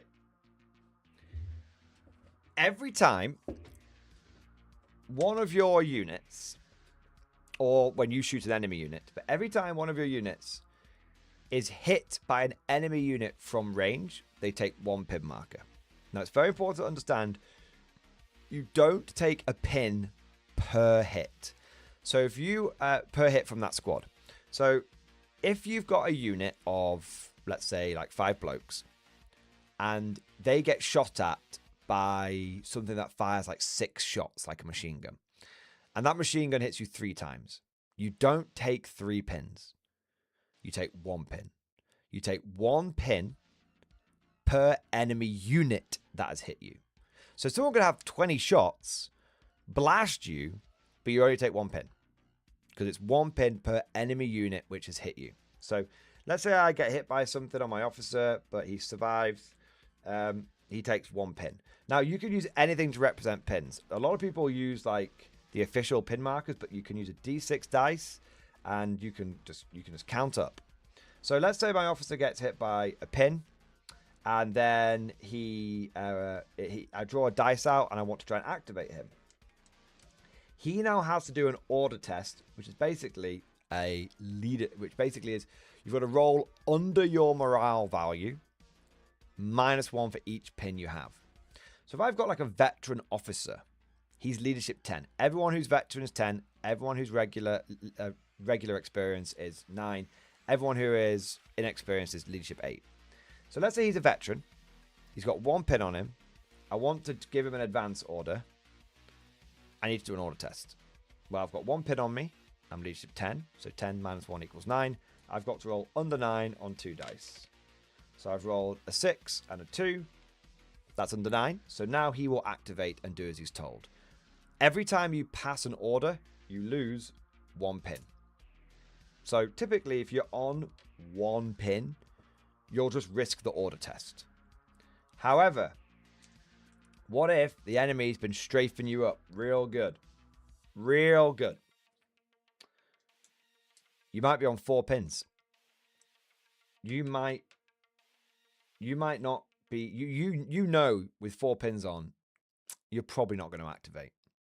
On a 6, you know, because it's you leadership 10 -4, so you've got to pass an order test on leadership 6 or lower. The odds are not with you. Statistically, you fail that. Statistically, you roll a 7. So you go. So what you think to yourself is, okay, well, what I'll do is I will try and rally. And if I rally, I get rid of all of my pins. So you pull the you get your you know when you pull a dice out of the bag per the random system, you put the rally order next to the unit and you roll your order test.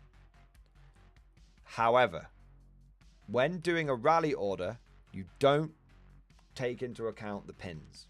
So rather than being leadership 6, this guy's on his full leadership of 10. That's why rallies are good. Because if you had to take the pins on a rally check, there'd be no fucking point really ever doing it. So now I'm leadership 10. I've rolled an 8. Now, if I had tried to do an advance, I would have failed that. And that meant I would have been forced to go down. Because I failed. My guy shit himself. He's hitting on the ground. But because I did a rally order, I ignore my pins because he's trying to hype himself up. And I lose all 4. Now, remember, if you do any other order and you successfully pass it, you only lose 1. If you pass a rally, you lose every pin. So the way that people tend to strategize around rally is they wait towards the end of the turn when the opponent's probably handed out all the pins that they're going to do. And then they start, any order dice that they get, they try and start rallying. And that way, it sets them up for the next turn. Because I can have a... Let's say this mech here has got 4 pins on him. At the end of the turn, towards the end of the turn, he's got 4 pins on him. My opponent hasn't really... I can look at my opponent's army, see what's activated, and I can go, he hasn't really got much else that's going to affect this guy. So I end up drawing a dice out, and I go, okay, rally. You know, I roll my order test. Let's just say I pass it successfully. I lose all my pins. Then at the end of the turn, all the dice go back in the bag. And now, if I draw the first dice, out from the random system, if I draw the first dice, he could go first. So a unit could go last at the end of one turn, and then first or second at the beginning of the next turn. So, and that's really powerful, because someone might spend the whole turn pinning up a unit, and then you go, rally, And then next turn you go, oh, look, I got the first dice. He's going to go now. So there's a whole strategy around pins and rallying and everything. Yeah. So, and yes, you can guts die on a rally during it and all that kind of stuff. But that we'll avoid that for now. So John Davies, I hope that makes sense. Now, I do actually have a video covering all of this. And I will, it's my beginner's guide to Conflict 47. So what I will do is link that for you now. And that should help. If you've got any follow-up questions though, mate, please don't hesitate.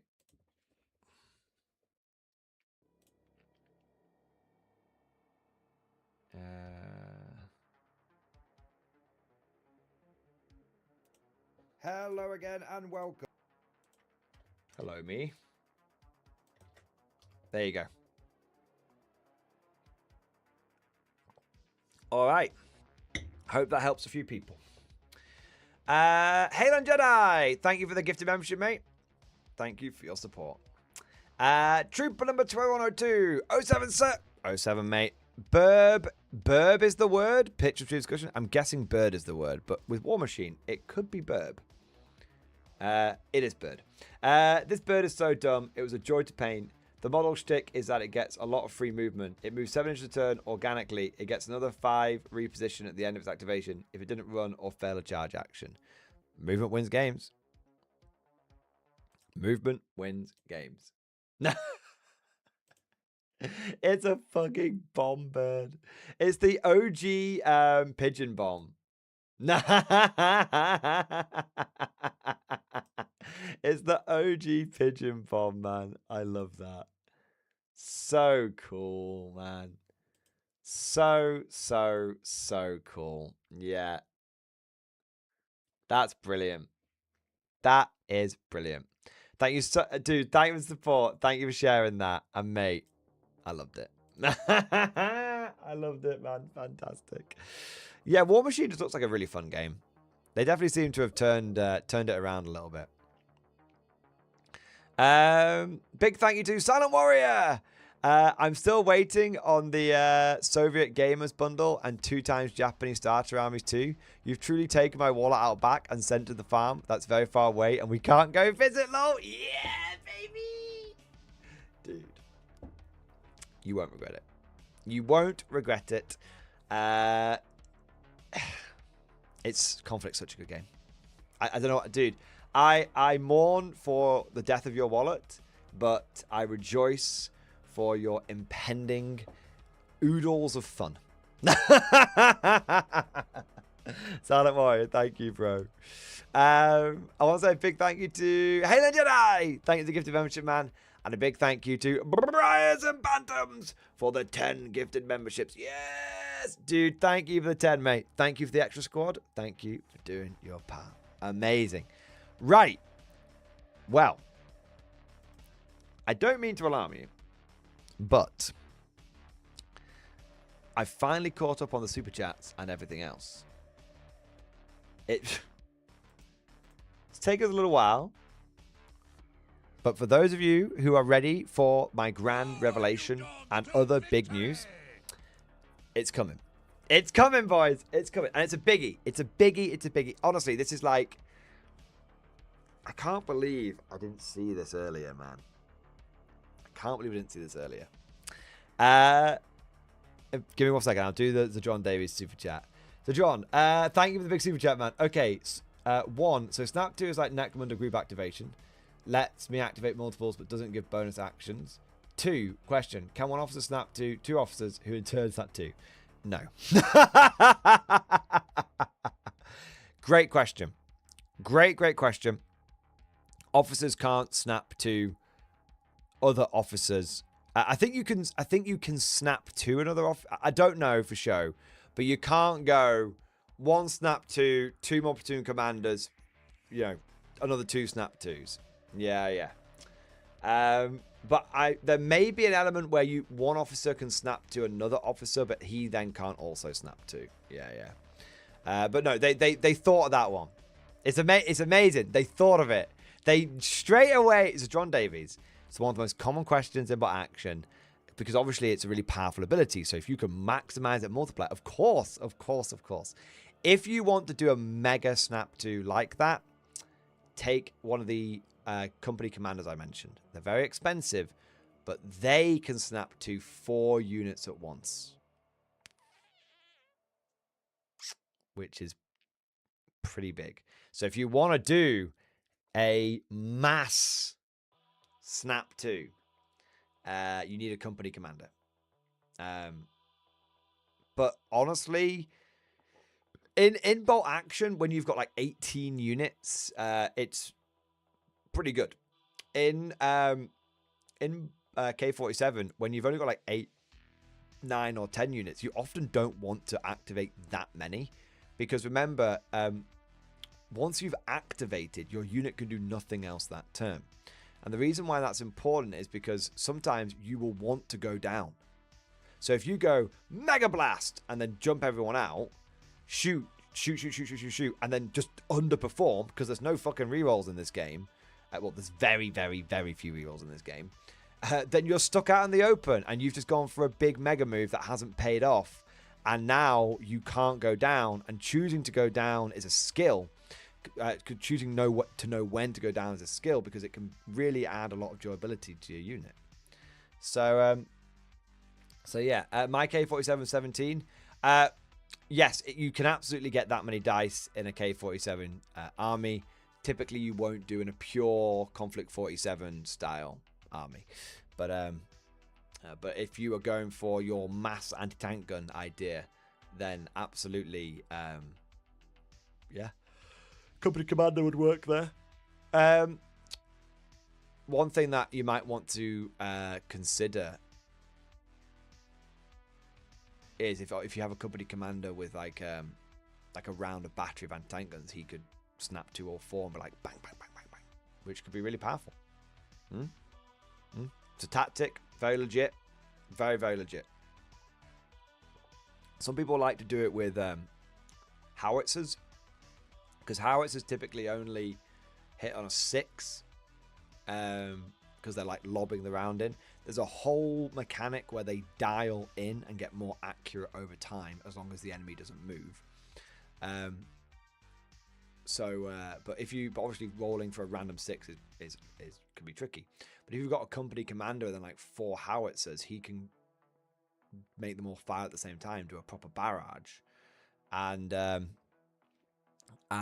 you could get lucky on potentially rolling one of those 6s. And once you've hit with a howitzer, as long as the enemy, and it's on an indirect shot, as long as the enemy doesn't move, you are dialed in, and from that point on, you hit on a 2. If they move, you reset and you go back to a 6. But the idea of just being like and trying to get a 6 and then hitting them, howitzers tend to do multiple pins as well. Like a medium howitzer will do D3 pins rather than 1. So it's very possible for you to go howitzer, barrage, do 3 pins, pin up the, just get like 1 hit, get lucky on your D3, do 3 pins, pin the shit out of the enemy unit with some other dice, so your opponent is forced to then like rally, which means he hasn't moved. And the next turn, if you're lucky, if you pull the order dice first again, you could when shooting that, you could then shoot that howitzer that's hit the enemy successfully, and you'd be hitting on a 2. And that would just make their situation. And you can get into situations where your unit is sort of perpetually trying to like rally to get enough pins off to try and get out from underneath the barrage. But if the barrage is just relentless and you keep getting lucky with pulling the first dice and so on and so forth, yeah. Company commanders, and calling it, company commanders coordinating on map artillery is a totally valid tactic, and one that sounds kind of up your street. So don't just assume it's all about the anti-tank guns. Howitzers have a pen value as well. Yeah. Truth, I think they changed that in 3rd edition. Truth, this might be an old edition thing. Yeah, I think they changed it in 3rd edition. So you can't do the just the mega snap 2. What if I just keep pulling out increasing large dice until it's comical? If the dice is huge, does my order count as more? Sadly not. And both sides' order dice need to be the same size. So you can just use normal D6 dice. If you've got white D6 dice and I've got like black D6 dice, then you can just do that. But they have to be the same size. Because if I put a 16 mil dice and you put a 12 mil dice in, we'll be able to feel whose dice is whose. And that defeats the point of the blind pull. Because someone's going to just be like, oh, yeah, one of mine. Oh, one of mine again. Ooh. Yeah. Okay. So, hey, if you want to get a giant Christmas stocking nostalgia effect and both sides put in massive dice, like, and heft them out, you can do that.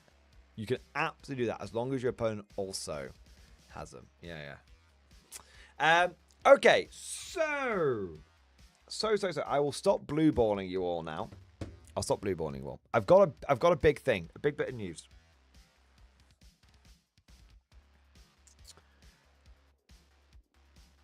Thank you all for your support, and thank you all for your patience. This is a very fresh revelation, so it may take me a moment or two to get it right, but I assure you, I think it's a really big deal. To some of you, this may be obvious, but I assure you it's a really big deal.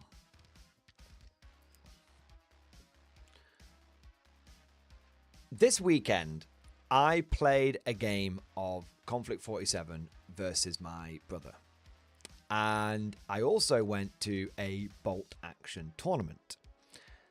Now, in both cases, I took relatively thematic lists.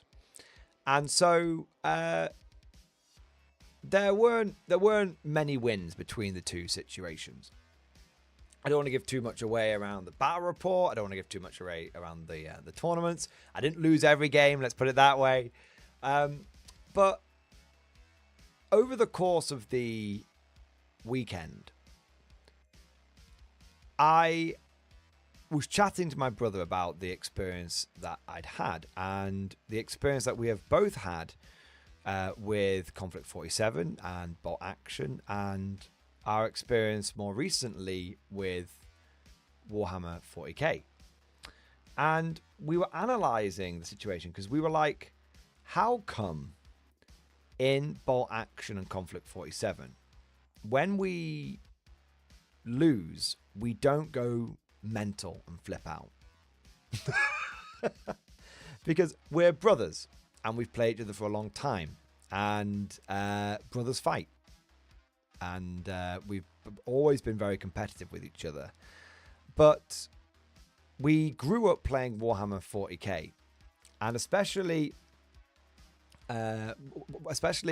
my brother still played 40k. We played each other very ruthlessly, very, very competitively. And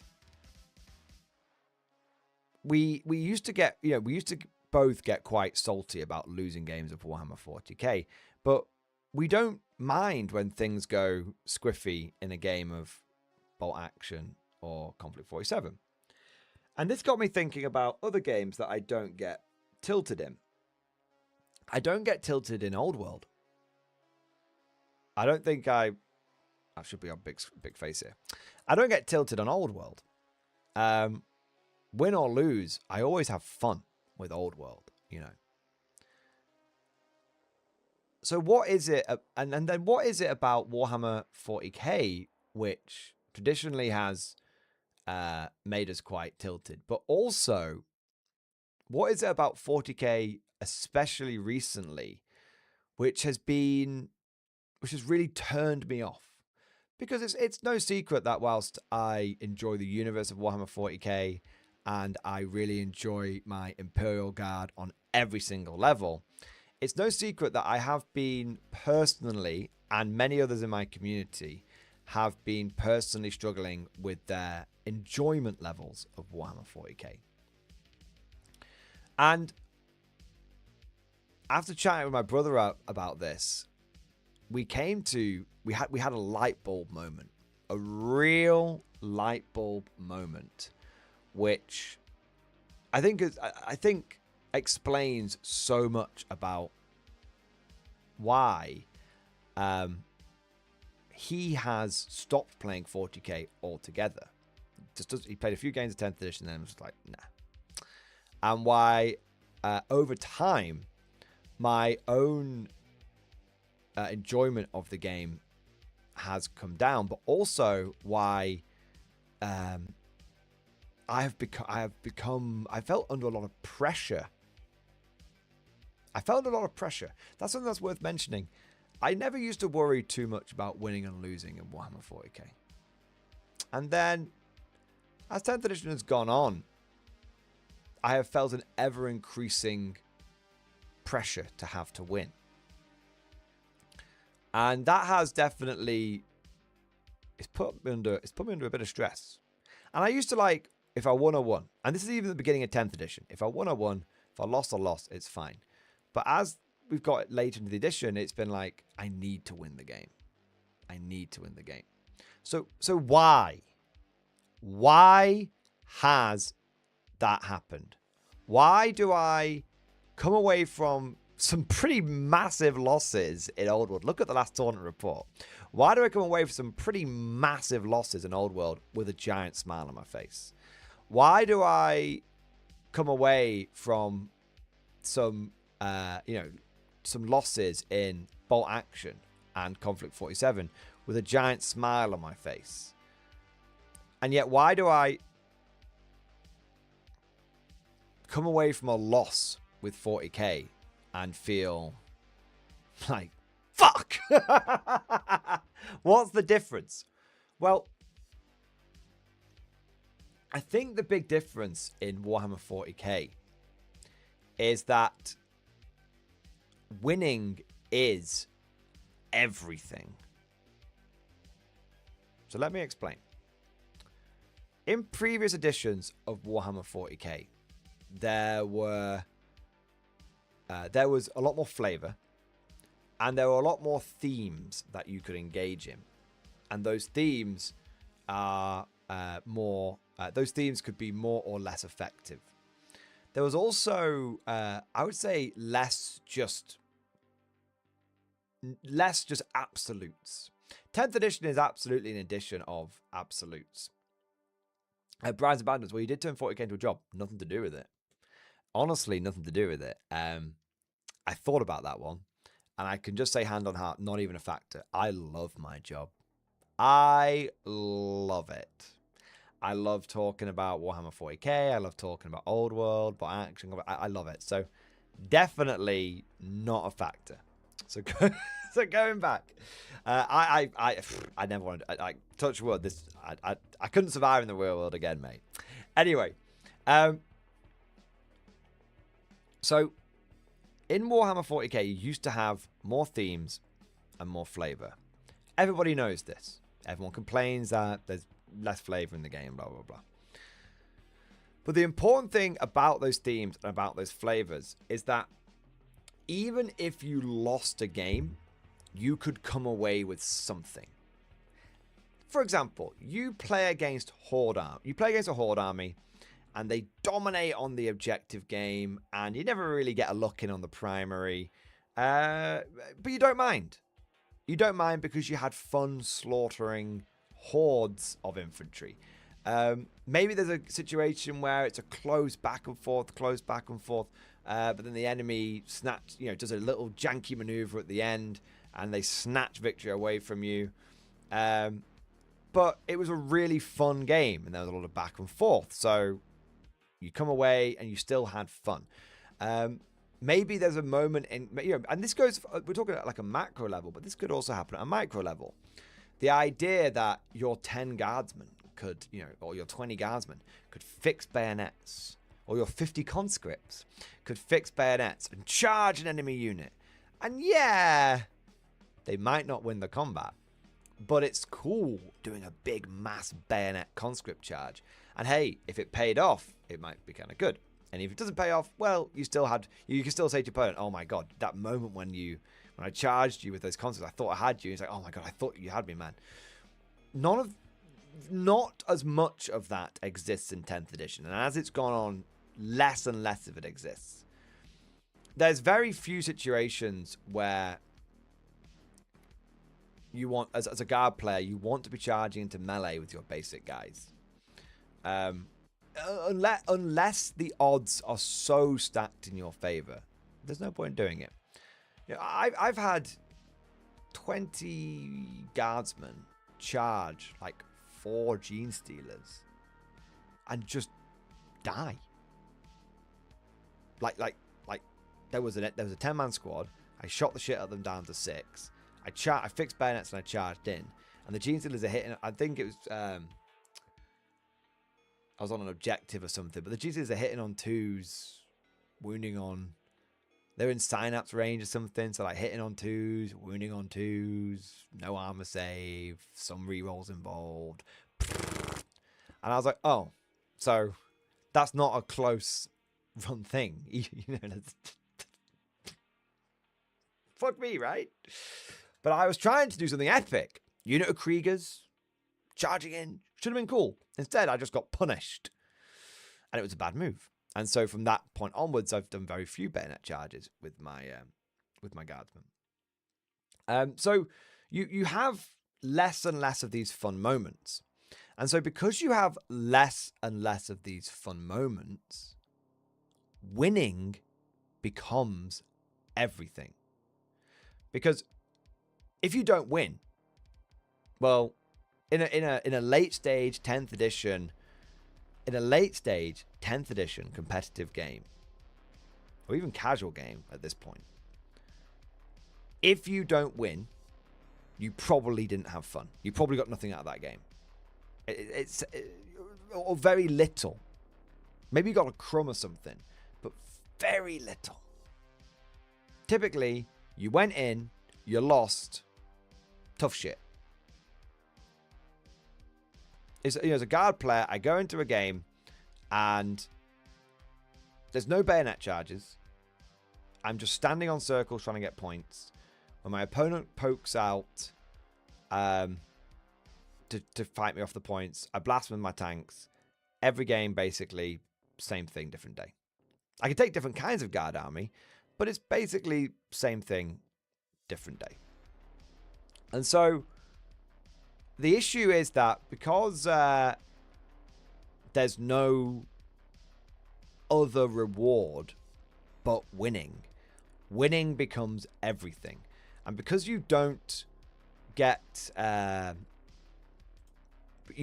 any incentive for taking more thematic choices, you don't get any incentive for taking a more thematic force, you don't get any reward for that.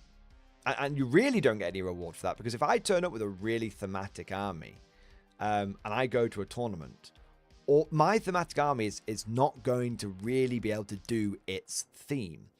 A great example of this is when I took my Tyranid Swarm army, and I was like, yes, I'm going to swarm and swarm and swarm. And I just got tabled 4 games out of 5. Like, what? That's not... My unending swarm came to a very abrupt end in 80% of the games that I played. So that was so dissatisfying. That was so dissatisfying that I came away from that tournament with nothing. The only game I enjoyed was the last game against Chansey, when he had a Tyranid army that was pretty swarmy, and I had a Tyranid army that was pretty swarmy, and we agreed at the beginning of the game, no one's here to win anything, so we'll just charge and charge and charge and charge, and as long as it's not gonna fuck over team rankings, it was a team event, we'll just agree it's a draw, and that way we take the pressure out of the game. Let's just go for the charge. And if you have a look, and I can actually find a picture around this. You can see that game is just so obviously the best game of the event.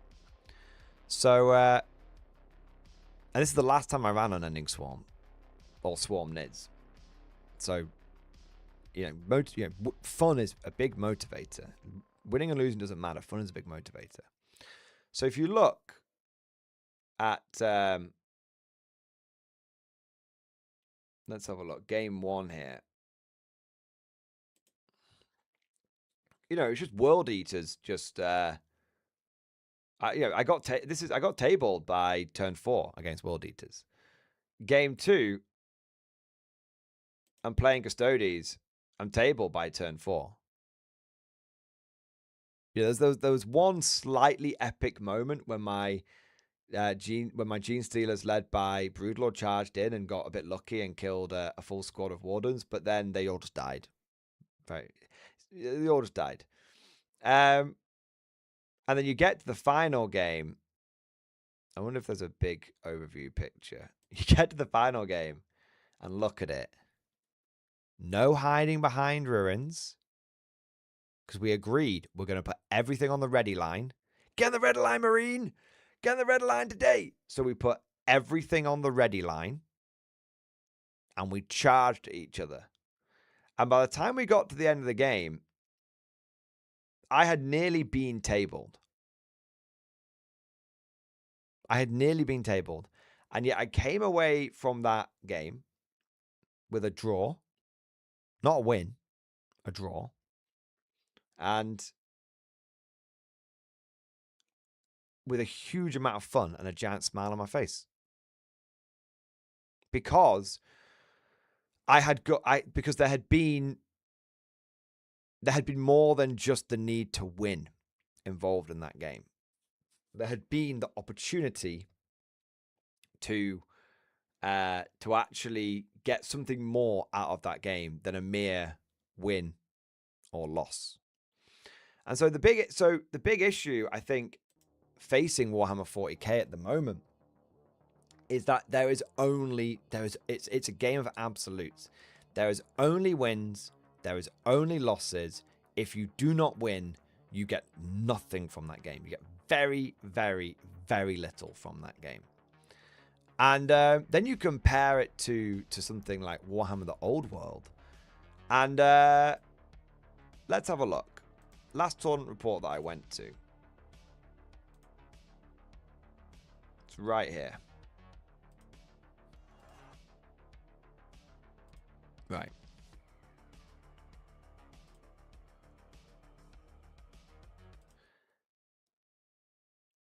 This is frankly an obscene dwarf list. Frankly obscene. I walked away from this list with a big grin on my face. Even because by the end of it, I'd been able to get my opponent on the ropes a little bit, which is cool. It actually ended up being a very close game. And I had set myself the goal at the beginning of the game to take my greatswords, charge them across, and batter any dwarf unit that stood in their way. And they did. And I set myself the goal that my steam tank was going to flanky stank and just go down the side. And he did. And so there were moments of epicness when like the steam tank was this unstoppable like juggernaut. And I lost the game overall, but there were opportunities for fun. There were opportunities for more than simply winning and losing. And so I think why is Conflict 47 grabbed me so much? So much. Because truthfully, out of all the games that I play, Warhammer 40k, Old World, Bolt Action, and Conflict 47.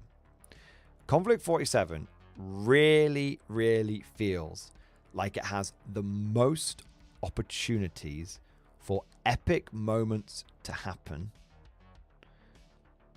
even in the face of great adversity and loss.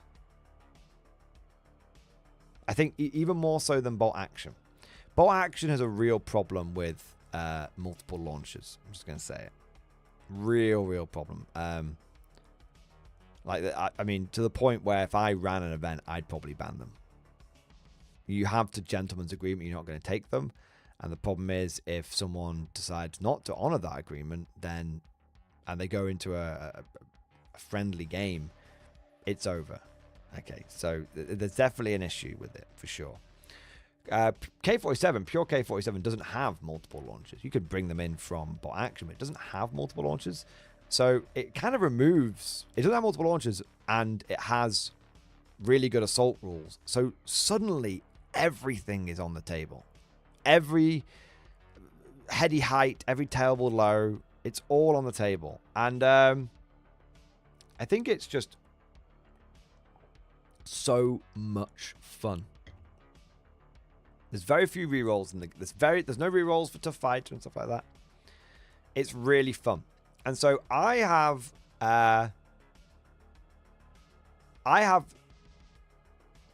not won many Conflict 47 games. But every single Conflict 47 game that I have played, I have loved it. I've loved it. Look at my very first game of K47. Those Totem Core wrecked me. Absolutely wrecked me. And yet I came away buzzing because I had fun trying to take them down. It was like, why won't you die? Why won't you die? It's like the stabbing, shooting, everything just kept coming. Awesome. Awesome. And in the first game against my brother, you know, when he pulled off that, this is not the game, I'm no spoilers about this, is the game that's already out. When he pulled off that cheeky win with a last minute epic charge from that Schreckwolfen, it was amazing. I really enjoyed it. You know, I thought I had this game in the bag, and then out of nowhere, this lone Schreckwolfen, supercharged by the power of the Rift, charges forward, rips through the barricade that that my power armor guys are defending, tears them limb from. They desperately swarm in, trying to, you know, beating on it with their fists, but they just couldn't do it. And then it rips them limb from limb, scatters the survivors to the wind. And even though that game felt like I should have won it, I walked away from it being like, that was cool. I enjoyed that. I came away feeling full and satisfied. And that, you know, and if that had been, I can tell you right now, right now, if the same thing had happened in Warhammer 40k, I would have been livid. If I was like, I've got this game, and I can actually point exactly to it. I remember very distinctly playing several games, end of 9th, early 10th edition, where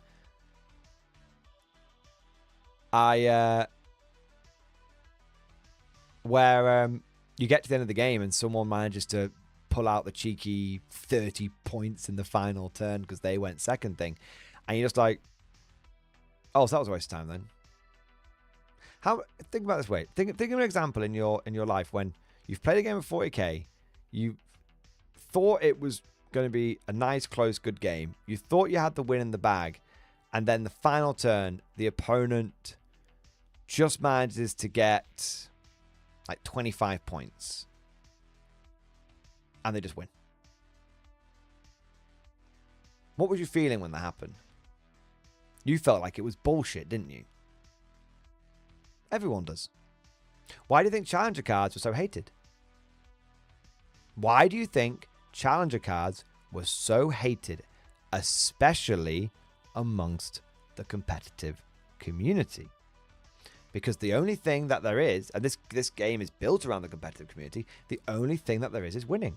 So if there's something in there which is bullshit, which snatches the win away from you, everyone fucking hates it. Everyone hates it. Because there's nothing else but winning. It's not, oh man, you got that cool Challenger card at the end of the game, and then that helped you get the victory. It was, well, that's fucking bullshit. Yeah. Yeah. That's the problem. There's nothing else for you to enjoy, and there's no incentive for you to be a better person. Let me give you another example from this weekend. In fact, I might even have a picture for it. I definitely do have a picture for it.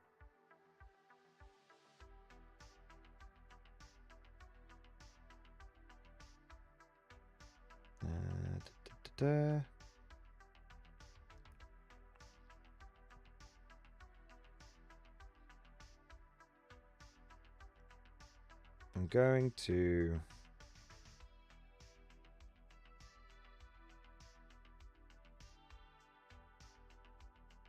do this. Cool. And then I'm going to do this. And I'm going to do this.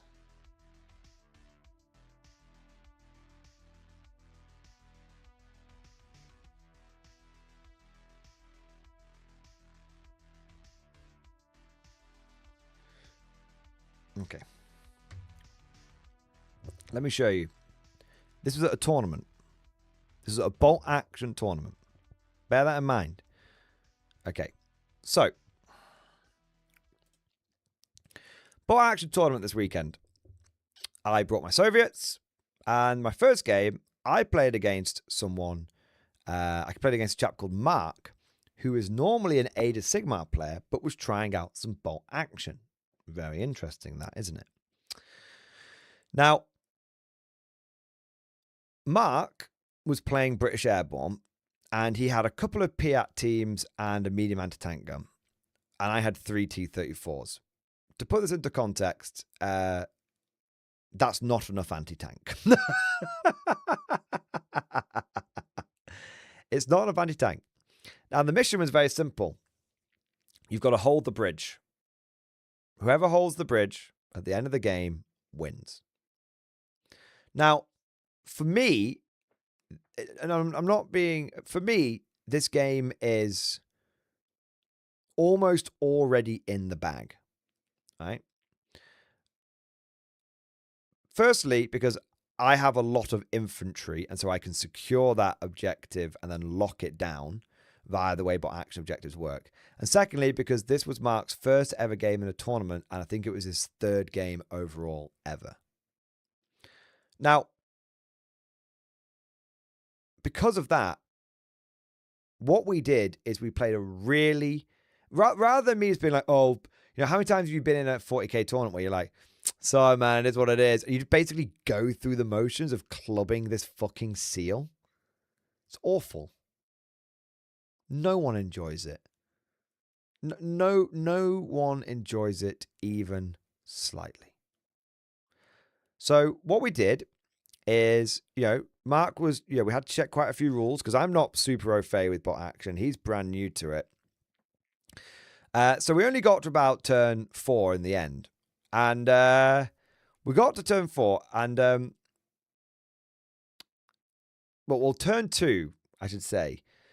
So if turn 2, so on turn 1, Mark calls down his artillery barrage or starts calling it in, and then it arrives beginning of turn 2.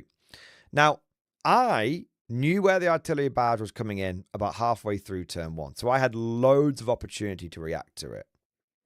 I could have moved away from it, but I didn't. I was like, I played this like a Soviet commander. My commissar was out in the open against an enemy sniper. And I said, Stavka has given us orders to take the bridge. That does not, those orders are not up for negotiation. So we shall go towards the bridge. And Mark was like, but my artillery barrage is going to wreck you. And I was like, casualties mean nothing. Blood and iron. And this is like a paraphrasing Stalin. If saving lives would result in the offensive taking longer, then I choose for the offensive to be conducted in the fastest possible way. Basically, Stalin had a very different philosophy on the Eastern Front to the Western Front, shall we say.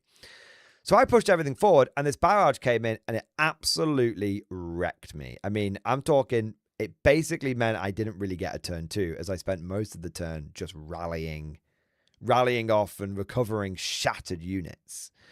But it was a really, really cool, intense barrage, and it was a really iconic moment in the game.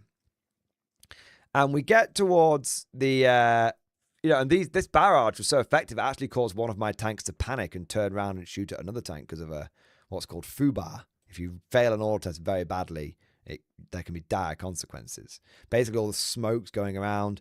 My tank doesn't know what the fuck's going on, and it ends up confusing an enemy tank. Confusing a friendly tank for an enemy tank within all the smoke.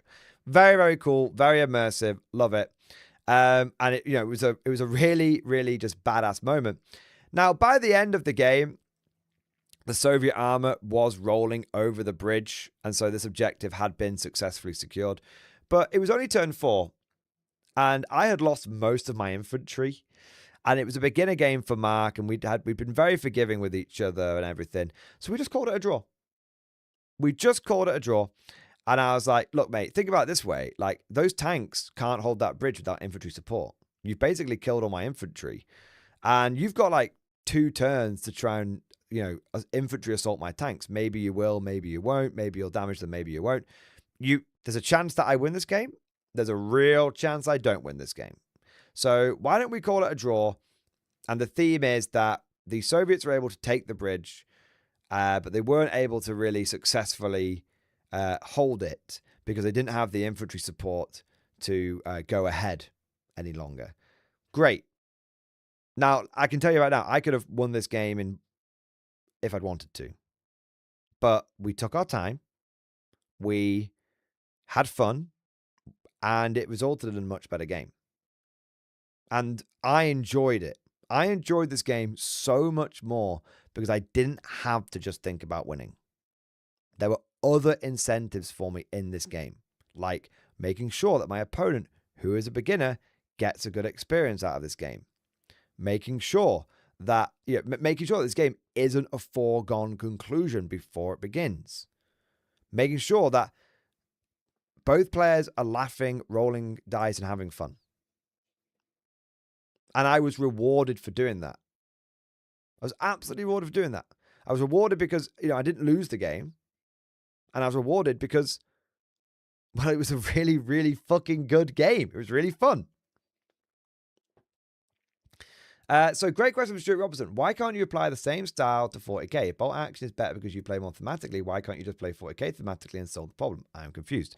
Because playing like this requires a gentleman's agreement.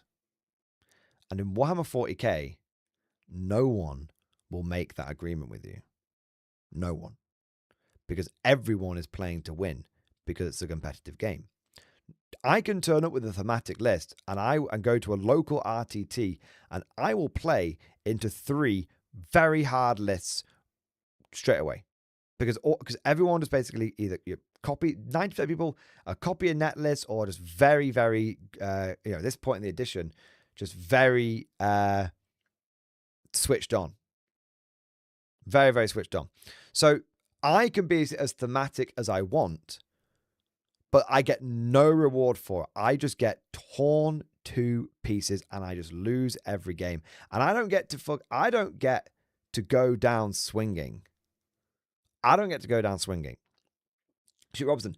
So the problem is not 40k, it's the players. There is absolutely an element of this being there's absolutely an element of there being some of this does fall at the community's fault, but you have to understand that the community used to lead the way. ITC, before Games Workshop, all that kind of stuff. Games Workshop has chosen to dictate how this game is now meant to be played. And so, as Simple Logic has said, GW is tacitly encouraging extra competitive play. So, part of it falls down at GW's feet, but part of it absolutely falls down at our feet. You cannot get someone to play a friendly game. And also, the problem is, is the game doesn't accommodate it either. Simon and I ran 2 narrative games, and in both games, we basically had to almost script it. We had to script it because 40k is so lethal. There's so much damage going on all the time that in one game, I tabled him, and the other game, he tabled me. In a narrative game, 1,500 points, both of us with unbelievably soft lists, like 1 Lehman Russ, not even a tank commander. That was in my army. See what I mean? The game just doesn't reward it. On a fundamental DNA basis, the game isn't built to reward it. The game is built to reward you for playing as efficiently as possible, based on the missions, based on the way the armies are built and designed. The game does not reward you for taking thematic armies. The game rewards you for taking for taking things the most efficiently as possible. And on top of that, everyone has got that mindset. Everyone wants to be a winner. So it just doesn't work. It just doesn't work. Now, so Vivek, 40k requires slots to be filled to even have a chance before you can think about your theme. Like, you need to think, I need 2 action monkeys. I need a utility. I need to think for mortals. Exactly. So then we get to the next game here. So this next game, I was playing against Dan. Really like Dan. Really got on with him. Huge amount of time for him. He actually plays in some of the big narrative apocalypse games that I've been doing. Now, we were playing a mission which is called Envelopment, where one side is defending and one side is attacking. And the role of the attackers is to run your units off the enemy's board edge. So Dan deploys here with his army. My army is off the board initially. It comes onto the board turn 1, and I've got to try and run across the board, break through, and run off the other side. Really cool mission. Really cool mission. However, at the beginning of this, it's got a funny mechanic, this mission. At the beginning of the mission, you get, on a 2+, you get what's called a preparatory bombardment if you're the attacker. Basically, some shelling comes down to soften the enemy up. Now, the idea of this bombardment is it's meant to cause a few pins here and there, and it gives the chance for the attacker to make some ground, because obviously attacking is very difficult, and bolt action reflects that attacking is very difficult. It's because it's a war game, not a board game. However, I got very lucky. And on the 2 units that were on this flank, one of which was Dan's number 1 anti-infantry unit, a quad autocannon Wirbelwind tank, I killed it. Before the game began, I killed it. And then there was a unit here, and I hit that, and then it panicked and broke off the board. Now, understand this is before I've moved anything on the board. I now have won this game if I choose to. Because Dan has got nothing over here, and I can and hills block line of sight, trees block line of sight, so I can take I can take the vast majority of my army, push it down this flank, and basically, unless he gets very lucky with his multiple launcher here. By the way, 1 multiple launcher is fine. It's when people start taking 3 or 4 where it starts causing issues. 1 is very much within the realms of the gentleman's agreement. I can push my entire army down this flank, hopping from line of sight blocking cover to line of sight blocking cover, run off the board, score maximum points. The game is over. I could put 3 T-34s down there and basically win the game. Because I get 3 points for each unit I get off the board. Dan gets like a point for each unit that he kills. So I run 3 units off the board there, hide the rest of my army for the rest of the game, forcing Dan to become the attacker. It's just fucked. Properly fucked. So did I send my entire army down that flank? Did I win the game before anything had begun? Did I fuck? I did the exact opposite. I played thematically. I went, let's go for one of those quintessential wide frontage, sweeping Soviet offensives. Sweeping, I say, sweeping. And so I went really wide. I put almost nothing that could move quickly on this flank. And I made a point of not going round this side of the hill with almost anything. I went round that side. And you know what? The game was so close. It came down to the very, very, very last dice roll. It came down to a real nail biter. And in the end, the game was a totally and utterly legitimate draw. I think I had 1 extra point, but in this mission, you have to win by at least 2 points. So I managed to get 3 units off the board, none on this flank because Dan's defense was really strong. And the units that I got off the board were like these 3 units here that ran like round the hill, basically. But ran through here. So Dan had a chance to like whittle them down as they were breaking through. And the theme was that these forces were keeping the enemy busy long enough for this infantry platoon to basically conduct the breakthrough. Cool. Thematic. My commissar unit with the flag went down the middle of the board the entire game, got to here before being gunned down at the last moment. And if I got the first dice of turn 7, we went 7 turns. First dice 7, I would have got off the board and won. And it's because Dan got the first dice that, and how close that, like, okay, we just need to get the first dice. Just need to get the first dice. Really close. And so, because there was more opportunity, because there was more opportunities in this game for fulfillment than simply the win, I ended up enjoying this game so much more. Could you imagine how boring and unsatisfying not only would have been to play, but for you guys to watch in the after-action report if I was, and then I massed all my units down the flank, and the game was over before it began. It'd be like, oh, well, bot action's shit then, isn't it? Do you know what I mean? But because there's more, because there's actually incentives for playing the game thematically, the game ended up being really fun. Now you might be thinking, but Mordian, are you just saying this because you didn't lose your first 2 games? Not at all. Get to the last game here. Also, look at these fucking missions, boys.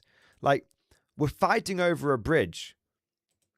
We're conducting a breakthrough along a road. There's no cards here.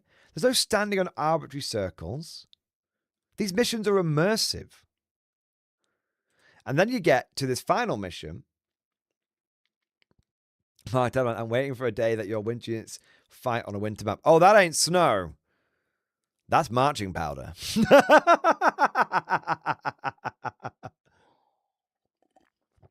Then you get to the final mission where I have to do half of my army has to do an all-round defense, and the other half of my army has to come on and try and help save me.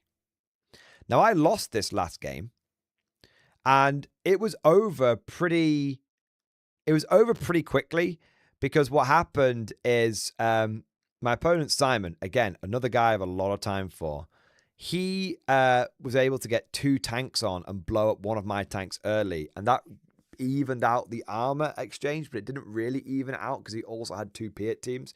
So basically, by killing that tank, it massively put me on the back foot. And then over the course of the game, Simon basically just, he killed all my armor, and I had a bunch of conscripts just in the face of like 2 Cromwells. But here's the thing. This game was really, really fun. Why was the game really fun? Because my conscripts were in this all-round defense with my flag in the center. And the flag actually gives you bonuses. It gives me +1 to morale, and my commissar can execute people to make them reroll order checks. So between those 2 things, my conscripts, who had absolutely no right holding out against this British armored force held until the very last moment. And it wasn't until the last dice of not the last dice, the last turn that everything fell apart. I actually managed to go neck and neck 5 turns in a row, and it was only turn 6 where it fell apart. And the reason why I was able to do that is because Simon, who's also a gentleman player, an officer and a gentleman, said, "Don't worry, mate, I won't shoot your flag." I won't shoot your flag. He said, "I want to capture." So I gave it out with that. In the first 2 games, I gave it out. In the third game, my opponent gave it to me. And he went, "I want to capture your flag. I don't want to kill it. I want to capture your flag." And so he refused, as long as I didn't shoot him, he refused to shoot me because he was going to capture my flag in melee. And that made the game so much more fun because my conscripts were able to hold out so much longer. And it wasn't until a desperate last forlorn charge from a forlorn defense from my commissar that the flag fell. And actually, Simon never captured it. He tried again and again. He took way more casualties than he needed to, but he tried again and again. And it came down to our units fighting simultaneously, wiping each other out. And he had no other infantry that were nearby to capture the flag. And so the flag remained, the flag fell, but it remained out of enemy hands until the last moment. And then what was funny is I had like one officer who survived the battle. And we said that basically after the Brits had, he hid and the Brits had like swept through. He then went to where the flag had fallen, picked it up and, tucked it into his big coat. Because he has the big greatcoat, and managed to recover the flag. And so it was a loss in terms of all of the men died, but the Soviets didn't lose the victory flag. And so morally, we got the moral victory because Simon said we got the narrative victory, as it were, but Simon got the actual victory. Both players came away with something, and both players had fun because there's incentives within the game to do so. And so this is why I lost this game. And I think it's one of my favorite games of all time. Who doesn't love doing a forlorn last stand against all the odds? It's like what we all dream of as 40k Imperial Guard players, to hold the line. Hold the line in the name of the Emperor. You will not falter. If I try that in 40k, I don't hold shit, man. I just die. Yeah. CJ, you lost the king's colours. Couldn't be further than the truth. We're communists. We killed our king. Azar. You mean that people exploiting sneaky Raven Guard attached by maxing out Centurions is not law accurate? Exactly. Think about this. A law accurate Raven Guard army is going to be infiltrators and eliminators and incursors, right? Right? Now, if someone took that army, someone took an army like that, they would get fucked. They would get absolutely mega giga fucked. Oh, you brought a Raven Guard like scout recon detachment? Oh, good. Well done for going 0-5 at a tournament, 0-3. Oh, but instead, if you turn it with 18 Centurions, which aren't the stealthiest of boys, suddenly the Raven Guard become really good. What the actual fuck are we doing here? You're not incentivized. As the Raven Guard player, there is zero incentive for you to take your sneaky army because you will not be rewarded on the tabletop and your opponent will not give you the leniency that you require because they do not have any incentive for doing so either. Because in 40k, and this is actually a really important point, because in 40k, because of the way the game works, if you just pull your punches, all it feels like is It sounds awful, and I really don't mean it like this, but it's kind of like you're playing with your food. You're just delaying the inevitable. It's not going to change the outcome of the game. It's not going to change the outcome. This is something that Simon and I learned when we were playing our narrative games. We had to really, really, really, really pull our punches, and we weren't pulling our. We were pulling our punches so much that the games were some. These games were a little hollow. Yeah. CJ, I played against a Salamanders player who had 0 flamers and 0 melts in the list. I was supremely disappointed. Exactly. Simple logic. Just how Black Temple players are not incentivized to use Black Temple attachments. Exactly.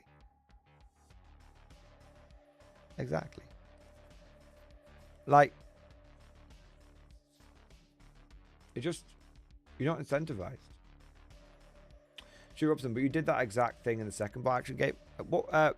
Please expand. Because I turned this game from an auto win to I nearly fucking lost it. Like, I was very, very close to losing this game. Like, turn 5, I thought I've lost it.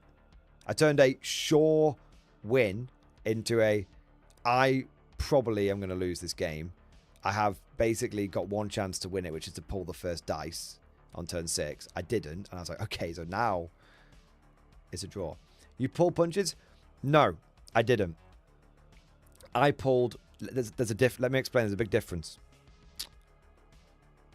I played tactically in this game completely soundly. I didn't go, oh, I'm going to like shoot one gun over here and one gun over here because I don't want to like accidentally wipe out one of your units, which is what we had to do in the narrative 40k game. I deployed thematically and then played properly, if that makes sense. Like, I saw the multiple launcher is the #1 remaining threat. So my turn 1, I took it out. Yeah. So exactly, as Simple Logic put it, it's pity versus narrative. That's it. I played narratively, but I showed no mercy. I didn't take pity on my opponent. I played narratively, and I deployed narratively and played properly. I guess I've been avoiding the open flank to not end the game. That's true, but I would not really describe that as pulling punches. Pulling punches, again, let me say, to define it so that it makes sense. Pulling punches, I mean, like you have an opportunity to kill an enemy unit and you purposefully don't. Right? That's pulling a punch. You're in the game. You're in the fight. The fight's happening, but you choose to not attack your opponent. Right? That's pulling a punch. I didn't pull a punch. I deployed thematically and then played properly within the game. That was it. Yeah. I made sound tactical decisions. Yeah. So yeah, Stuart, there you go. No, and Stuart, by the way, thank you for asking. Great question. Appreciate it. And I think it's an important one because because I'm sure there would have been other people that were thinking the same thing. So to wrap all of this up, the big problem with Warhammer 40k and is that there's no, we've said this before, there's no incentive to play fun. You get there's not that.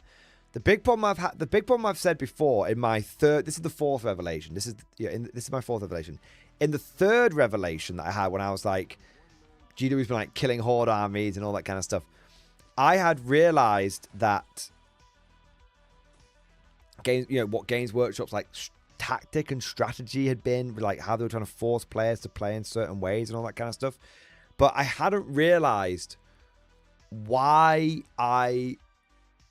this was more of a revelation around the nature of the 40k ecosystem itself, and why games of 40k feel so all or nothing, and why games of 40k can feel very unsatisfying. And then this revelation was like, well, sorry, start again. Previously, I'd had revelations around the way GW had been treating the game. This was a revelation around gameplay and why a game like Conflict 47 has basically been like a lightning bolt to the tip of my penis, and it's just jolted me back up, because seeing the two games side by side is just mental. Yeah. So there you go. That's my great revelation. 40k, the only incentive you have to win in that game is to win.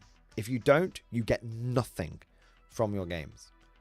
Other game systems reward you for good sportsmanship, good gentlemanly conduct, and not only that, but even when both sides play really, really hard and try and win, you absolutely get something from the game. You absolutely get enjoyment. A good example. So some people will look, actually, before we sign off, I mentioned this before but I didn't really finish it off. We've talked about the gentlemanly conduct in bot action and how that rewards you. Me and my brother, when we've played 2 games of Conflict 47, have played our traditional brotherly competitiveness against each other. We've played hard against each other, all right? But both times we came away just really, really happy. Whoever won, whoever lost, came away really happy. So it's not a, oh well, you have to play gentlemanly for a game to be fun. Whilst there's an element of that in some games, in Conflict 47, you can play hard. Both sides can play hard and still get something from it. So you've got competitive reward and you've got fun reward. And that's, I think, very, very important. And that's very, very important. Yeah. So there you go. All right. But of course, all of that's just like my opinion, man. Let me know what you guys think down in the comment section below. Down in the chat right now. What do you guys think? Am I onto something here, or do you think that... Nah. What do you think, man? All right.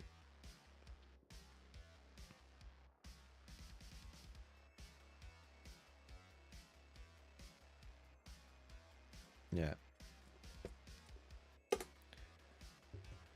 Oh man, I need a snack. I am flagging. Oh my god. I didn't really eat much dinner. I was feeling a bit... So, I'm absolutely exhausted. I've got some super chats here, by the way. Lucian, Mike, and Fun Jacob. Give me a minute. I'm going to eat this and catch up. So,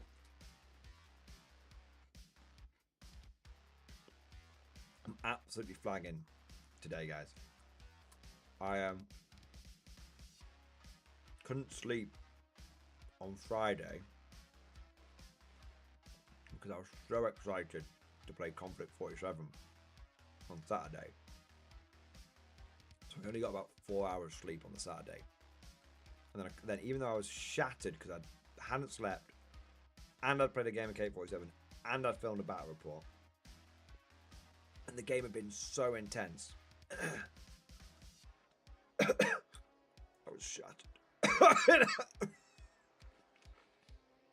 I was shattered. But I had a tournament the next day and I was really excited for it because I was playing with the new Soviet book. I think I got 2 hours sleep. So 6 hours sleep between 2 days. And then last night,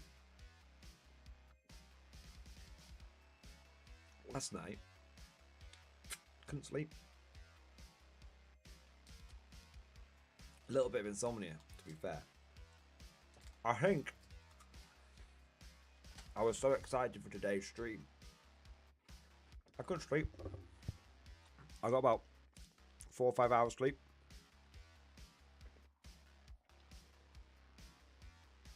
But I did manage to get a nap earlier today for like 2 hours. But out of the 24 hours sleep I should have had, I got 4, 2,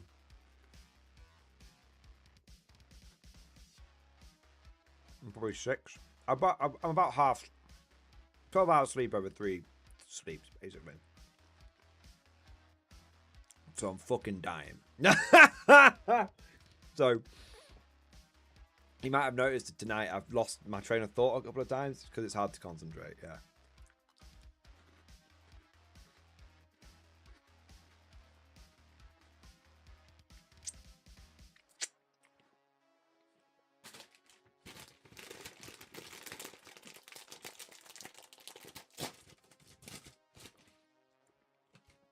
Michael Tipton and Civil Logic and Stop with Camel.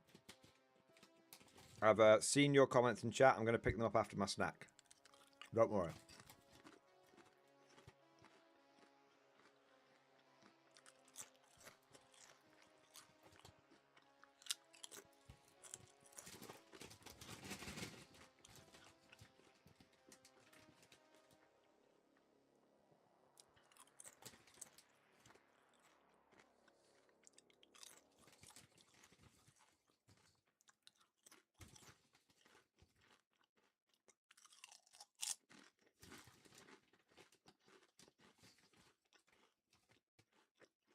Munch. No worries, Michael. Appreciate it.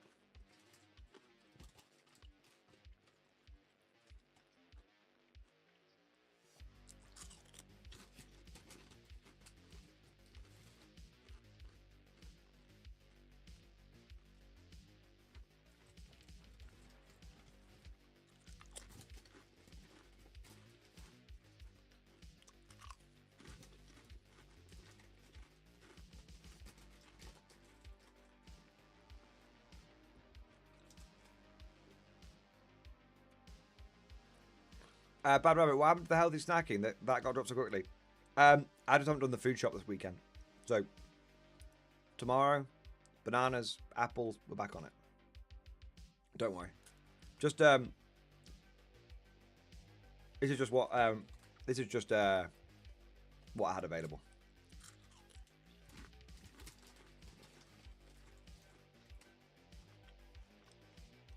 I just really so did the Giga Chads. It's funny, the Giga Chads haven't been. I've done like 2 or 3. I'm doing like 1 a week basically. They're still on. They're still on.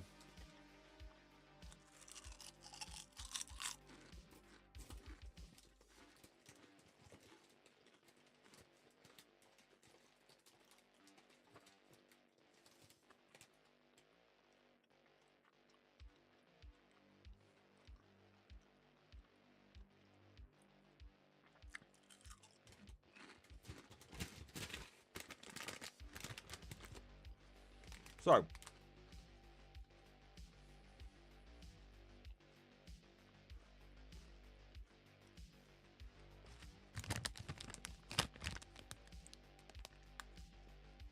there is one addendum I want to make, which is, it's not that 40k games aren't fun.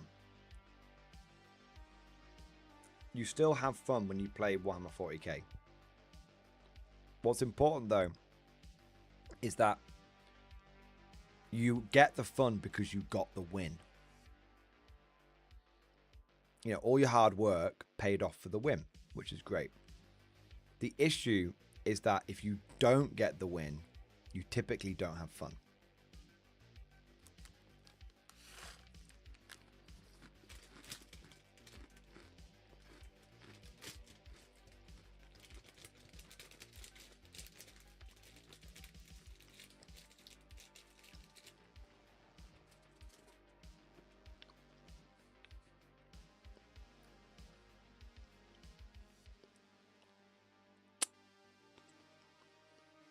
I think a huge...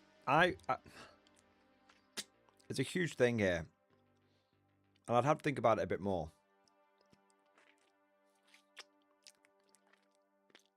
But honestly,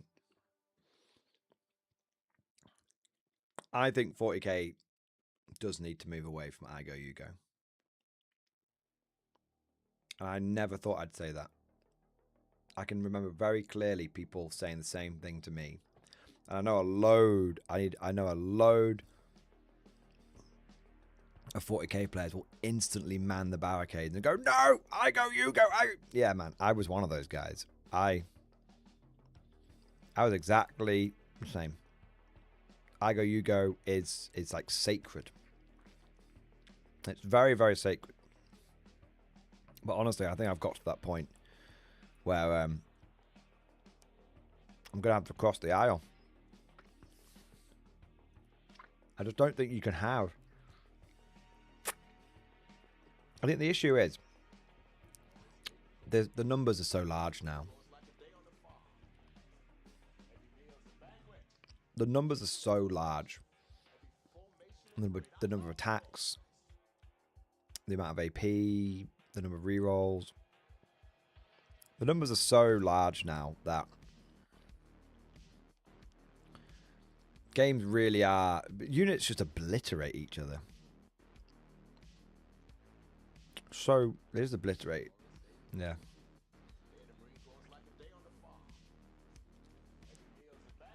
It's very difficult. I don't think it used to be quite as bad. I think the big thing is because morale is so low impact, you have to do so many attacks because, you know, if that one guardsman or those two guardsmen survive, they'll just move on to objective and take it, you know, duty and honor or something.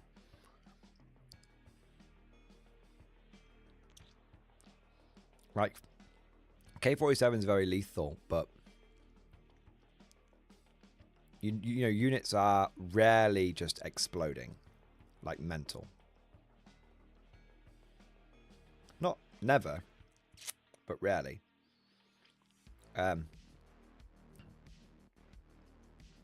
Because there's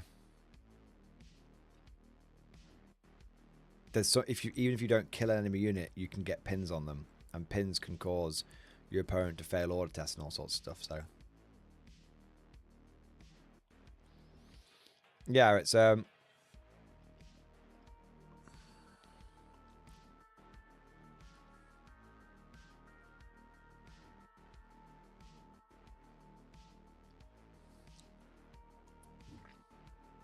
yeah, it's one of those where I think we are at the point where we have to we can't have I Go, You Go. I mean, it's still going to, but okay, no, I Go, You Go can be fixed. Just do it by old world. You charge in the movement phase. The issue is that everything in 40k moves and shoots and charges. So basically things get like 2 movement phases and gets 2 opportunities to do damage. And if you get some sort of charge, you know, mortal wounds on the charge kind of ability. So I think you I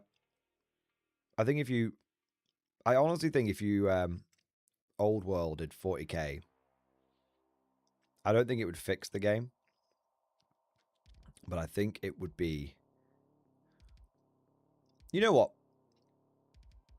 40k's just been figured out, man. It's been figured out, and it's just too easy and too quick to figure things out.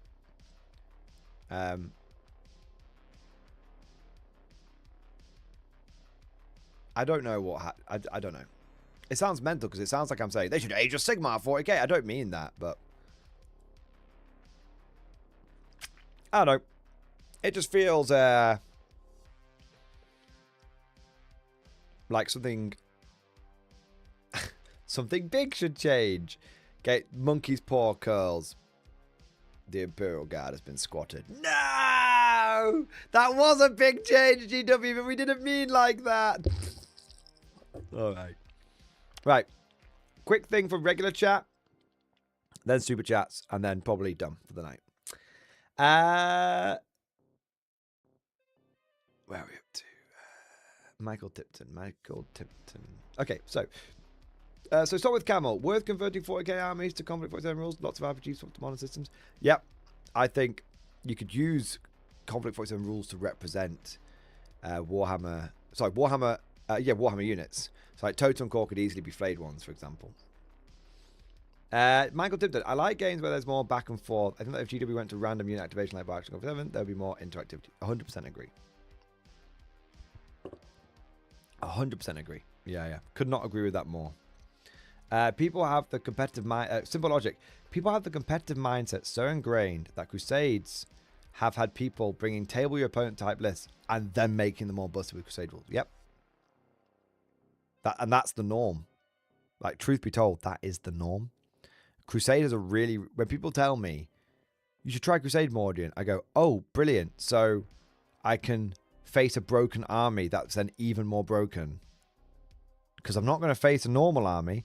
I mean, remember when Trooper number 2102 joined a narrative slow growth crusade, and he, the first mission was, oh, it's meant to be like you're reconning, you get like 500 points, you're meant to reconnoiter the area. And so he turned up with like a really, he was like, I'm not going to bring anything that couldn't be like airdropped in or like, couldn't sneak through the forest or whatever it was. And his opponent turned up with 500 points, pure Tau Crisis suits. Game was over before it began. That's the problem. Yeah.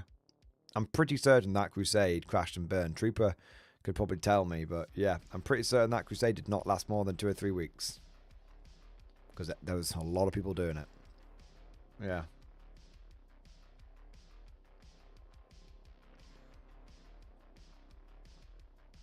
A game of Stugas may sound bad, but I'm not liking the way they introduce Primaris. I feel like I'm being forced to buy them. I always feel like 40k has gone too competitive based and just moved a lot of the fluff. That's not sound bad. That's not sound bad. I think that's a fairly common sentiment, which is not good. It means a lot of people agree with you, and that's not. And whilst that's good because yay, people agree with me, it's bad because it means there's definitely a problem there.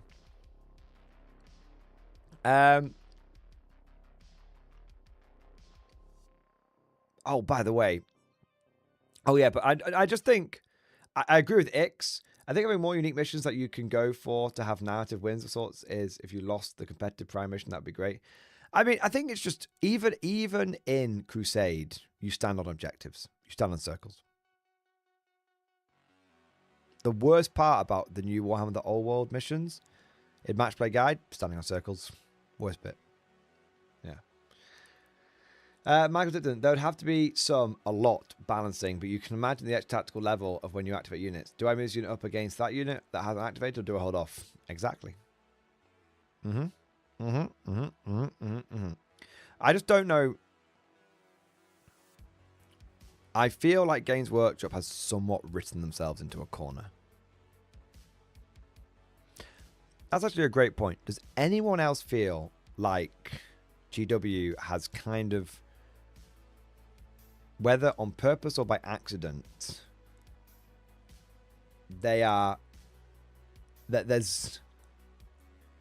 it feels almost like there's too much that needs to be changed. If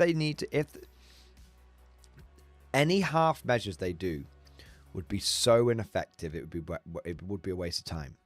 So Games Workshop is basically Games Workshop has a very simple decision to make. Do they continue going in the direction that they have been going in? Or do they take a big risk and do something completely different? And the reality is that there's no decision there. They'll go for option one. A, because they're making shitloads of money based on what they're doing. So where's the incentive for them to change? They don't need to change. They don't need to change. They're making loads of money. In 7th edition, remember 7th edition, they did the first ever mega hard reset to 8th edition at the end.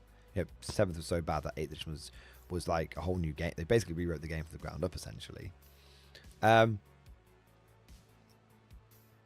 they did that because they had to, because they were losing money. But they're not losing money now. They're not losing money. They're making money. So from a financial point of view, they've no incentive. And from an experience point of view, they've no incentive. Because the last time they did something mega like this, it was fucking... In their mind, they're like, well, we can't... You know, Age of Sigmar hasn't gone the way we wanted it to. Although, I think that's actually not fair. Because the last two big... the last two big risks that Games Workshop has...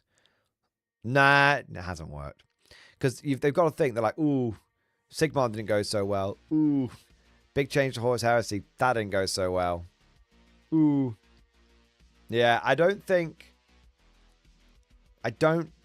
mean, if they were smart, they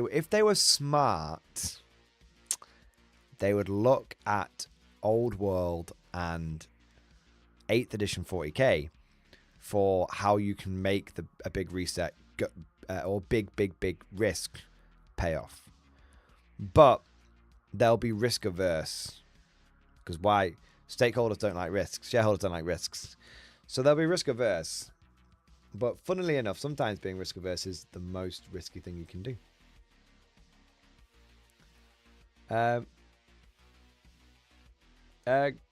Granticus, is Conflict 47 worth getting into? The one thing turning me off trying it with proxies first is the $30 price of digital rules for, even if I like the game. I think it's an amazing game. I think it's, honestly, and this is not me being biased, this is me being honest. I think right now, it is one of the best war games out there. But you have to know it's for you. It's very different to what you'll be used to. So my advice would be, if I may shamelessly plug, I have 3 battle reports on the channel, and I have 2 beginner guides. I've got a how to play Conflict 47 and a beginner's guide to Conflict 47. And I've got another battle report coming out this Saturday. So, if you go back through the last... It's not much to scroll through. If you go on my videos and scroll back a bit, you'll find enough information to know if this game's for you or not. From gameplay to rules. And you don't have to watch everything, but you can, skip through bits. That would be my advice. Yeah.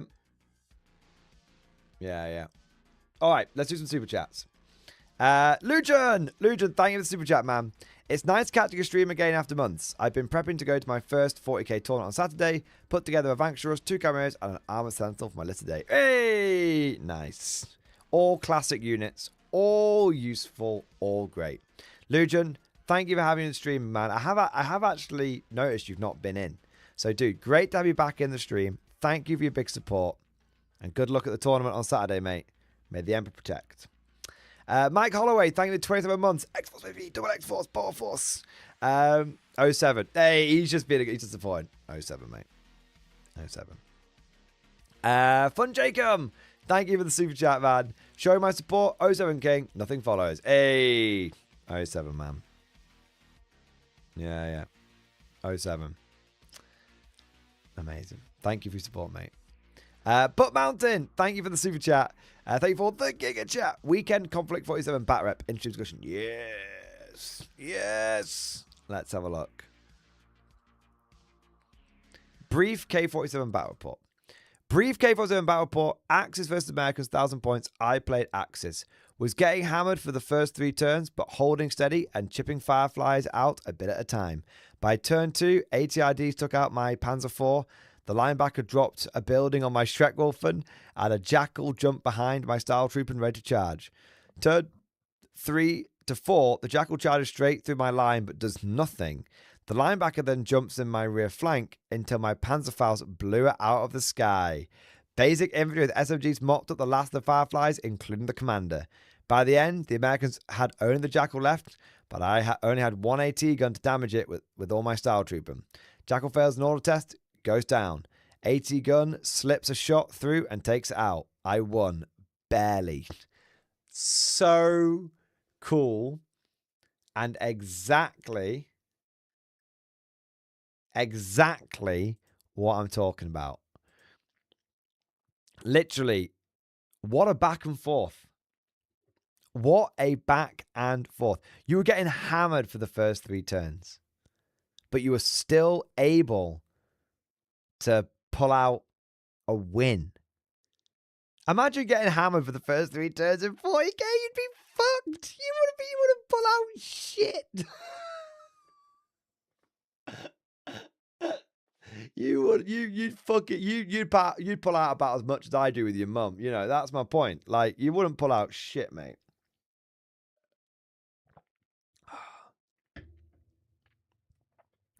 Yeah. But you held, this is the thing. You held steady. You held firm. You waited for those opportunities to arise. You know, I'm going to go down here, you know, rally there, you know, take what shots I can. Chip that damage. Chip that damage. Chip that damage. Little shot here. Bit of damage there. Little shot here. Little bit of damage there. You just, you know, you work the angles. You were patient. Yeah, there's so many bolt action and Conflict 47 games that I've played, especially K47, where it's looked like the game was going to go one way, and then it swung back the other way, and then it swung, and then it came down to a last minute nail biter. Yeah. It really, really does reward you for playing well, and it really does reward you for playing well and keeping calm and spotting opportunities. Awesome, man. And you guys look great, by the way. Holy shit, man. You guys look really, really good. Really cool. I've noticed with the Americans that man, I have to tell you about this American game that I played. I have to tell you about this, dude. I have to tell you the American game. So I won't give too much away at the weekend, but I played my brother, and I really did my homework, and I really had a good strategy and game plan nailed down for my Americans. Oh my God, Americans are so good. Anyone who is saying that Americans are weak right now, Fireflies, great. Paragons, great. American mechs are great. Tesla's good. Like, the reason why Fireflies are so good is because they can move 18 inches over open ground. As long as they land on open ground. Or they can move 12 inches on an assault and land in rough ground. It's fucking crazy, man.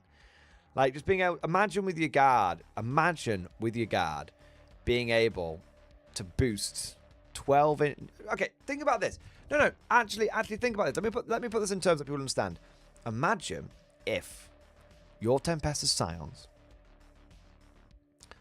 could move 12 inches or could auto-advance and could auto-advance 6 inches. So they could move 12 normally, or they could move 18 on auto-advance. Just imagine that on Tempestus Scions. On Tempestus Equivalents. Straight away, you take a unit that's... And it's like, oh my... What? And because Fireflies are the same as Aquilans. Fireflies are the same as Aquilans. They don't have a huge amount of anti-tank. But all of their guns come with a base level of pen. And you know, both units can hit on 2s, essentially, when they get, you know, because of Aquilans can get +1 to hit from orders, and Fireflies can get +2 to hit point blank with their assault guns. So yeah. So yeah. Yeah, so I fucking love Fireflies, man. Like, they just jump forward, and then they move 2D. Imagine this on your Aquilans, right? You move 12 and shoot, or you move 18 and don't shoot. And after you've shot, you can move 2d6. But you can't charge. You can't charge in any of that. There's no charging in any of it. Just because otherwise, within 40k terms, it'd be like move 12, charge. You know what I mean? So yeah. Imagine that. Run in, shoot, jump back.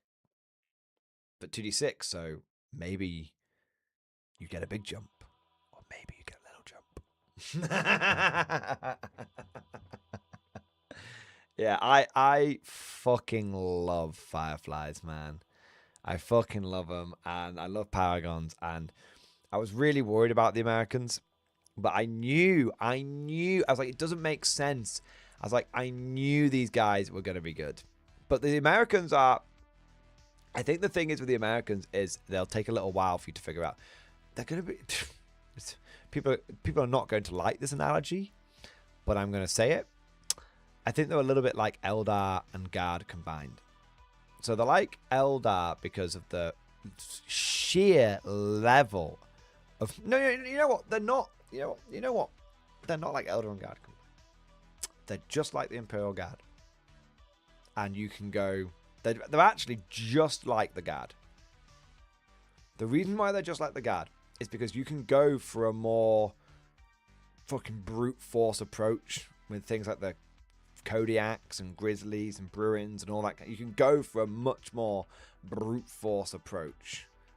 You know, the heavy infantry, all that shit. Or you can go like Tempestus Scions. Tempestus Scions! Heed the call! Because you can go you're fragile, but you pack a punch. If you lean into the Fireflies of the Americans, you will feel like you are playing how you imagined your Scions should play. It's that simple. No questions about it. No questions. That just, you'll feel like you'll be like, why? You'll look over at your Scions and Aquilans and be like, why can't you do that? Yeah. Can I run Grenadiers in K47? Yes, in multiple senses of the word. It depends on what sense of the word you mean, Gaming Stuka. I mean, there's literally a unit for the British called Grenadiers. So, yes. But I'm not sure what kind of... what you kind of... Give me a bit more. Yeah. At Mordy, I warned you. Oh, it's just a harmless bunny, isn't he? I always tell them it's always the same. Tim the Enchanter at the... base of Karl Banog's lair. Yeah. I think triple Firefly, double Paragon is where it's at. And Guts. Oh my fucking god. I love Guts.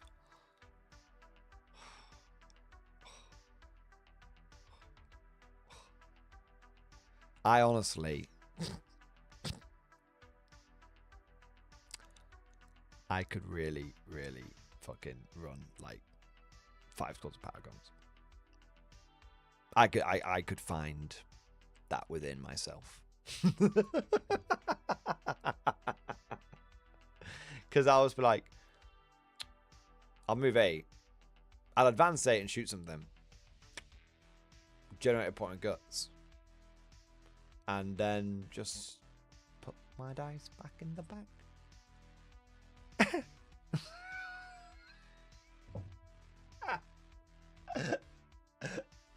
And then I'll just go, oh, cha, me again. Guess I'll go for an assault then. Rude not to.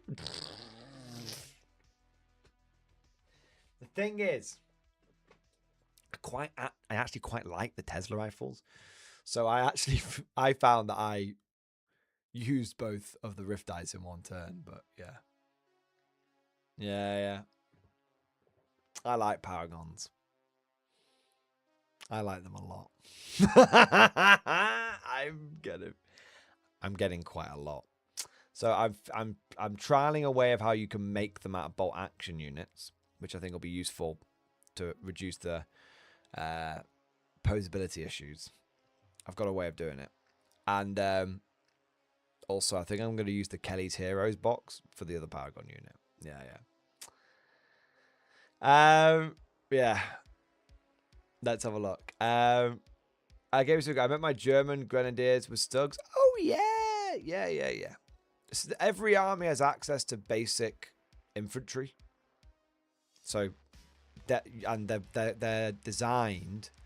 Each army. I'll show you. I'll show you this. Do Zadron's super chat, and then go to bed. Right.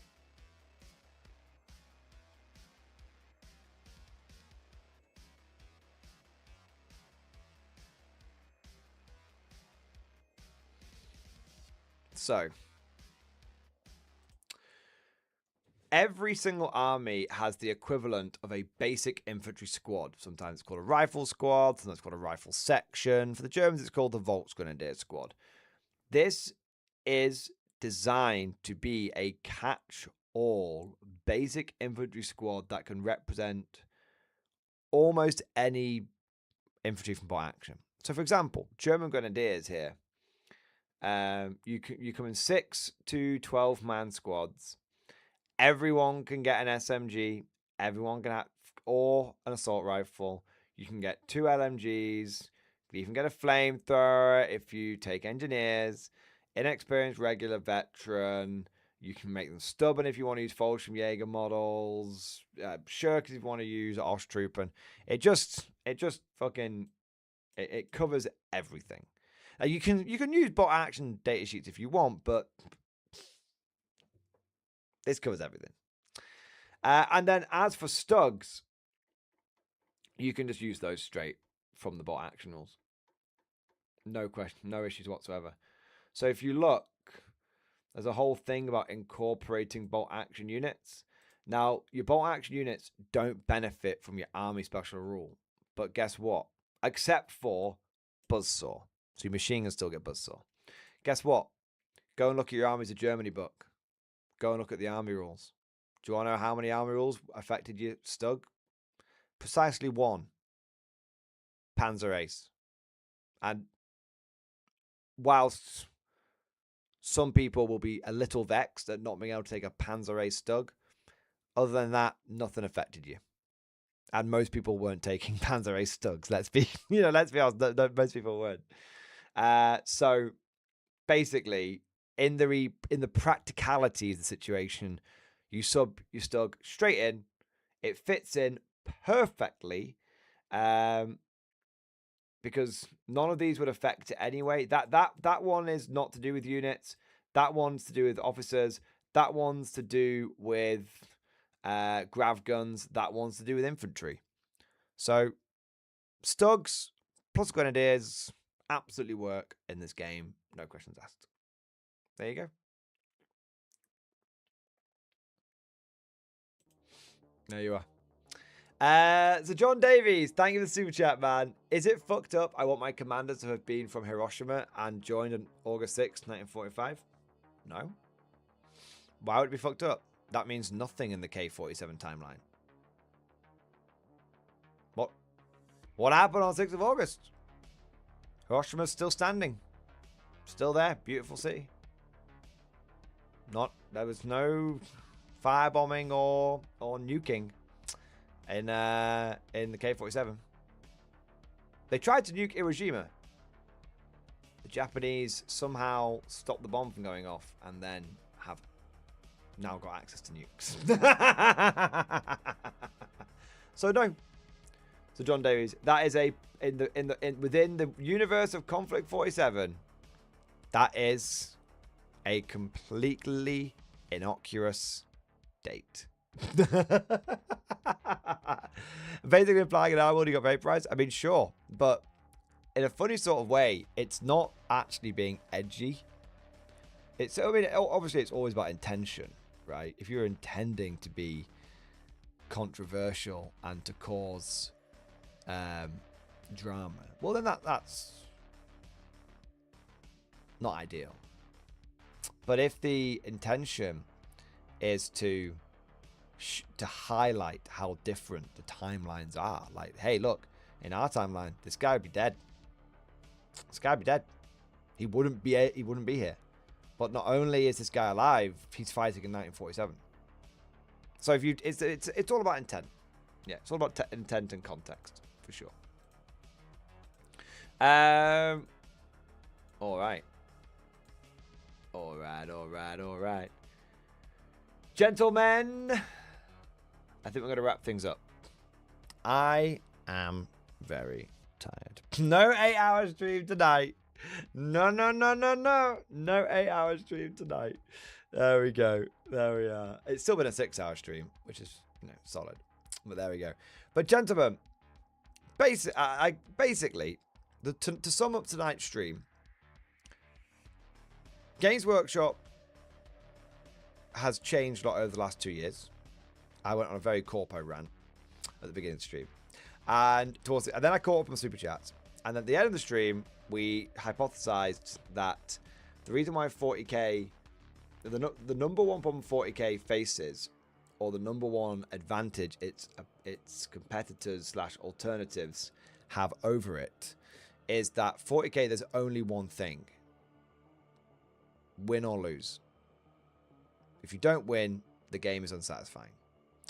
But in other games, you can come away from a loss, but because it wasn't so one-sided, and because there's incentives for playing more gentlemanly, then the games can feel so much more satisfying. Yeah. So there you go. There you are. All righty ho. I'm going to wrap up now, guys. I want to say a huge thank you to all of you crazy, beautiful bastards who went above and beyond the Call of Duty tonight with all the super chats, and the member flexes, and the gifted beverages, and all of that good stuff. And I also want to say a big thank you to everyone for your patience, because I know I was a little bit behind on super chats. I want to say a big thank you to everyone who joined tonight, who liked, subscribed, and just chatted away. Really was looking forward to doing the stream tonight, and I'm happy that we had a good chat. We had a good chit, and dare I say chat. And yeah, it's been really fun. Like I said, I'm very tired, but understand that inside I am burning with hype and excitement. And actually, that's the one thing I want to sign off on. Seeing what you guys have been up to this weekend has been amazing. And seeing how much Conflict 47 has been embraced by this community.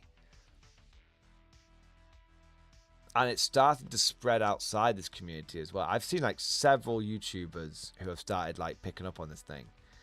I think we're in for a very interesting... I think we're for a very, very interesting 8 months. Who knows what will happen? Will Conflict 47 take the scene by storm? Will Warhammer 40k 11th edition be more of the same? 10.5 if you will. Will that potentially be its saving grace? Or potentially it's doom? Dun, dun, dun.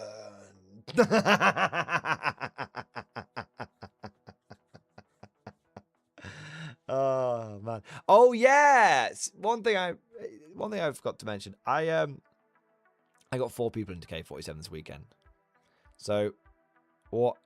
I've never had a game which I've found so unbelievably easy to recruit people for. Not even bolt action, not even old world, truthfully. So the TO of the event that I went to is a chap called Dan. Great guy, really get on with him. And he's very interested in Conflict 47. And so I said, hey, he asked me, he said, do you want to bring some, I know you're really into Conflict 7, do you want to bring some K47 down and show us how it works? And I was like, yeah, I'll do it. And then he said, if you want to, we could do like I'll let people know, and if we can turn it into a demo game. And I was like, yeah. yeah. So what ended up happening is I brought the Conflict 47 down. People saw the models and the units, and they were like, and bear in mind, one of these people was an Age of Sigmar. There's an Age of Sigmar event going on at the same time, and so was it 4 or 5 people I got into the game? 5. Shit. 5. So, but one of them just watched. So I had, because they weren't that bothered about playing, but they watched. And after, so I brought enough Conflict 47 to be able to make 2 armies, 2 Soviet armies, 2 Axis armies. And after 1 turn, they were hooked. On both boards, the Axis players had a rail cannon. And it had a rail panther. One was mine, one was Dan's. And Dan was, I would say, conflict curious. He was conflict curious already. He'd already bought some stuff, but he was like, before I go he basically had like 9 Style Trooping, and he already owned the Panther, so he got like a rail turret for it. He converted a rail turret for it. It's like a Rubicon Panther. Anyway, Dan fired his rail panther shot at me. It went through my Cossack and killed a power armor guy behind. He was like, I'm in. And I was like, bro, it's so good. And he went, dude, you read about it and you think it's great, and then you shoot it and it delivers. And you're like, dude, it so delivers. It so delivers. But on the other side of the board, there was Dan 2. 2 Dans, to be confusing. There was Dan 2 versus Sai. Dan from my game 2, and Sai from my game 3 from the Bot Action event. And other Dan rolled his pan. You know, everyone they were adding units on. I was like, just play like a normal Bot Action game, and then when you get to something that seems rifty, let me know. And Dan was like, okay, I'm going. You know, other Dan was like, right, I brought my Rail Panther on. I want to shoot it. How do I shoot it? And I said, okay, so did it move this turn? And he was like, no. I said, okay. And so what you do is you put a fire order next to it, take your rift dice, put it from the dot to the blank face, so it's exhausted. You went, okay. And you rolled to hit. He went, what do I need to hit? A 3. And I went, no, a 2. He was like, a 2? I was like, yeah, because it's an anti-tank gun, and it gets an additional +1 for rifting it. He was like, and Simon looked at him like, a 2. And I was like, a 2. He went, okay. So he rolled, and he got like, he rolled a 2 to hit. And I was like, see, if that had been a normal tank gun, you would have missed. But you hit because you rifted. He was like, oh. He went, okay, yeah. He went, that's mental. And he went, what do I roll to wound? I said, well, you're pen 9. What are you shooting at? He was like, T-34 ZP. And I was like, so what would you wound about? Actually, he was like, I'd penetrate on a 2-up. I went, yeah, you would. So he rolled a 2 or like a 3 or something. He was like, okay, so one pen. And I was like, this weapon always does massive damage no matter what. And then Simon was like, well, I'll get a cover save. And I was like, what do you mean? I'm 50% scored. I was like, it specifically ignores cover. I said to him, what do you think that wooden fence is going to do to a rail cannon shot? And Simon was like, you can ignore cover in this game. I was like, yeah. He was like, how do I do that? And I was like, you see those Daughters of the Motherland? He was like, yeah. I went, they move 16 inches. And then the next turn you can shoot them. And I said, they've got sonic guns. And you get within 6 inches, they'll do some work. So obviously the T-34 ZP died badly. And the next turn, not next turn, and then Dan got confident, so he moved Style Trooping too far forward. And then Sai got the next activation, ran his Daughter of the Motherland forward, and was like, okay, how do I fucking do this weapon? I went, okay, so you got 2 of these guns. So you roll to try and hit, and you're hitting on a 2 because it's assault, and you're in point blank. And he went, okay, so he rolled And he got like 5 hits overall from the 2 templates. And I was like, all right, now both are pen 3 because you generated a 3-inch template. So 4's to kill. And Dan was like, don't I get covered? I went, no. He was like, wait, so he can ignore my cover too? I went, not everything can, but these 2 specific things can. You get to ignore cover kind of with like your anti-tank guns. He gets to ignore cover with his anti-infantry. And so Sai just blew away these 5 style troops. He was like, that's crazy. I didn't have to like roll to hit on a 6 to generate the template. And then they were just away. They went through 4 or 5 turns. And they were just away. Just bang, bang, bang. What does the Ursus do? What does this do? Oh, yeah, they bang, bang, bang, bang, bang. In like an hour and a half, having never played Comp 47 before, they played basically a full game at 1,000 points. Yeah. And so did me and Dan. Yeah. It was so, honestly. And they were hooked. Absolutely hooked. And Sai was like, I'm not really sure about the Soviets. He said, I like maneuverability armies. I said, go for the Americans. And actually what was cool is one of the what was actually so Sai has gone for the Americans. He's picked them. He's dedicated. He's gone for the Americans. Other Dan has gone for the Axis. My Dan has gone for the Axis. And then there was 2 players that will watch him. One of them's gone Axis and Americans. He wants both. And one of them's gone one of them, the AOS player that was watching was like, can you send me, I won't count him. I won't count the 5th man. Because he was just like, it looks kind of cool. Can you tell me where I can find out more about it? And then I told him about the website and that was it.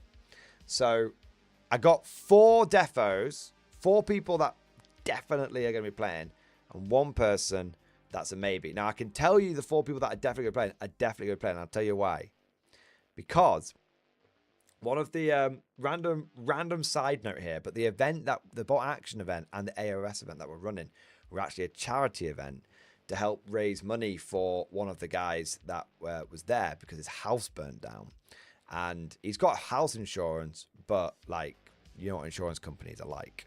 So basically all the profit from the tournament is going to it's fortunately his kids and his wife are okay. Fortunately his dogs are in the house, which is really tough. But he lost everything. They've been in an Airbnb basically. So all the profit from the tournament basically went to him. But Warlord Games, listen to this. Warlord Games heard he was playing in the bot action event, and he had a massive bot action collection, and he lost it all. So Warlord Games actually sent a rep down to this event with 4 massive boxes of Conflict 47. They had Crossing the Rhine.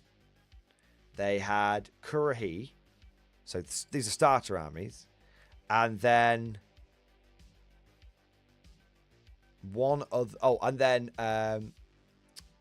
Desert Africa Corps. And then the Conflict 47 starter set. So 4 massive boxes. And they went, this is to help you get back on your feet with bot action. And if you're interested, Conflict 47 as well. And he was just like... He said, well, I was interested in Conflict. Now I'm confirmed. So they just gave him like... That's like 400 quid worth of stuff. Warlord Games just gave this guy 400 quid of stuff. Because he was a massive bot action guy, you know, and they heard about what was happening, and they just they contacted the TO secretly, Dan, and between the 2 of them they organized it. So he was there watching Dan and I's game, and he's confirmed. But also the reason I mentioned this is the Warlord Games rep gave me some spare sprues. I didn't realize you were going to be here. I've got some spare sprues of Conflict 47, and I've heard you're doing a demo game. You can just have them, and then if anyone wants them afterwards who watch the demo game, you can give them out. And so I gave them out to Dan 1, Dan 2, and Simon. And so Simon's got 2 sprues of Fireflies now. Other Dan has got, not the one I played, other Dan has got a sprue of Fireflies, a sprue of Style Troop. No, it's got 2 sprues of Fireflies as well. And then the Dan that I played got a sprue of Fireflies and a sprue of Axis, and a sprue of the new Russians as well, because they just had that one spare. It was like I said, it was a bunch of spare sprues. And the TO Dan that I played, who I was doing the demo game, one of the demo games with, he has Axis and he has Americans in by action, so he was like, perfect. And now he's got some Russians. I don't know if he'll do anything with the Russians, but as the TO and for organising everything, I gave him we had one extra spare sprue, so that's why he got the random Russian sprue. I was like, you've done a great job today, mate. So there you go. And so yeah, they're all locked in. They've been WhatsApping they've been WhatsApping. They're all locked in. So yeah, good guy warlord, and also confirmed. 4 people walked away from the demo game with models. Dan 1, Dan 2, and Sai, and I know his name. I'm just tiredness. The guy whose house burned down, he walked away with the start set, didn't he? So yeah. 4 guys locked in. It rises. The fire rises. And on that positive note, let's wrap things up. Guys, thank you for joining. Thank you for watching. Thank you for supporting. Thank you for being an absolute bunch of Giga Chads. Thank you for embracing the Conflict 47 vibes. I hope you enjoyed today's stream. And of course, as always. Whoa! Nearly snuck out. 1 minute. Super chat sneaking here. Raven, my boy! Raven. Greetings. Thank you for the super chat, man. We're literally about to wrap up, but I'll answer your super chat, man. Greetings from the greater good. So far, I've managed to pick up some Commander and Cold Star Broadside.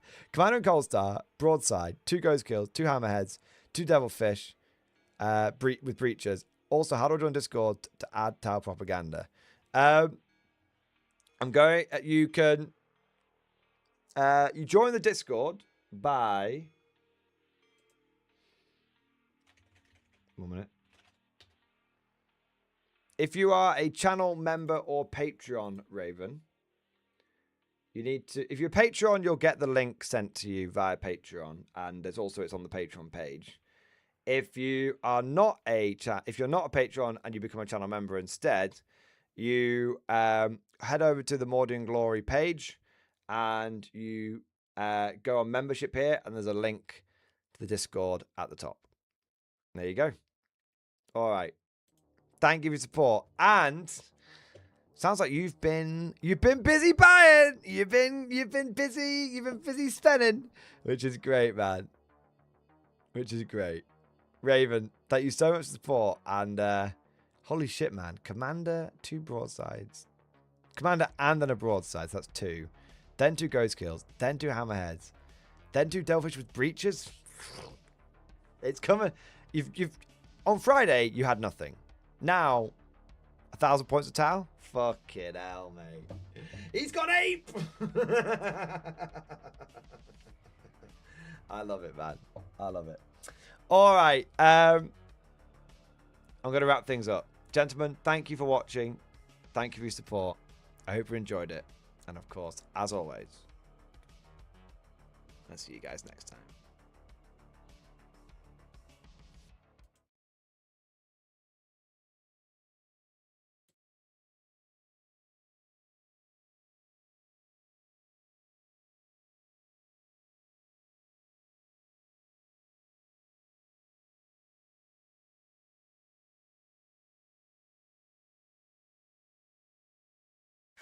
How do I start an F-16? The question's real. I stole an F-16. Flip the master, all the lights begin to feel. I stole an F-16. Set the fuel pump, start the number 2. I stole an F-16. Engines whining as the turbines chew. I stole an F-16. Turn the RER power on bright. I stole an F-16. Horizon centered, the line set right. I stole an F-16. Oh, watch the gauges and the needles climb. I I stole an F-16. Wait till 20, it will take its time. I stole an F-16. Throttle back down to idle mark. I stole an F-16. Jet breathes deep with a rumbling spark. I stole an F-16. Unlock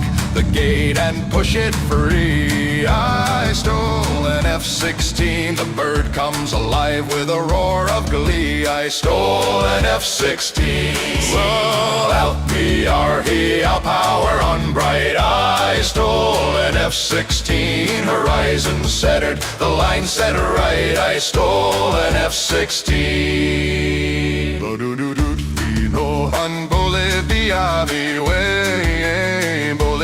Bolivia, Bolivia, Baba, Bolivia, Bolena de Shemomaro, Papi, Baba, Bolivia, Bolivia, Papi, Baba, Bolivia, Bolena de Shemomaro.